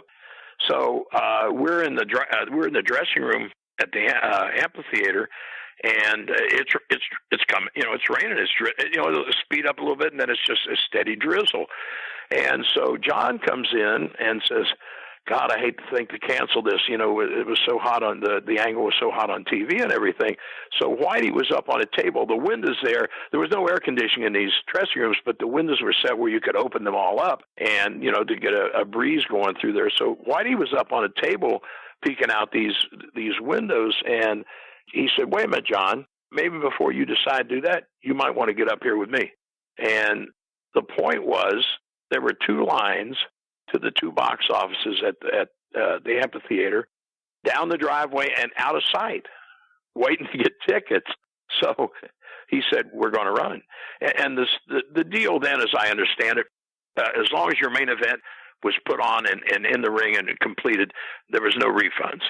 So, obviously the cards back then weren't 8 or 9 matches to begin with, but they put one preliminary match on, then they ran us out there. And it was coming down hard enough that I couldn't look directly at you, right? It was, I had to drop my head and kind of look out of the corner of my eyes so I didn't get blinded by the ring lights swinging back and forth. And these people are sitting there, man. They're sitting there. And we got over great. It was a great run in there. So that was my initial beginning with Knoxville. And one of the reasons I think that Ron, aside, obviously because of my television experience as well, but, because I had been over there as strong as a babyface, that, is one of the reasons that he brought me in to do the TV. And you would reshape not only the wrestling television show Knoxville, but really create a revolutionary wrestling television show whose many elements are still used to this day on various wrestling programs. But what was the TV like when Kazana first launched it? And when did you first meet Big Jim Hess, and what were your first impressions of him? Jim was a good guy. Well, back then, with the exception of Gordon Soley, Bob, a few guys like Soley, Cotto, Lance Russell, your wrestling announcers were local guys like Jim Hess, who had a talk show on the station, and he was a good guy. Big Bill Ward in Charlotte was a talk show host on the station there that we were on, but that was quite the norm, And Jim knew as much about wrestling as I know about brain surgery, but he had a personality and he was gregarious and a warp your head off. Everything was a warp your head off hold, even whatever that happened to be. It was a catch-all for Jim. But he was I socialized with Jim some, and one of the craziest, talk about angles, like I said, I never really was involved in the nuts and bolts of television. Just, hey, you guys, here's the match. Jim's going to interview you, or here's the finish, and you're working in the ring. We had worked a deal where they gourded us into putting the titles on the line on TV, and then to beat us for that, Ron chloroformed Whitey. Now you realized back then that color TV was just in its infancy. So the lights in a studio for color had to be extremely hot. And to work under those lights, even on a high ceiling, you know, the room itself was going to be warm, but I mean, some places the canvas probably was 100 degrees. But anyway, the finish for this match, for them to win the belts, was for Ron to chloroform Whitey. And he had real chloroform. And in the studio, I thought we were going to end up gassing everybody, the fans and everybody else, because it's such a confined area with the heat the way it was. You know, the air was so heavy. Anyway, so we came back. This was John's idea. We came back as the Avengers. He got his white boots, white long tights, white tops, shirts, white mask. And so it was all a big secret, you know, who are these guys. And, of course, the Wrightser needed to put their belts on the line against Thatcher and Caldwell. No, we're not screwing with them. And this guy, or this new team in the Avengers. We'll take them. So we went out for the very end of the show with the mask on. And we sat down, and Jim was just introducing us and talking about our history. And I forget what it was. But he finally turned to me. We're just getting ready to go off the air, and he asked me to make it say something about something. I don't remember what it was, to be honest with you. And he heard my voice, and obviously in East Tennessee, my Midwestern accent stands out. And his mouth just dropped open. He didn't know what to say. He didn't realize it was me. And, of course, if it was me, it was Whitey. And we worked that gimmick. We worked Dennis Hall into that thing, right, where Ron is where it's Thatcher and Caldwell. And, well, this next week, you know, so the next week maybe we'd get Dennis under the hood with Whitey, and I'd come sit ringside. So that can't be Thatcher because Thatcher's sitting out here, right? And, well, that's Whitey. And the next week, Whitey, but, you know, it was the whole thing. But so that's, that was the introduction to Jim. Nice guy.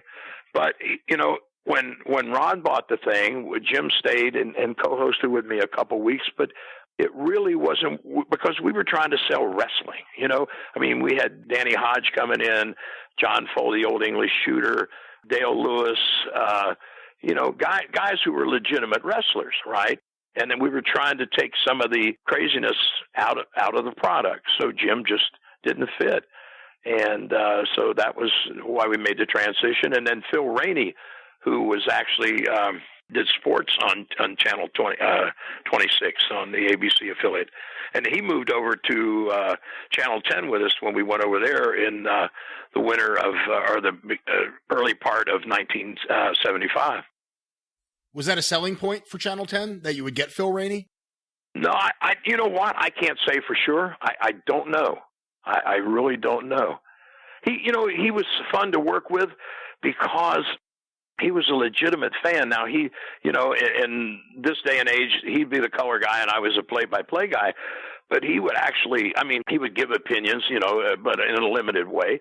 But he also asked questions that were relevant and made sense, which gave me, you know, fodder to fill the people in on this, that, or the other thing. But Phil was a good guy and good to work with. But, yeah, the beginning of our run with Ron in November of 74 was like taking wrestling television, as far as Knoxville was concerned, out of the Neanderthal age and bring it into modern technology. Well, I want to ask you about that, because let's take a step back. In early 73, you start doing some color in Georgia with Gordon Soley as the wrestling war in Georgia is up and running and everything's going on. You're in there and you become a commentator. When did you first start thinking about getting involved, either as a commentator or on the production side of things, when it came to a wrestling television show? Well, you know, I always had a suppressed desire to be a disc jockey like Wolfman Jack, right? Or somebody, you know, like Dr. Johnny Fever or some, you know, something like, yeah, I did, truly. And so anyway, I actually got my start in broadcasting in the Maritimes in the Eastern Canada in 1970. A guy who was a dear friend of mine was running that territory, Rudy Kay, and I'd gone up to work. The season ran from April to mid-October, and I went up to work the second season just as a wrestler. And so a few weeks in, the guy who was doing his broadcasting, we taped in Halifax, Nova Scotia. The guy who was hosting the TV had a death in the family. His family was, I think it was Toronto. But anyway, he had to leave for a while. And so this is something Rudy and I had talked. Once I saw Soley and got to know Gordon, and I got to be friends because of race cars and stuff as well as wrestling. But we bonded. And I always, I thought, wow, somebody's actually calling a wrestling match like it's a shoot. They're not trying to sell something else. And so that perk my interest up as well. And Rudy and I talked about that. He was my next door neighbor in the Carolinas in part of 67 and 68. And so he knew that there was something I thought about.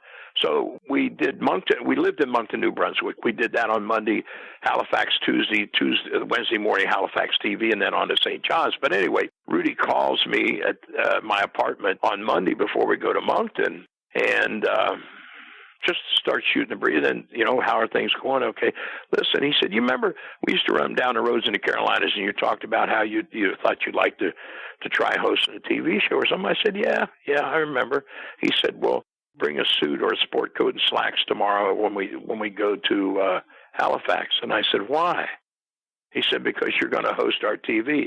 Now, Rudy, like his brother Leo Burke, or the Beast, Yvonne, one of his other brothers who wrestled, they were known as ribbers, great ribbers. So I'm thinking, yeah, okay, sure. You're gonna get me all dressed up Wednesday morning, come in the TV station and say, surprise, it's all a rib, right? But he finally convinced me, So Brian, other than being interviewed, I never hosted a show. In fact, there were no, broadcast teams.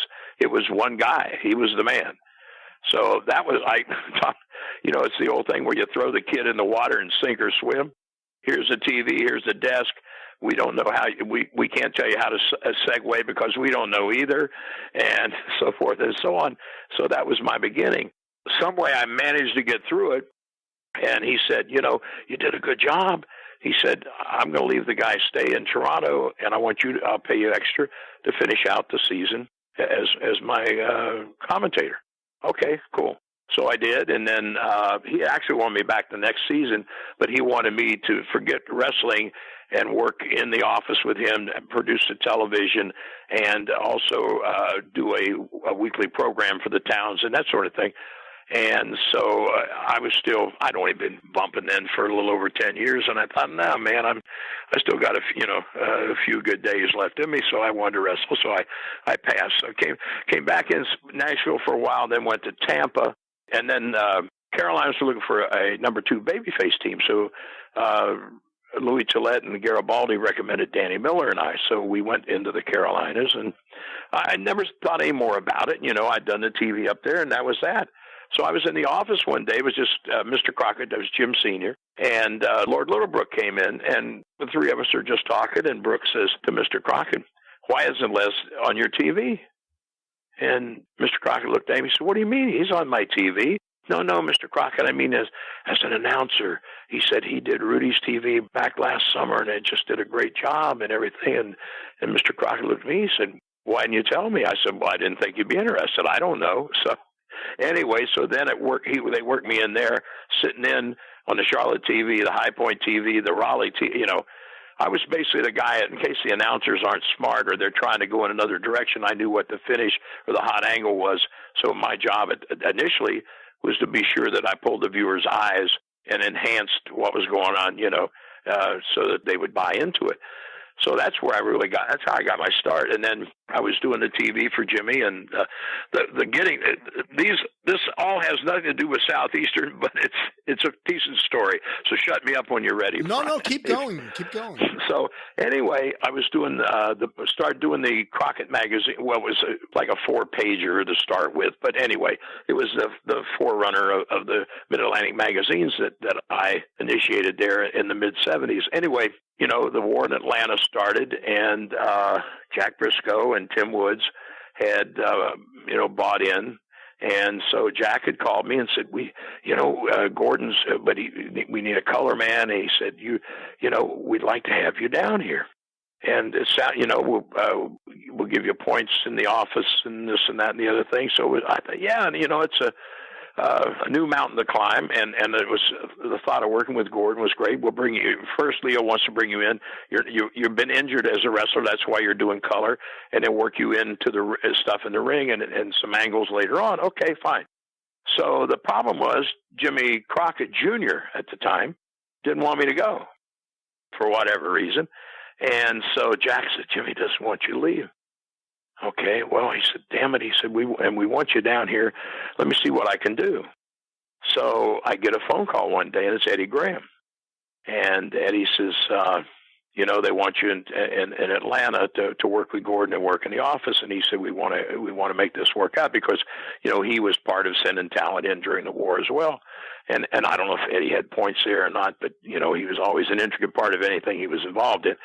So anyway, he said, here's what you do. He said, you go give Jimmy your notice as a wrestler and tell him you're coming to Tampa to wrestle.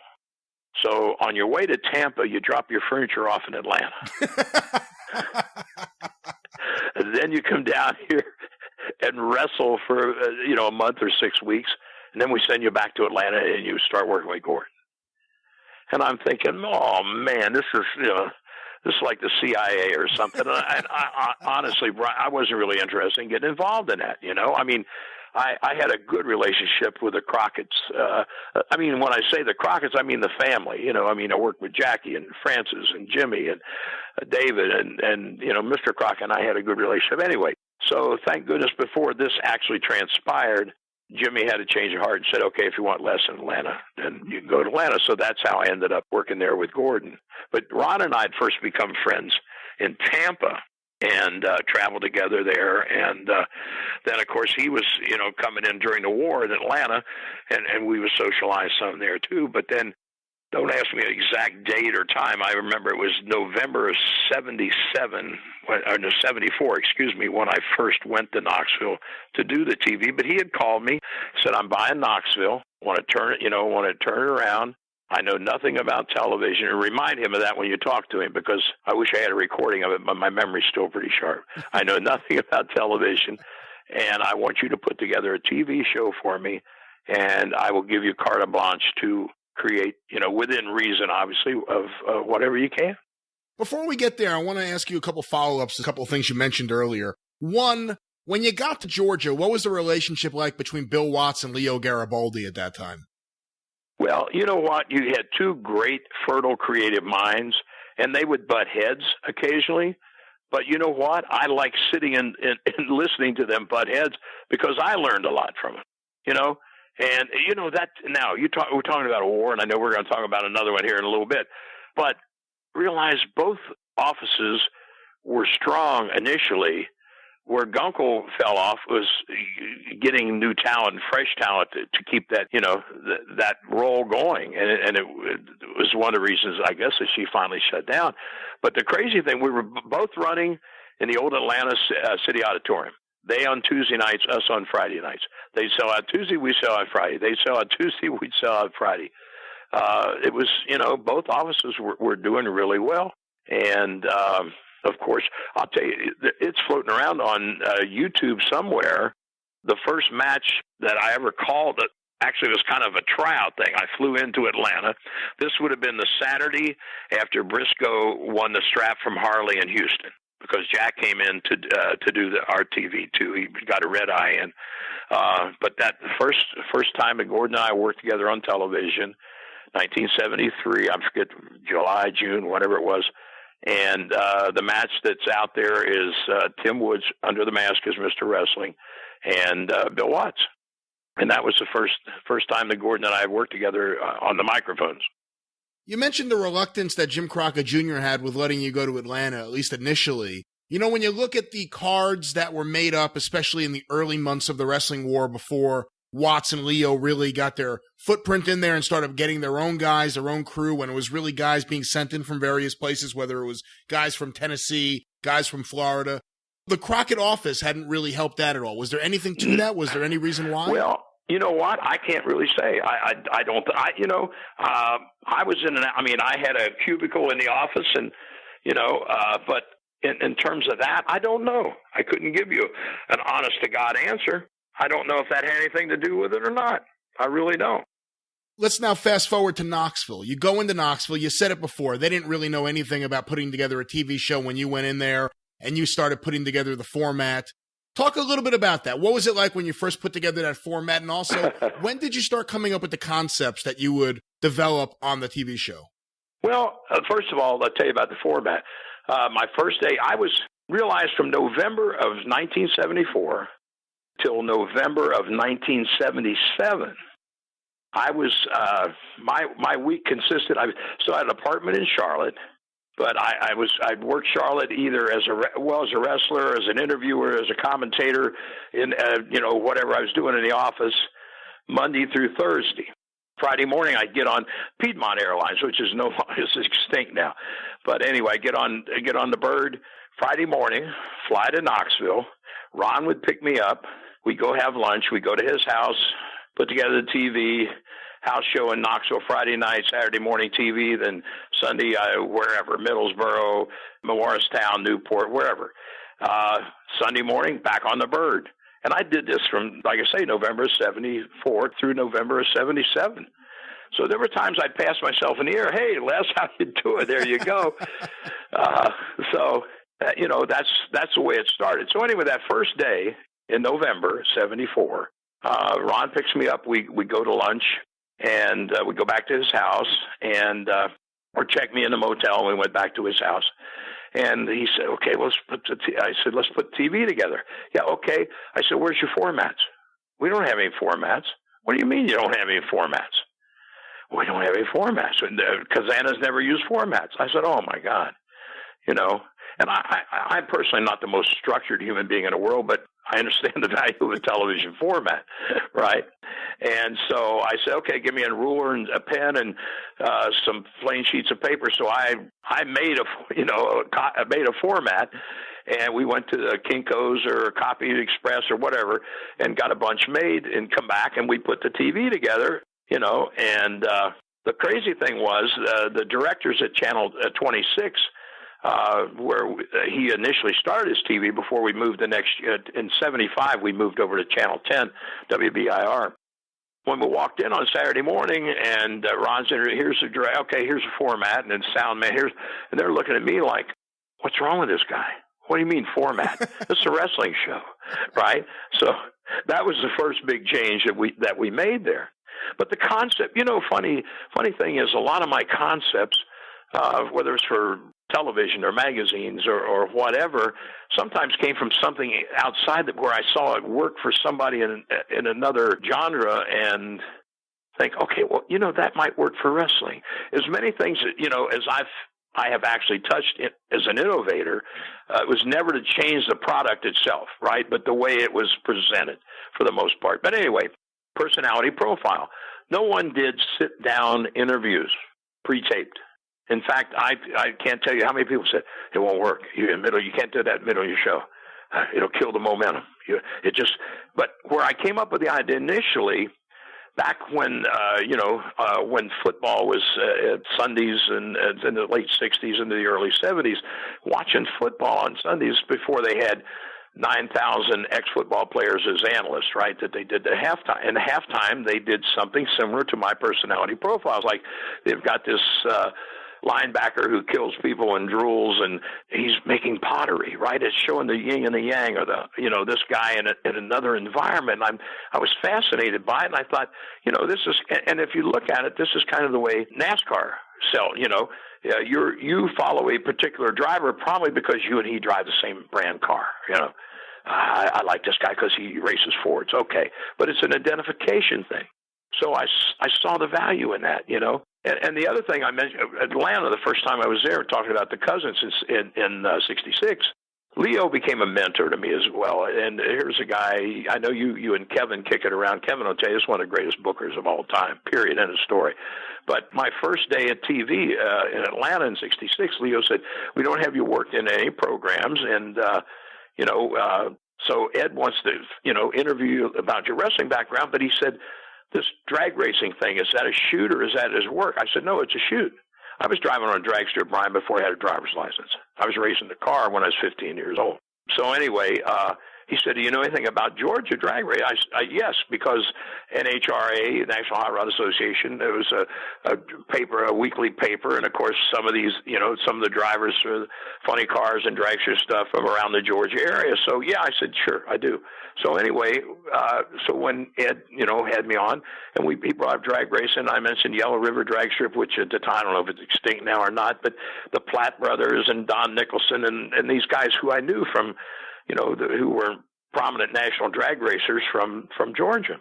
So the next Monday, we're in Augusta, and a lady comes up to me and said, are you going to be here just a few minutes outside the dressing room? My grandson would like to get your autograph and meet you. I said, sure, okay. So she goes and gets him, and he comes back. The kid's, I don't know, 15, 16 years old. And so I sign his autograph, I sign his book, and we're chatting. And I said, do you come to the matches on Monday with your grandma? And she said, he's never been here before. She said, he comes over and watches with me every Saturday on TV, but he's never been here before. And I said, really? She said, no, but he heard you talking about race cars and hot rods, and he wanted to come. Now, I'm not the smartest guy in the world, but I realized I had sold a wrestling ticket, not because of my wrestling prowess or anything, actually, except the fact that we had the same hobby, so that kind of stuff and stuff like that. So when we first started doing these things, Brian, give me a little of your school background. What sports did you participate in? What's your hobbies? A funny one that we did, Bob Armstrong and I, when we traveled together, we used to play this game. We're both big on the 50s doo-wop groups, the Penguins and the Platters and so forth and so on. And he would name a song, and I'd have to give him the group that recorded it. Then I'd give him a song, and he'd answer back to me. So on one of these profiles, we try to keep it about 5 minutes. So at the end of this profile, I said, Bob, remember that what we used to do to kill time in the cars? You mean about the music? I said, yeah. He said, you mean where I always beat you? I said, no, a lot of times I beat you. Well, so we did one of those impromptu. He gave me a song, I gave him the artist. I gave him a song, he gave me the artist, and I signed out of the segment and thought no more about it. So the next Friday at the Coliseum, this lady comes up to me and she said, are you Mr. Thatcher? And yes, ma'am, I am. Well, I'm so-and-so, secretary to Professor so-and-so, who is he was head of, I don't remember, Brian, but he's head of some department at the University of Tennessee. And he watches your show, and he heard you and Mr. Armstrong talking about the doo-wop groups. And he wondered if that was just part of the show or whether you guys really were into that. I said, no, ma'am, we both, we are into it. We both own records from that era and so forth. And she said, well, he wondered just how good you were. And she pulled out two envelopes, and they had 2 typewritten pages in each one with questions about music from that era. And she said they're stamped and self-addressed, and would you mind, answering them and mail them back? So, again, that just fortified my feeling about that particular segment, and you could still, get some points across in terms of an angle and so forth and so on too. But a lot of guys told me, Red Bastine and I love Red. Red's such a great guy. We rode from Charlotte to Fayetteville one night, just him and I, and back in a not a real heated discussion, but a discussion about why that personality profile stuff won't work. Les, it just won't work. Funny thing, a couple of years later, Dory Jr. when he had the strap was in, and I had him on a segment, and he'd never seen it before either. And so he was out in Frisco, and Red was helping Roy with the TV at that time. And so Dory had told them about personality profile. So he called Ronald and said, can you have Les send Roy or Red one of those, just a sample? Sure, okay. So we did. A few weeks later, my phone rings, and it's the redhead, and he said, I guess I owe you an apology. I said, who is this? He said, it's Bastine. I said, hey, Red, I said, why do you owe me an apology? It never crossed my mind. He said, well, I saw your damn personality profile. I like it. He said, and from what I understand, it works. I said, it does. He said, would you be mad if I copied it? I said, Red, I'd be honored. You go right ahead. Feel free to do that.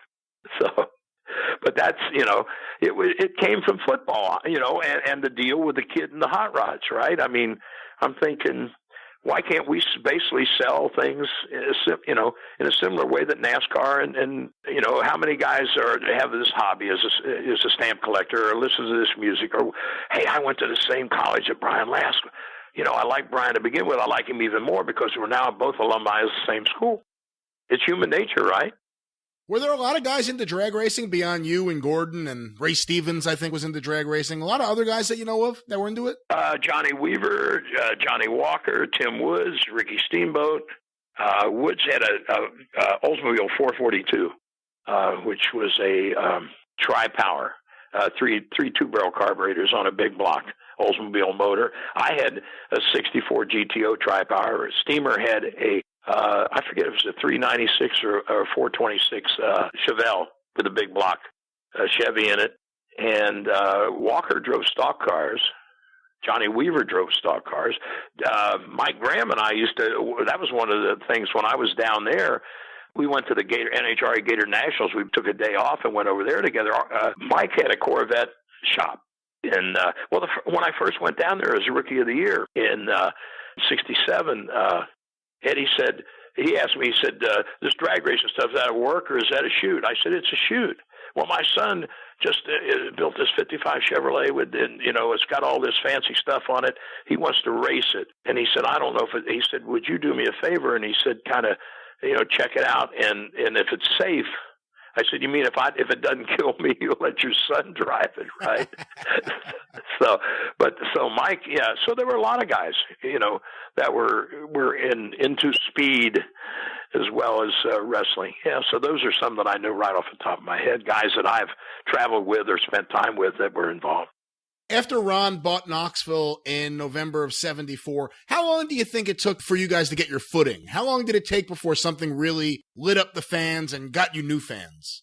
Well, I think we started drawing. The crazy thing was that the fan base that was there was loyal, and they stayed. They were. I know for a fact that with Ron's wife was helping with the box office and handling tickets, and one of the big deals with them, people who had ringside seats or a particular seat every week for Lord knows how long, they didn't care who owned the damn thing. I just want my same seat. If I can't get my same seat, I'm not coming, that sort of thing. So the fan base was pretty solid, but it started to build. And then it came along, we got, heat on the right people. Well, Ron Fuller is a heel and Ron Wright is a baby face, if you can envision that. That was hot. Nelson and I got hot with Dutch Mantell and John Foley for the tag belts. But there was there was good wrestlers, good cards, good stories, good angles, and it all came together. We were, and we went into the Garden on Sunday afternoons in the winter and drew well there. In fact, we broke a record that was set. I don't know what year it was, Brian, but it was the Russian hockey team was traveling across the United States doing exhibitions. And at the time, Knoxville had a minor league hockey team, and they had, up to that point, had the record draw in the Coliseum. And we broke that record. I forget what year it was. It might have been 76. I don't remember exactly, but it was. But yeah, we broke that record in the Coliseum. So, we built a good fan base. I mean, it was in the smaller towns as well. Things, and at one point, there was talent waiting to come in. I mean, name guys because it not only it was you were home every night. So it wasn't like Oklahoma. You wave goodbye on Monday and I'll see you on Saturday, sort of thing. Yeah. The longest trip was 150 miles, and so you were home every night. And so that made it a better deal anyway. But the money was good, and the territory. I remember Leo called me one time. Garibaldi was booking L.A. at the time. He said, I got a guy out here. He's not the greatest worker in the world, but he's a hell of a talker, hell of a promo. But I've got to get him out of here for a while, Les, because he's, I don't want to burn him out, but I think I've run my string on him, up to this point. So I said, well, Leo, I don't know. I have to get with Ron. And so I sat down with Ron. I said, here's what Leo. He said, but we got so-and-so and so-and-so on a waiting list. He said, I can't just push those guys aside. I said, I understand. So I had to call Leo back, and he said, well, I hate that we can't send him in. And that somebody was Roddy Piper, who went to Charlotte, and the rest is history, as they say, right? Wow. Yeah. You had been around Ron in Florida. Were you surprised when he became a heel? Well, no, not really. You don't know how that worked. It worked out well, and he could be a real jackass when he wants to be anyway. You can tell him I said so. No, it wasn't a surprise necessarily. I didn't know how it would end up, but once I saw it working, it worked well. Well, he was kind of a heel. He and I used to laugh, joke about this. He played basketball at the University of Miami, Florida, right? Yeah. And he got a lot of heat from the opposition because he was always so tanned, right? He played against Dave Cowens, Artis Gilmore, guys like that who went on and played big time in the pros. But he always said, he was kind of a heel when he played basketball because he was always tan and so forth, right? So it got pissed a lot of people off. But no, I never registered one way or the other. It was kind of, let's see, and I think Jimmy would tell you the same thing in the wrestling business. Some of the craziest things seem to work, and some of the most sane things don't, right? So often, so you really don't. It wasn't, you're going to be a heel? Really? Yeah, I'm a heel. Okay. So once I saw it, and of course it was easier with Ron Wright as a babyface because, in a lot of places when, even before I got in the business, I saw it happen with, like around here, Dick the Bruiser was such a dominant heel that at some point the fans started to like him, and then they started to cheer for him. So, and of course, then he was probably a stronger babyface than he ever was as a heel, and that's a lot of places that's happened. So it wasn't a big surprise, but like I say, doing it with Ron Wright, it wasn't the hardest job in the world either. Before we get to 79, I do want to ask you about something I've never asked you about before, and you were right there. I mean, literally right there. What are your memories of everything between Joe LeDuc and the Mongolian Stomper? You talking about the concrete block? Oh, yeah. Okay, well, I don't know that they ever had any disagreement. But, the deal with that block, you can't hunker down and pull your neck down in your shoulders because then there's no effect, no movement, right? The idea is to take that shot from that block, and I'm saying this like I know, this is just what I've been told, is to stay straight. And once that compression comes down, that your neck can go down into your shoulders a little bit. And so the first week we did that with Stomper, George, used a sledgehammer, and Archie got right up and shook it off and went on. So, of course, Joe was up for anything. Joe may have got the greatest shoot look out of me of anybody on Personality Profile. I'll tell you that in a minute. But so the next week we're going to do Joe, and I could see he was nervous, and I know they had told him, don't stiffen up, don't tighten up, and he did. And I remember that damn block broke, and he sat there, and the strangest look on his face, and he just fell over to the side. And, of course, like everybody else, at first I thought it was a work. Then I realized it's not a work. He spent a couple days in the hospital. In fact, we did an interview, I think, as I recall, from the hospital. But, it was just, my thought is that if you weren't sure you could do it, don't do it. It's like taking a bump. You tell me, Les, I need you to take this bump for my finish. And I say, Brian, I don't take that bump. I can't take it well or whatever. But Joe was game for almost anything, and so he took the shot. What about Joe and Personality Profile? Well, I forget who he was working with, but it was a big grudge thing going on, right? And this wouldn't have been the first match. They were probably 2 or 3 matches in, and he's sitting there with that double-bladed axe.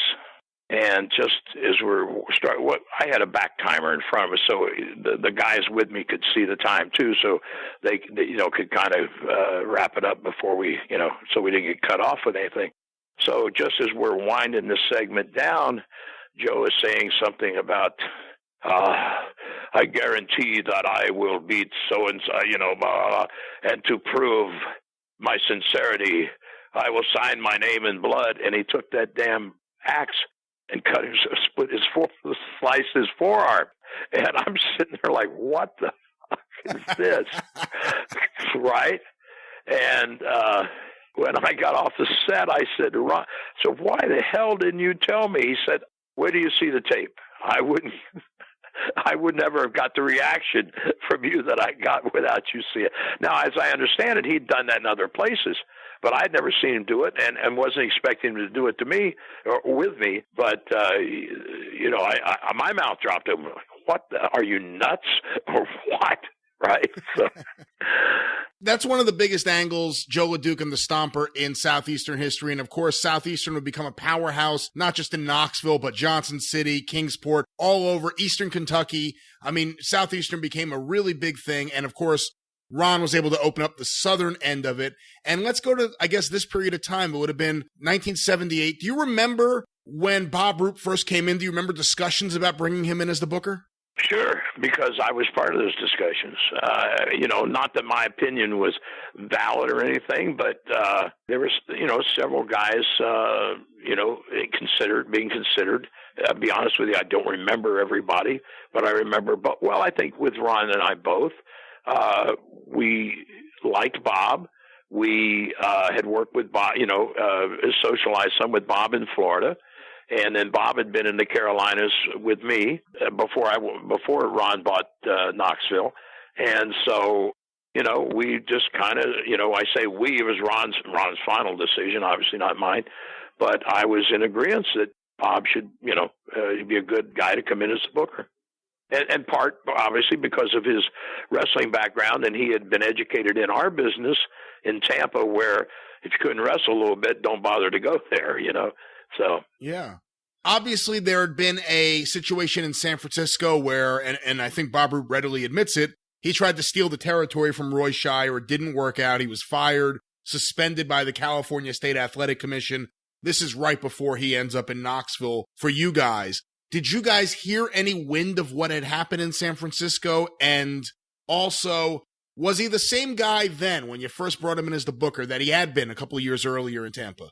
He was the same guy then when he came in. As far as what had happened in Frisco, I can't say that Ron had never heard of it. If he did, I don't remember him mentioning it to me. I know I hadn't.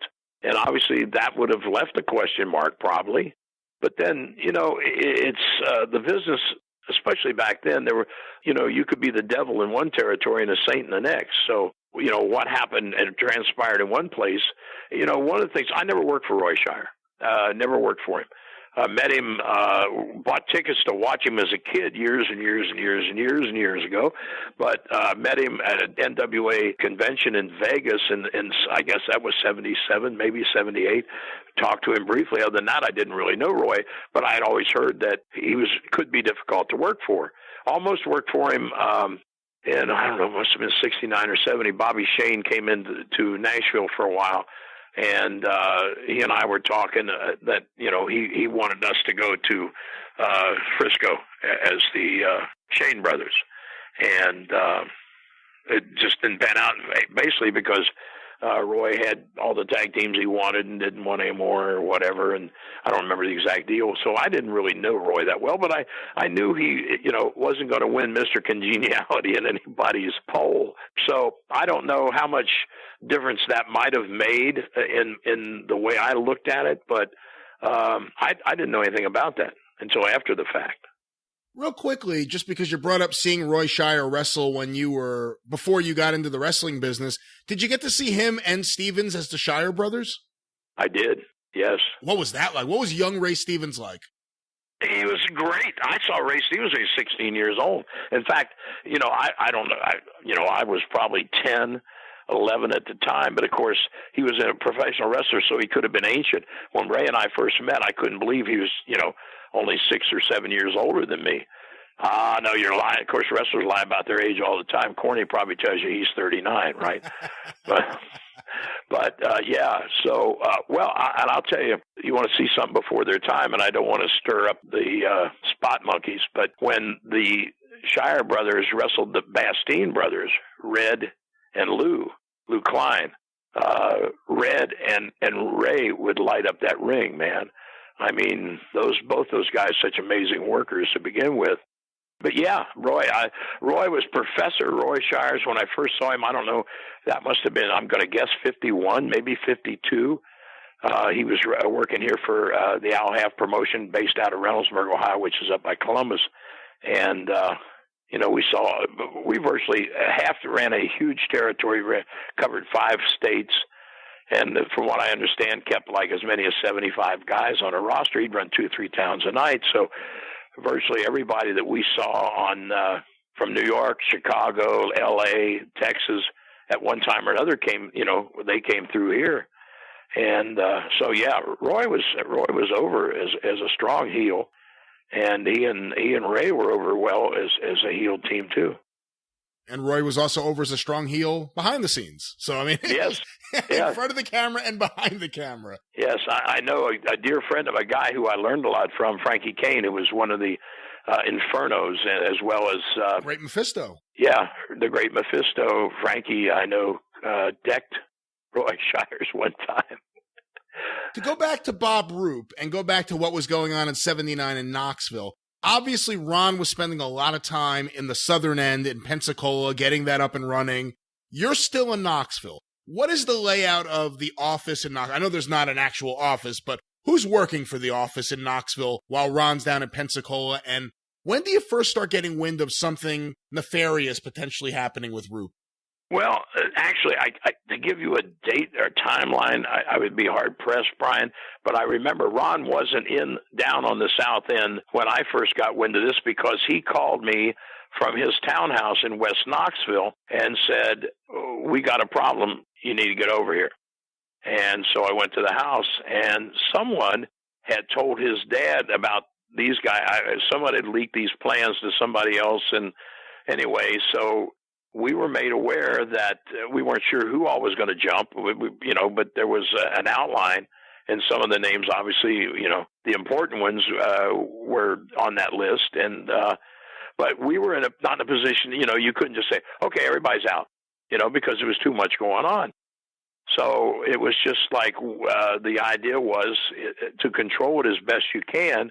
I mean, you got to give your booker leeway, but then you also have to have some control, So it was Ron was floating back and forth, and it was kind of hard to work. What the crazy thing too is the guys involved in this. I got along with all of them. Malenko, Ron, Garvin, Roop, Orton Jr., all those guys. I never had a crossword with any of them. And knew what was going on, and it was a matter of, honestly, Bob, I felt in somewhere, Bob was trying to turn this into a cartoon, a bigger one than it should be at that point in time in history, and so it was he was held back a little bit on that, but it was for us to ride it out and to know that on such a night they're all planning on taking a hike. So the main thing is that we've got to have talent waiting in the wings to come in and fill those spots. It was kind of the FBI versus the CIA or something like that, I guess. Roop seems to think that he had Knoxville on fire in 79 before everything went down. It had been a little bit hotter in 77 and 78, though, correct? You know what? I be honest with you, I'm not sure. But yeah, he was doing we had good talent, and he was doing a good job. It was just Bob's sense of righteousness, or I'm not sure what. I see Bob occasionally now at reunions. Past is past, Brian. I saw Bobby Orton a few years ago. I haven't seen him since. I see Garvin maybe once a year, and I saw him and Bob just back this past September. To me, it's water over the dam, right? you know, we can go back and grouse about it and say, Jesus, you cost us all money, and they did. But what's done is done. You can't go back and redo it again. But it was just, you know, it just killed the whole town. The fan base wasn't big enough to split it like Atlanta. I mentioned earlier, Atlanta, you know, they sold out on Tuesday. We sold out on Friday. We still were doing okay. But I think Ron just get out from under it. The whole idea when you mentioned the South End is when he bought the Mobile, Pensacola territory from Lee Fields, the idea was, you know, to keep the crews, and as a guy kind of cooled off in Pensacola, you bring him up to Knoxville and maybe get him hot again. But it was, you know, the good thing is that it would keep both territories fertile, you know, if done properly. And we never really got the chance to find out whether that was going to happen or not. And, you know, I know there's all the stories about, you know, whatever. And listen, Bob Roop is an intelligent man. Not only is he a college graduate, but he's an intelligent man. But the craziest thing is when I hear, well, Ron was skimming off the top at the box office. Now, I was part of the office, but I never handled a box office, never mind a bunch. I couldn't tell you if he was taking 5 cents or $5 million or nothing.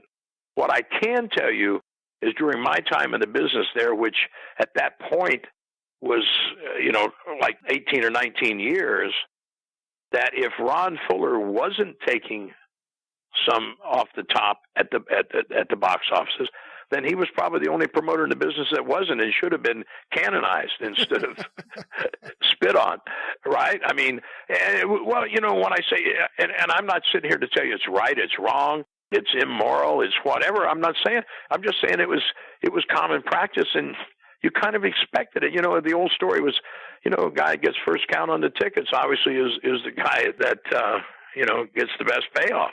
So it wasn't like Ron had invented it if he did it. And again, I don't know if he did or he didn't. To be honest, I never asked him. It never mattered to me.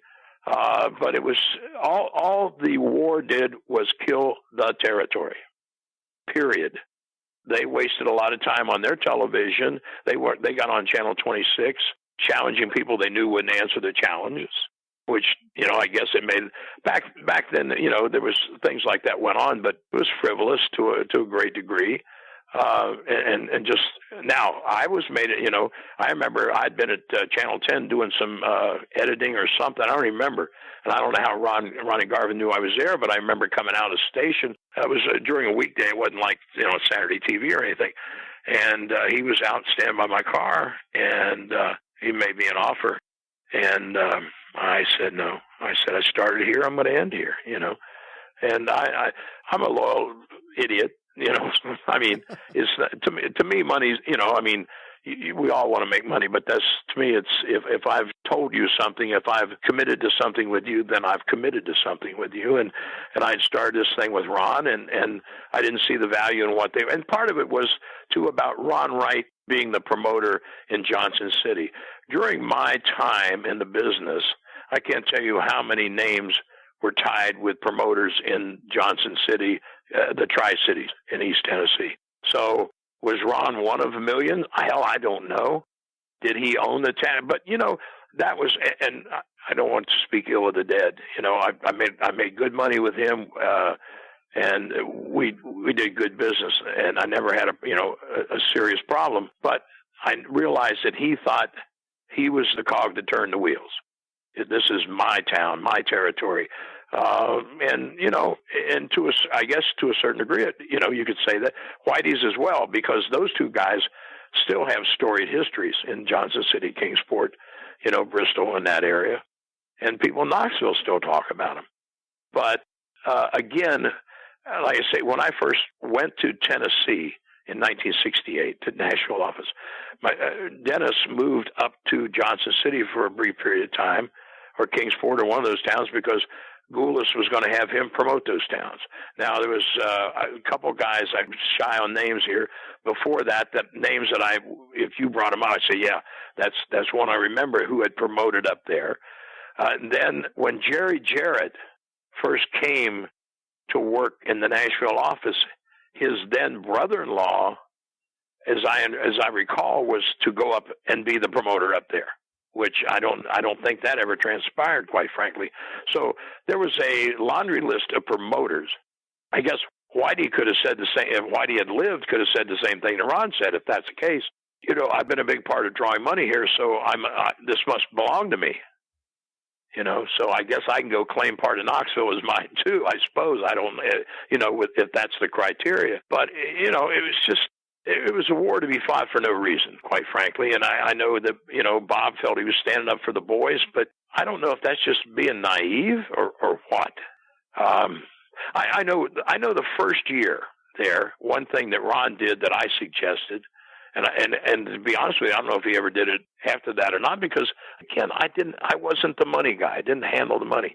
But I had said to him, all the years I've worked for different promoters and I've, worked my butt off, and not just me, but I don't care if it's the top guy, bottom guy, middle guy, whoever, when you break for Christmas, you don't get a card from these promoters saying, thank you for your hard work this past year.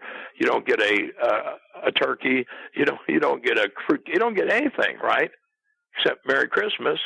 And I said, it's just, to me, it would make sense to give the guys working for you something. And I think that first Christmas, and I could be wrong here, you can ask him, I think he gave $50 to each one of the boys. I don't think I got my 50, so tell that long-legged jackass he owes me $50.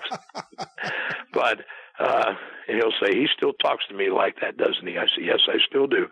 Anyway, but again, I thought that was a good gesture. Now, did he skim that off the top? I don't know where it came from.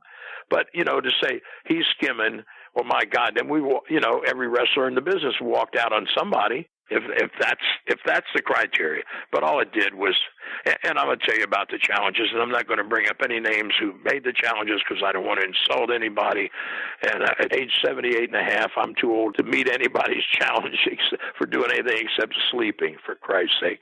But when Mulligan, Flair, and Crockett bought it, I was down in Pensacola working with Ron. And Barnett, I stayed with Barnett, and then when I finished up with Jim, I went down for Ronald, and then I got a call from Flair, and Barnett had sold it to Flair, Mulligan, and Crockett, and Rick says, we've just bought the Knoxville territory, and Channel 10 is willing to keep us on to do studio wrestling, but part of the deal is they would like you to be the guy because I had a good working relationship, and sometimes I was the middleman, right? I'd go in and take the heat for the office if there was heat. I mean, there wasn't often, but it was something we might have done that they weren't happy with, and I'd try to smooth things, so that was they made me a good offer, and I said, I'm on my way, so I came back. But anyway, there was Kevin, I think, was there. I'm not sure, but he and Mulligan and I. Yeah, he was. And I think,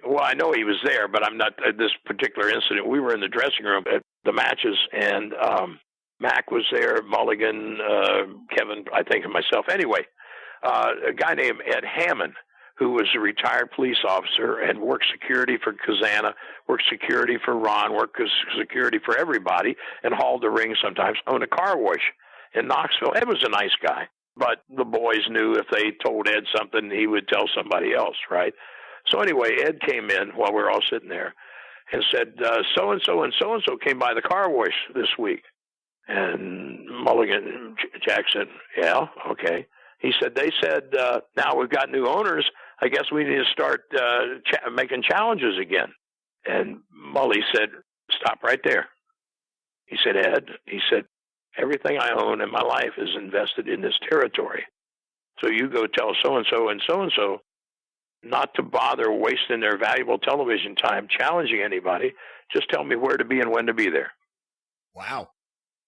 He never got that call because they knew there wasn't going to be any. You start on your fours, right? It was that wasn't going to happen. So, yeah, and that's I don't care who with most of those challenges over the years.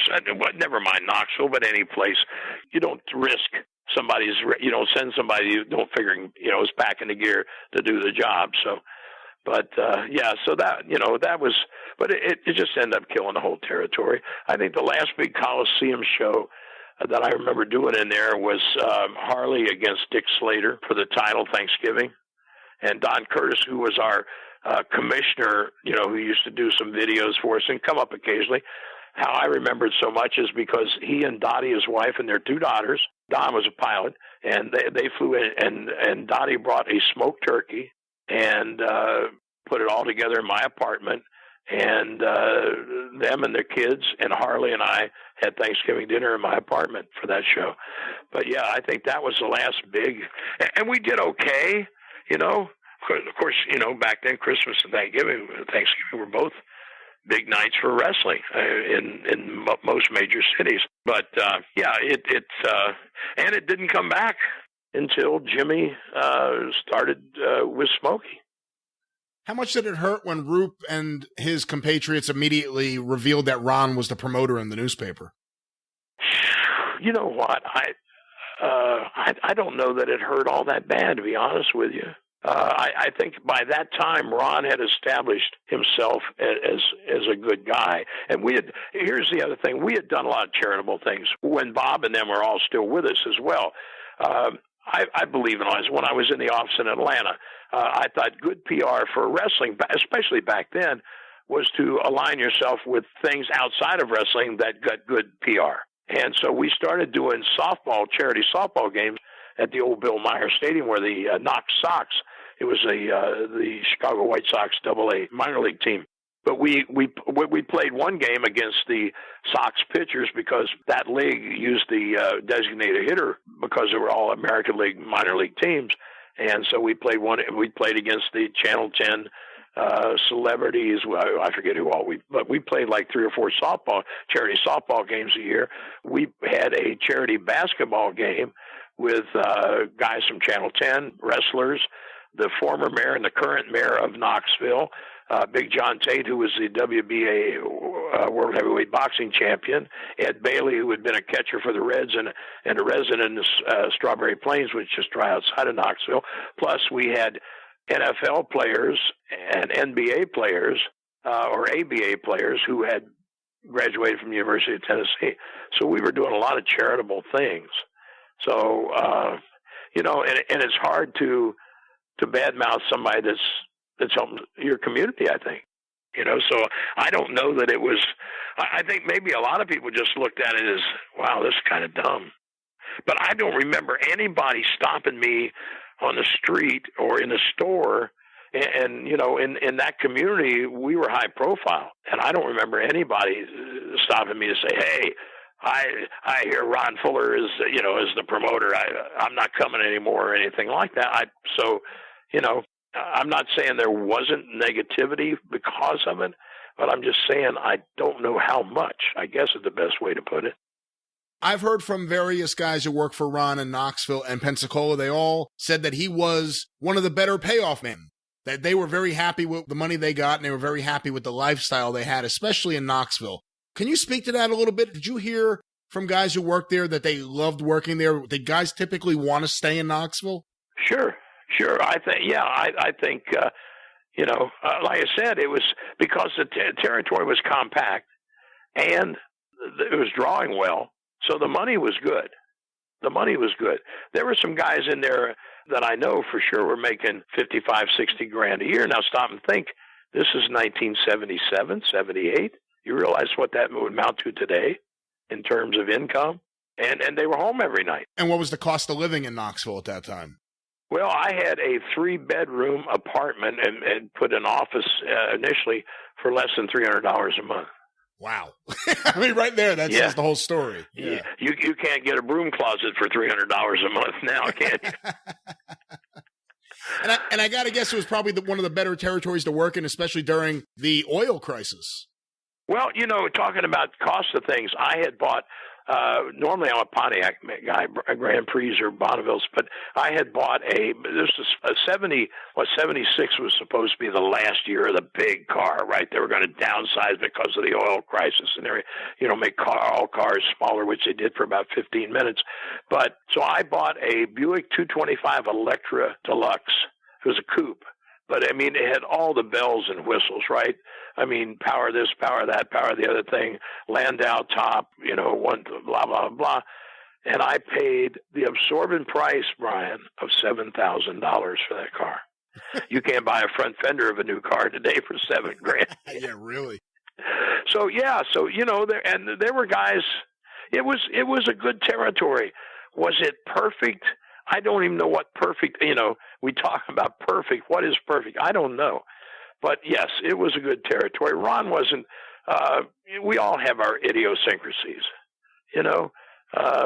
You've dealt with Jimmy long enough to know what small idiosyncrasies are, don't you? Maybe a bit, yeah. Anyway, and when I say that, I love Jimmy to death. He's one of my favorite people, and one of the most brilliant minds still above ground in his business, by the way. But what's perfect? I don't know. I mean, did I ever have a negative thing happen in the Carolinas? And I worked, my God, a total of probably 8 years or more total in that particular territory. And but I mean, yeah, we can say, well, Ron Wright should have had Johnson City and I should have had the Taj Mahal and whatever, but for a whole group of guys to pull out. And of course, I realized too, they were promised, as I understand this, and I was not promised anything because I never came to that, but as I understand it, they were promised stock in the company. Right? Have you heard that? Here's the way I know it. The story is that they incorporated as All-Star Wrestling with Ron Wright being the registered agent. And from what I understand, also Ron Wright was left with the Bills when Roop, Orton, and Garvin went and became partners in ICW for the PAFOs. And I believe, I could be wrong, but I believe Roop and Orton each had 10% and Garvin had 20%. Yeah, I know. They were supposed to get a percentage. And they had good talent. It's just they never got, in terms of drawing big in bigger cities, I don't think it ever got off the ground. I was never there. I saw, what I will say, and I don't mean this in any malice of forethought or anything, but I saw their TV and it couldn't hold a candle to ours. And never mind the commentator, never mind that I was a commentator, that's not the point. But the production values weren't even close. Not even close. So they couldn't beat us there, that was never going to happen. And all they succeeded in doing, well, where did they ended up merging in with Memphis finally, right? That was actually at the very end that they were done as a territory. A lot of these guys who had come from Southeastern had already left. Orton and Roop had gone to Mid-South. Ron Garvin eventually got in with Ole in Georgia. And it was just down to the PAFOs. All that was left was the PAFOs. And they realized they couldn't exist any longer. And they made the deal to finally do the match they had been building up for years. They've been doing that challenge with Lawler, the same way they did it in Knoxville, challenging every one of those guys. They did it with Lawler and Jarrett and Tojo and everyone for years, and they finally got the Savage Lawler match. God knows, we talk about today, there's so many. There's like now, tax time, how many guys are going to get their tax returns and become promoters? And in 3 weeks, they'll be out of business again, right? Yeah. But so, yeah, and it's a shame. When I say this, it's a shame because if nothing had have changed, that territory could have carried right on into the mid-'80s. And the switching of, okay, we're moving so-and-so down to Pensacola and we're bringing so-and-so up here. And obviously, so-and-so would obviously have to leave the territory and go someplace else for a while. But the concept was good. And it would have worked, And it wasn't that big a deal to drive from Knoxville to Pensacola. So it's a shame that it didn't work out. And like I say, that's the part. Yes, did it cost me money? Yes. But more importantly, it cost a lot of people money. It cost the territory because they never drew like they thought they were going to. They helped kill the other business. And Barnett never got it really off the ground either.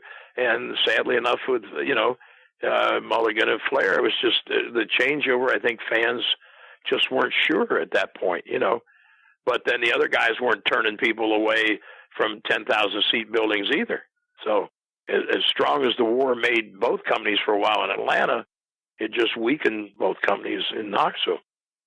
When you look back on 1979 in Knoxville, when you look back on the war and you look back on Bob Roop and everything he tried to do when he was the booker, and then, of course, when he broke apart with those other major stars in the territory, how do you summarize it? Are there any words that come to your mind when you think about everything that went down in 79? How would you encapsulate it?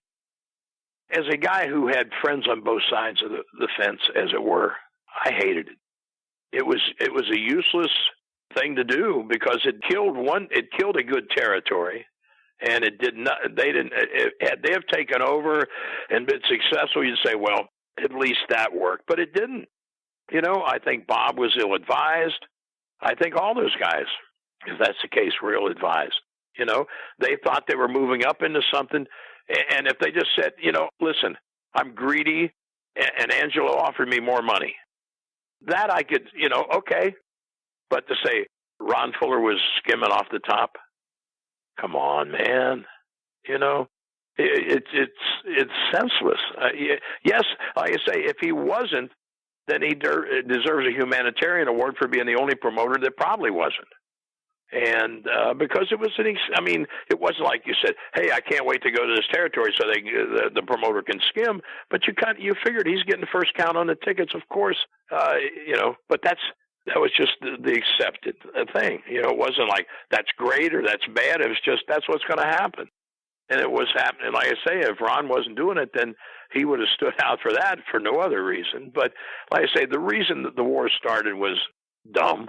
And all it did was kill a great territory that was good to work and was making money for everybody. Boom! There it is. Les Thatcher back on the show, and I'm sure he'll be back on very, very soon. But as we begin wrapping things up, Jim, you have done a great job in your debut in the co-host chair. I very much appreciate you giving us some time today and being here on the show. Before we wrap up, anything you'd like to plug, anything you'd like to say to the listeners? Yeah, you can follow me on Twitter at Jim Valley. Speaking of things outside of wrestling, we mentioned my travels. Next time I should be on, I should talk about going to the Giant Baba 20th anniversary memorial show too. Remind me to do that. Yeah. Because I was there for that at Sumo Palace with Dory Funk and Abdullah the Butcher retiring and the Mascaris brothers and everybody. So we need to talk about that next time for sure. But yeah, who did Marty Funk piss off that day? Anyway, go to your plugs. If you do travel, my wife and I do just a little travel podcast just to talk about the stuff we do. We just went to Tokyo Disneyland and Tokyo Disney Sea. So you can follow us on Twitter or on Facebook at The Best Trip Ever. And it's just something she and I do for fun. So if you want to give us a follow there, I would really super, super appreciate it. The Best Trip Ever. Again, it's just something we do. She's an awesome travel agent. You'll hear that. But we just kind of talk about our experiences. We give a lot of information. I think more than a lot of other podcasts do as far as, I think, functional information from the user standpoint. So The Best Trip Ever. Follow that on Facebook and Twitter. But you can find me on The Observer. I do the Portland WrestleCast and Pacific Rim with Fumi Saito. I do the Cauliflower Alley Club radio podcast for Cauliflower Alley Club. You mentioned Dick Beyer. We talked to Fumi much like you did, but we also played. Have you heard Dick Beyer sing Jingle Bells? I have not. Search for that on YouTube right now. He released a Christmas album, and there's a clip of him singing Jingle Bells on YouTube. It's pretty funny. You'll probably want to play that on your show. I may have to. Is it old or is it something from? No, it's old. It's old. It's from when he was in Japan. Okay, well, it'll pop right up. But yeah, he sings Jingle Bells, and it's everything you want it to be. We will see what we can find out about this Destroyer Christmas album next time here on the show. But as we wrap things up, a few notes here, of course, the Facebook page, facebook.com/superpodcast. You get the vote for the top 10, get show updates, see the exclusive Travis Heckle artwork, the amazing album, I can't believe how big it is now, of listeners, especially King Chivas, wearing the 605 shirts with various wrestling personalities, and so much more. Facebook.com/superpodcast. Also, Twitter. Of course, you can follow me on Twitter at GreatBrianLast. You can follow the 605 Super Podcast on Twitter at 605pod. And you can follow the Arcadian Vanguard Podcast Network on Twitter at Super Podcasts. If you'd like to support the show by wearing one of our awesome t-shirts, we have the 605 t-shirt in black, in gray. We have the Mothership t-shirts in black, in gray. We have the Mothership baseball shirts. We have polo shirts. We have stickers. We have magnets and so much more. Hey, you have a wrestling fan that really annoys you? Get a sticker and slap it right on their fucking windshield. You can get all that at tinyurl.com/superpodstore. the official online store for the 605 Super Podcast. Once again, tinyurl.com/superpod store. If you'd like to make a donation to the show, if you appreciate everything that goes into this show, everything that goes into the production, then there's a couple ways you can do so. You can go and make a one-time donation to the show at paypal.me/superpodcast, or you can go to patreon.com/superpodcast if you want to make an ongoing monthly donation to this show. Unlike a lot of other podcasts, including Ron Fuller's Studcast, and we do a lot of stuff on Patreon there, you're guaranteed nothing. You're just supporting the Super Podcast. You may get stuff, but more than likely you won't. I promise you nothing. But again, if you want to make a ongoing monthly donation to the show, you can do so. Patreon.com/superpodcast.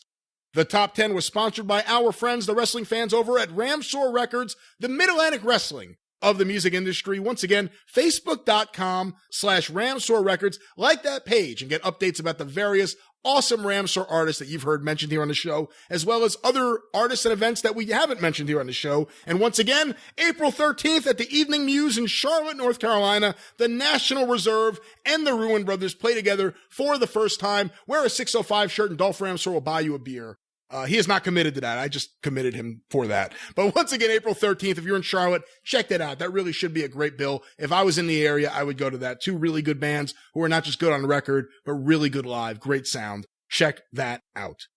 Of course, if you want to mail something into the show, you can do so. The address, the 605 Super Podcast, P.O. Box 1242, Morristown, New Jersey, 07962. That's the 605 Super Podcast, the Mothership! P.O. Box 1242, Morristown, New Jersey, 07962. The 605 Super Podcast is a production of the Arcadian Vanguard Podcast Network. For Jim Valley, I'm the great Brian Last. Tally-ho!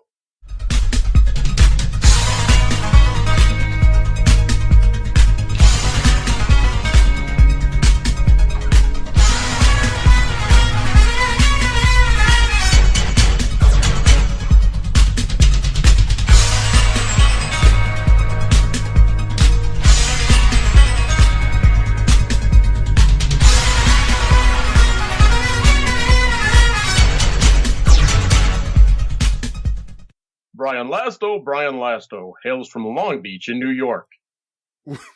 He's the king of Arcadia. What the fuck are you doing? I don't even know yet. Lanny Papa. Don't tell me. All right, let's do it. You couldn't tell it was him. That's bad. I couldn't tell it was him. It was the voice was deep, but it wasn't Lanny deep. Well, but that's a phrase I really want to take back.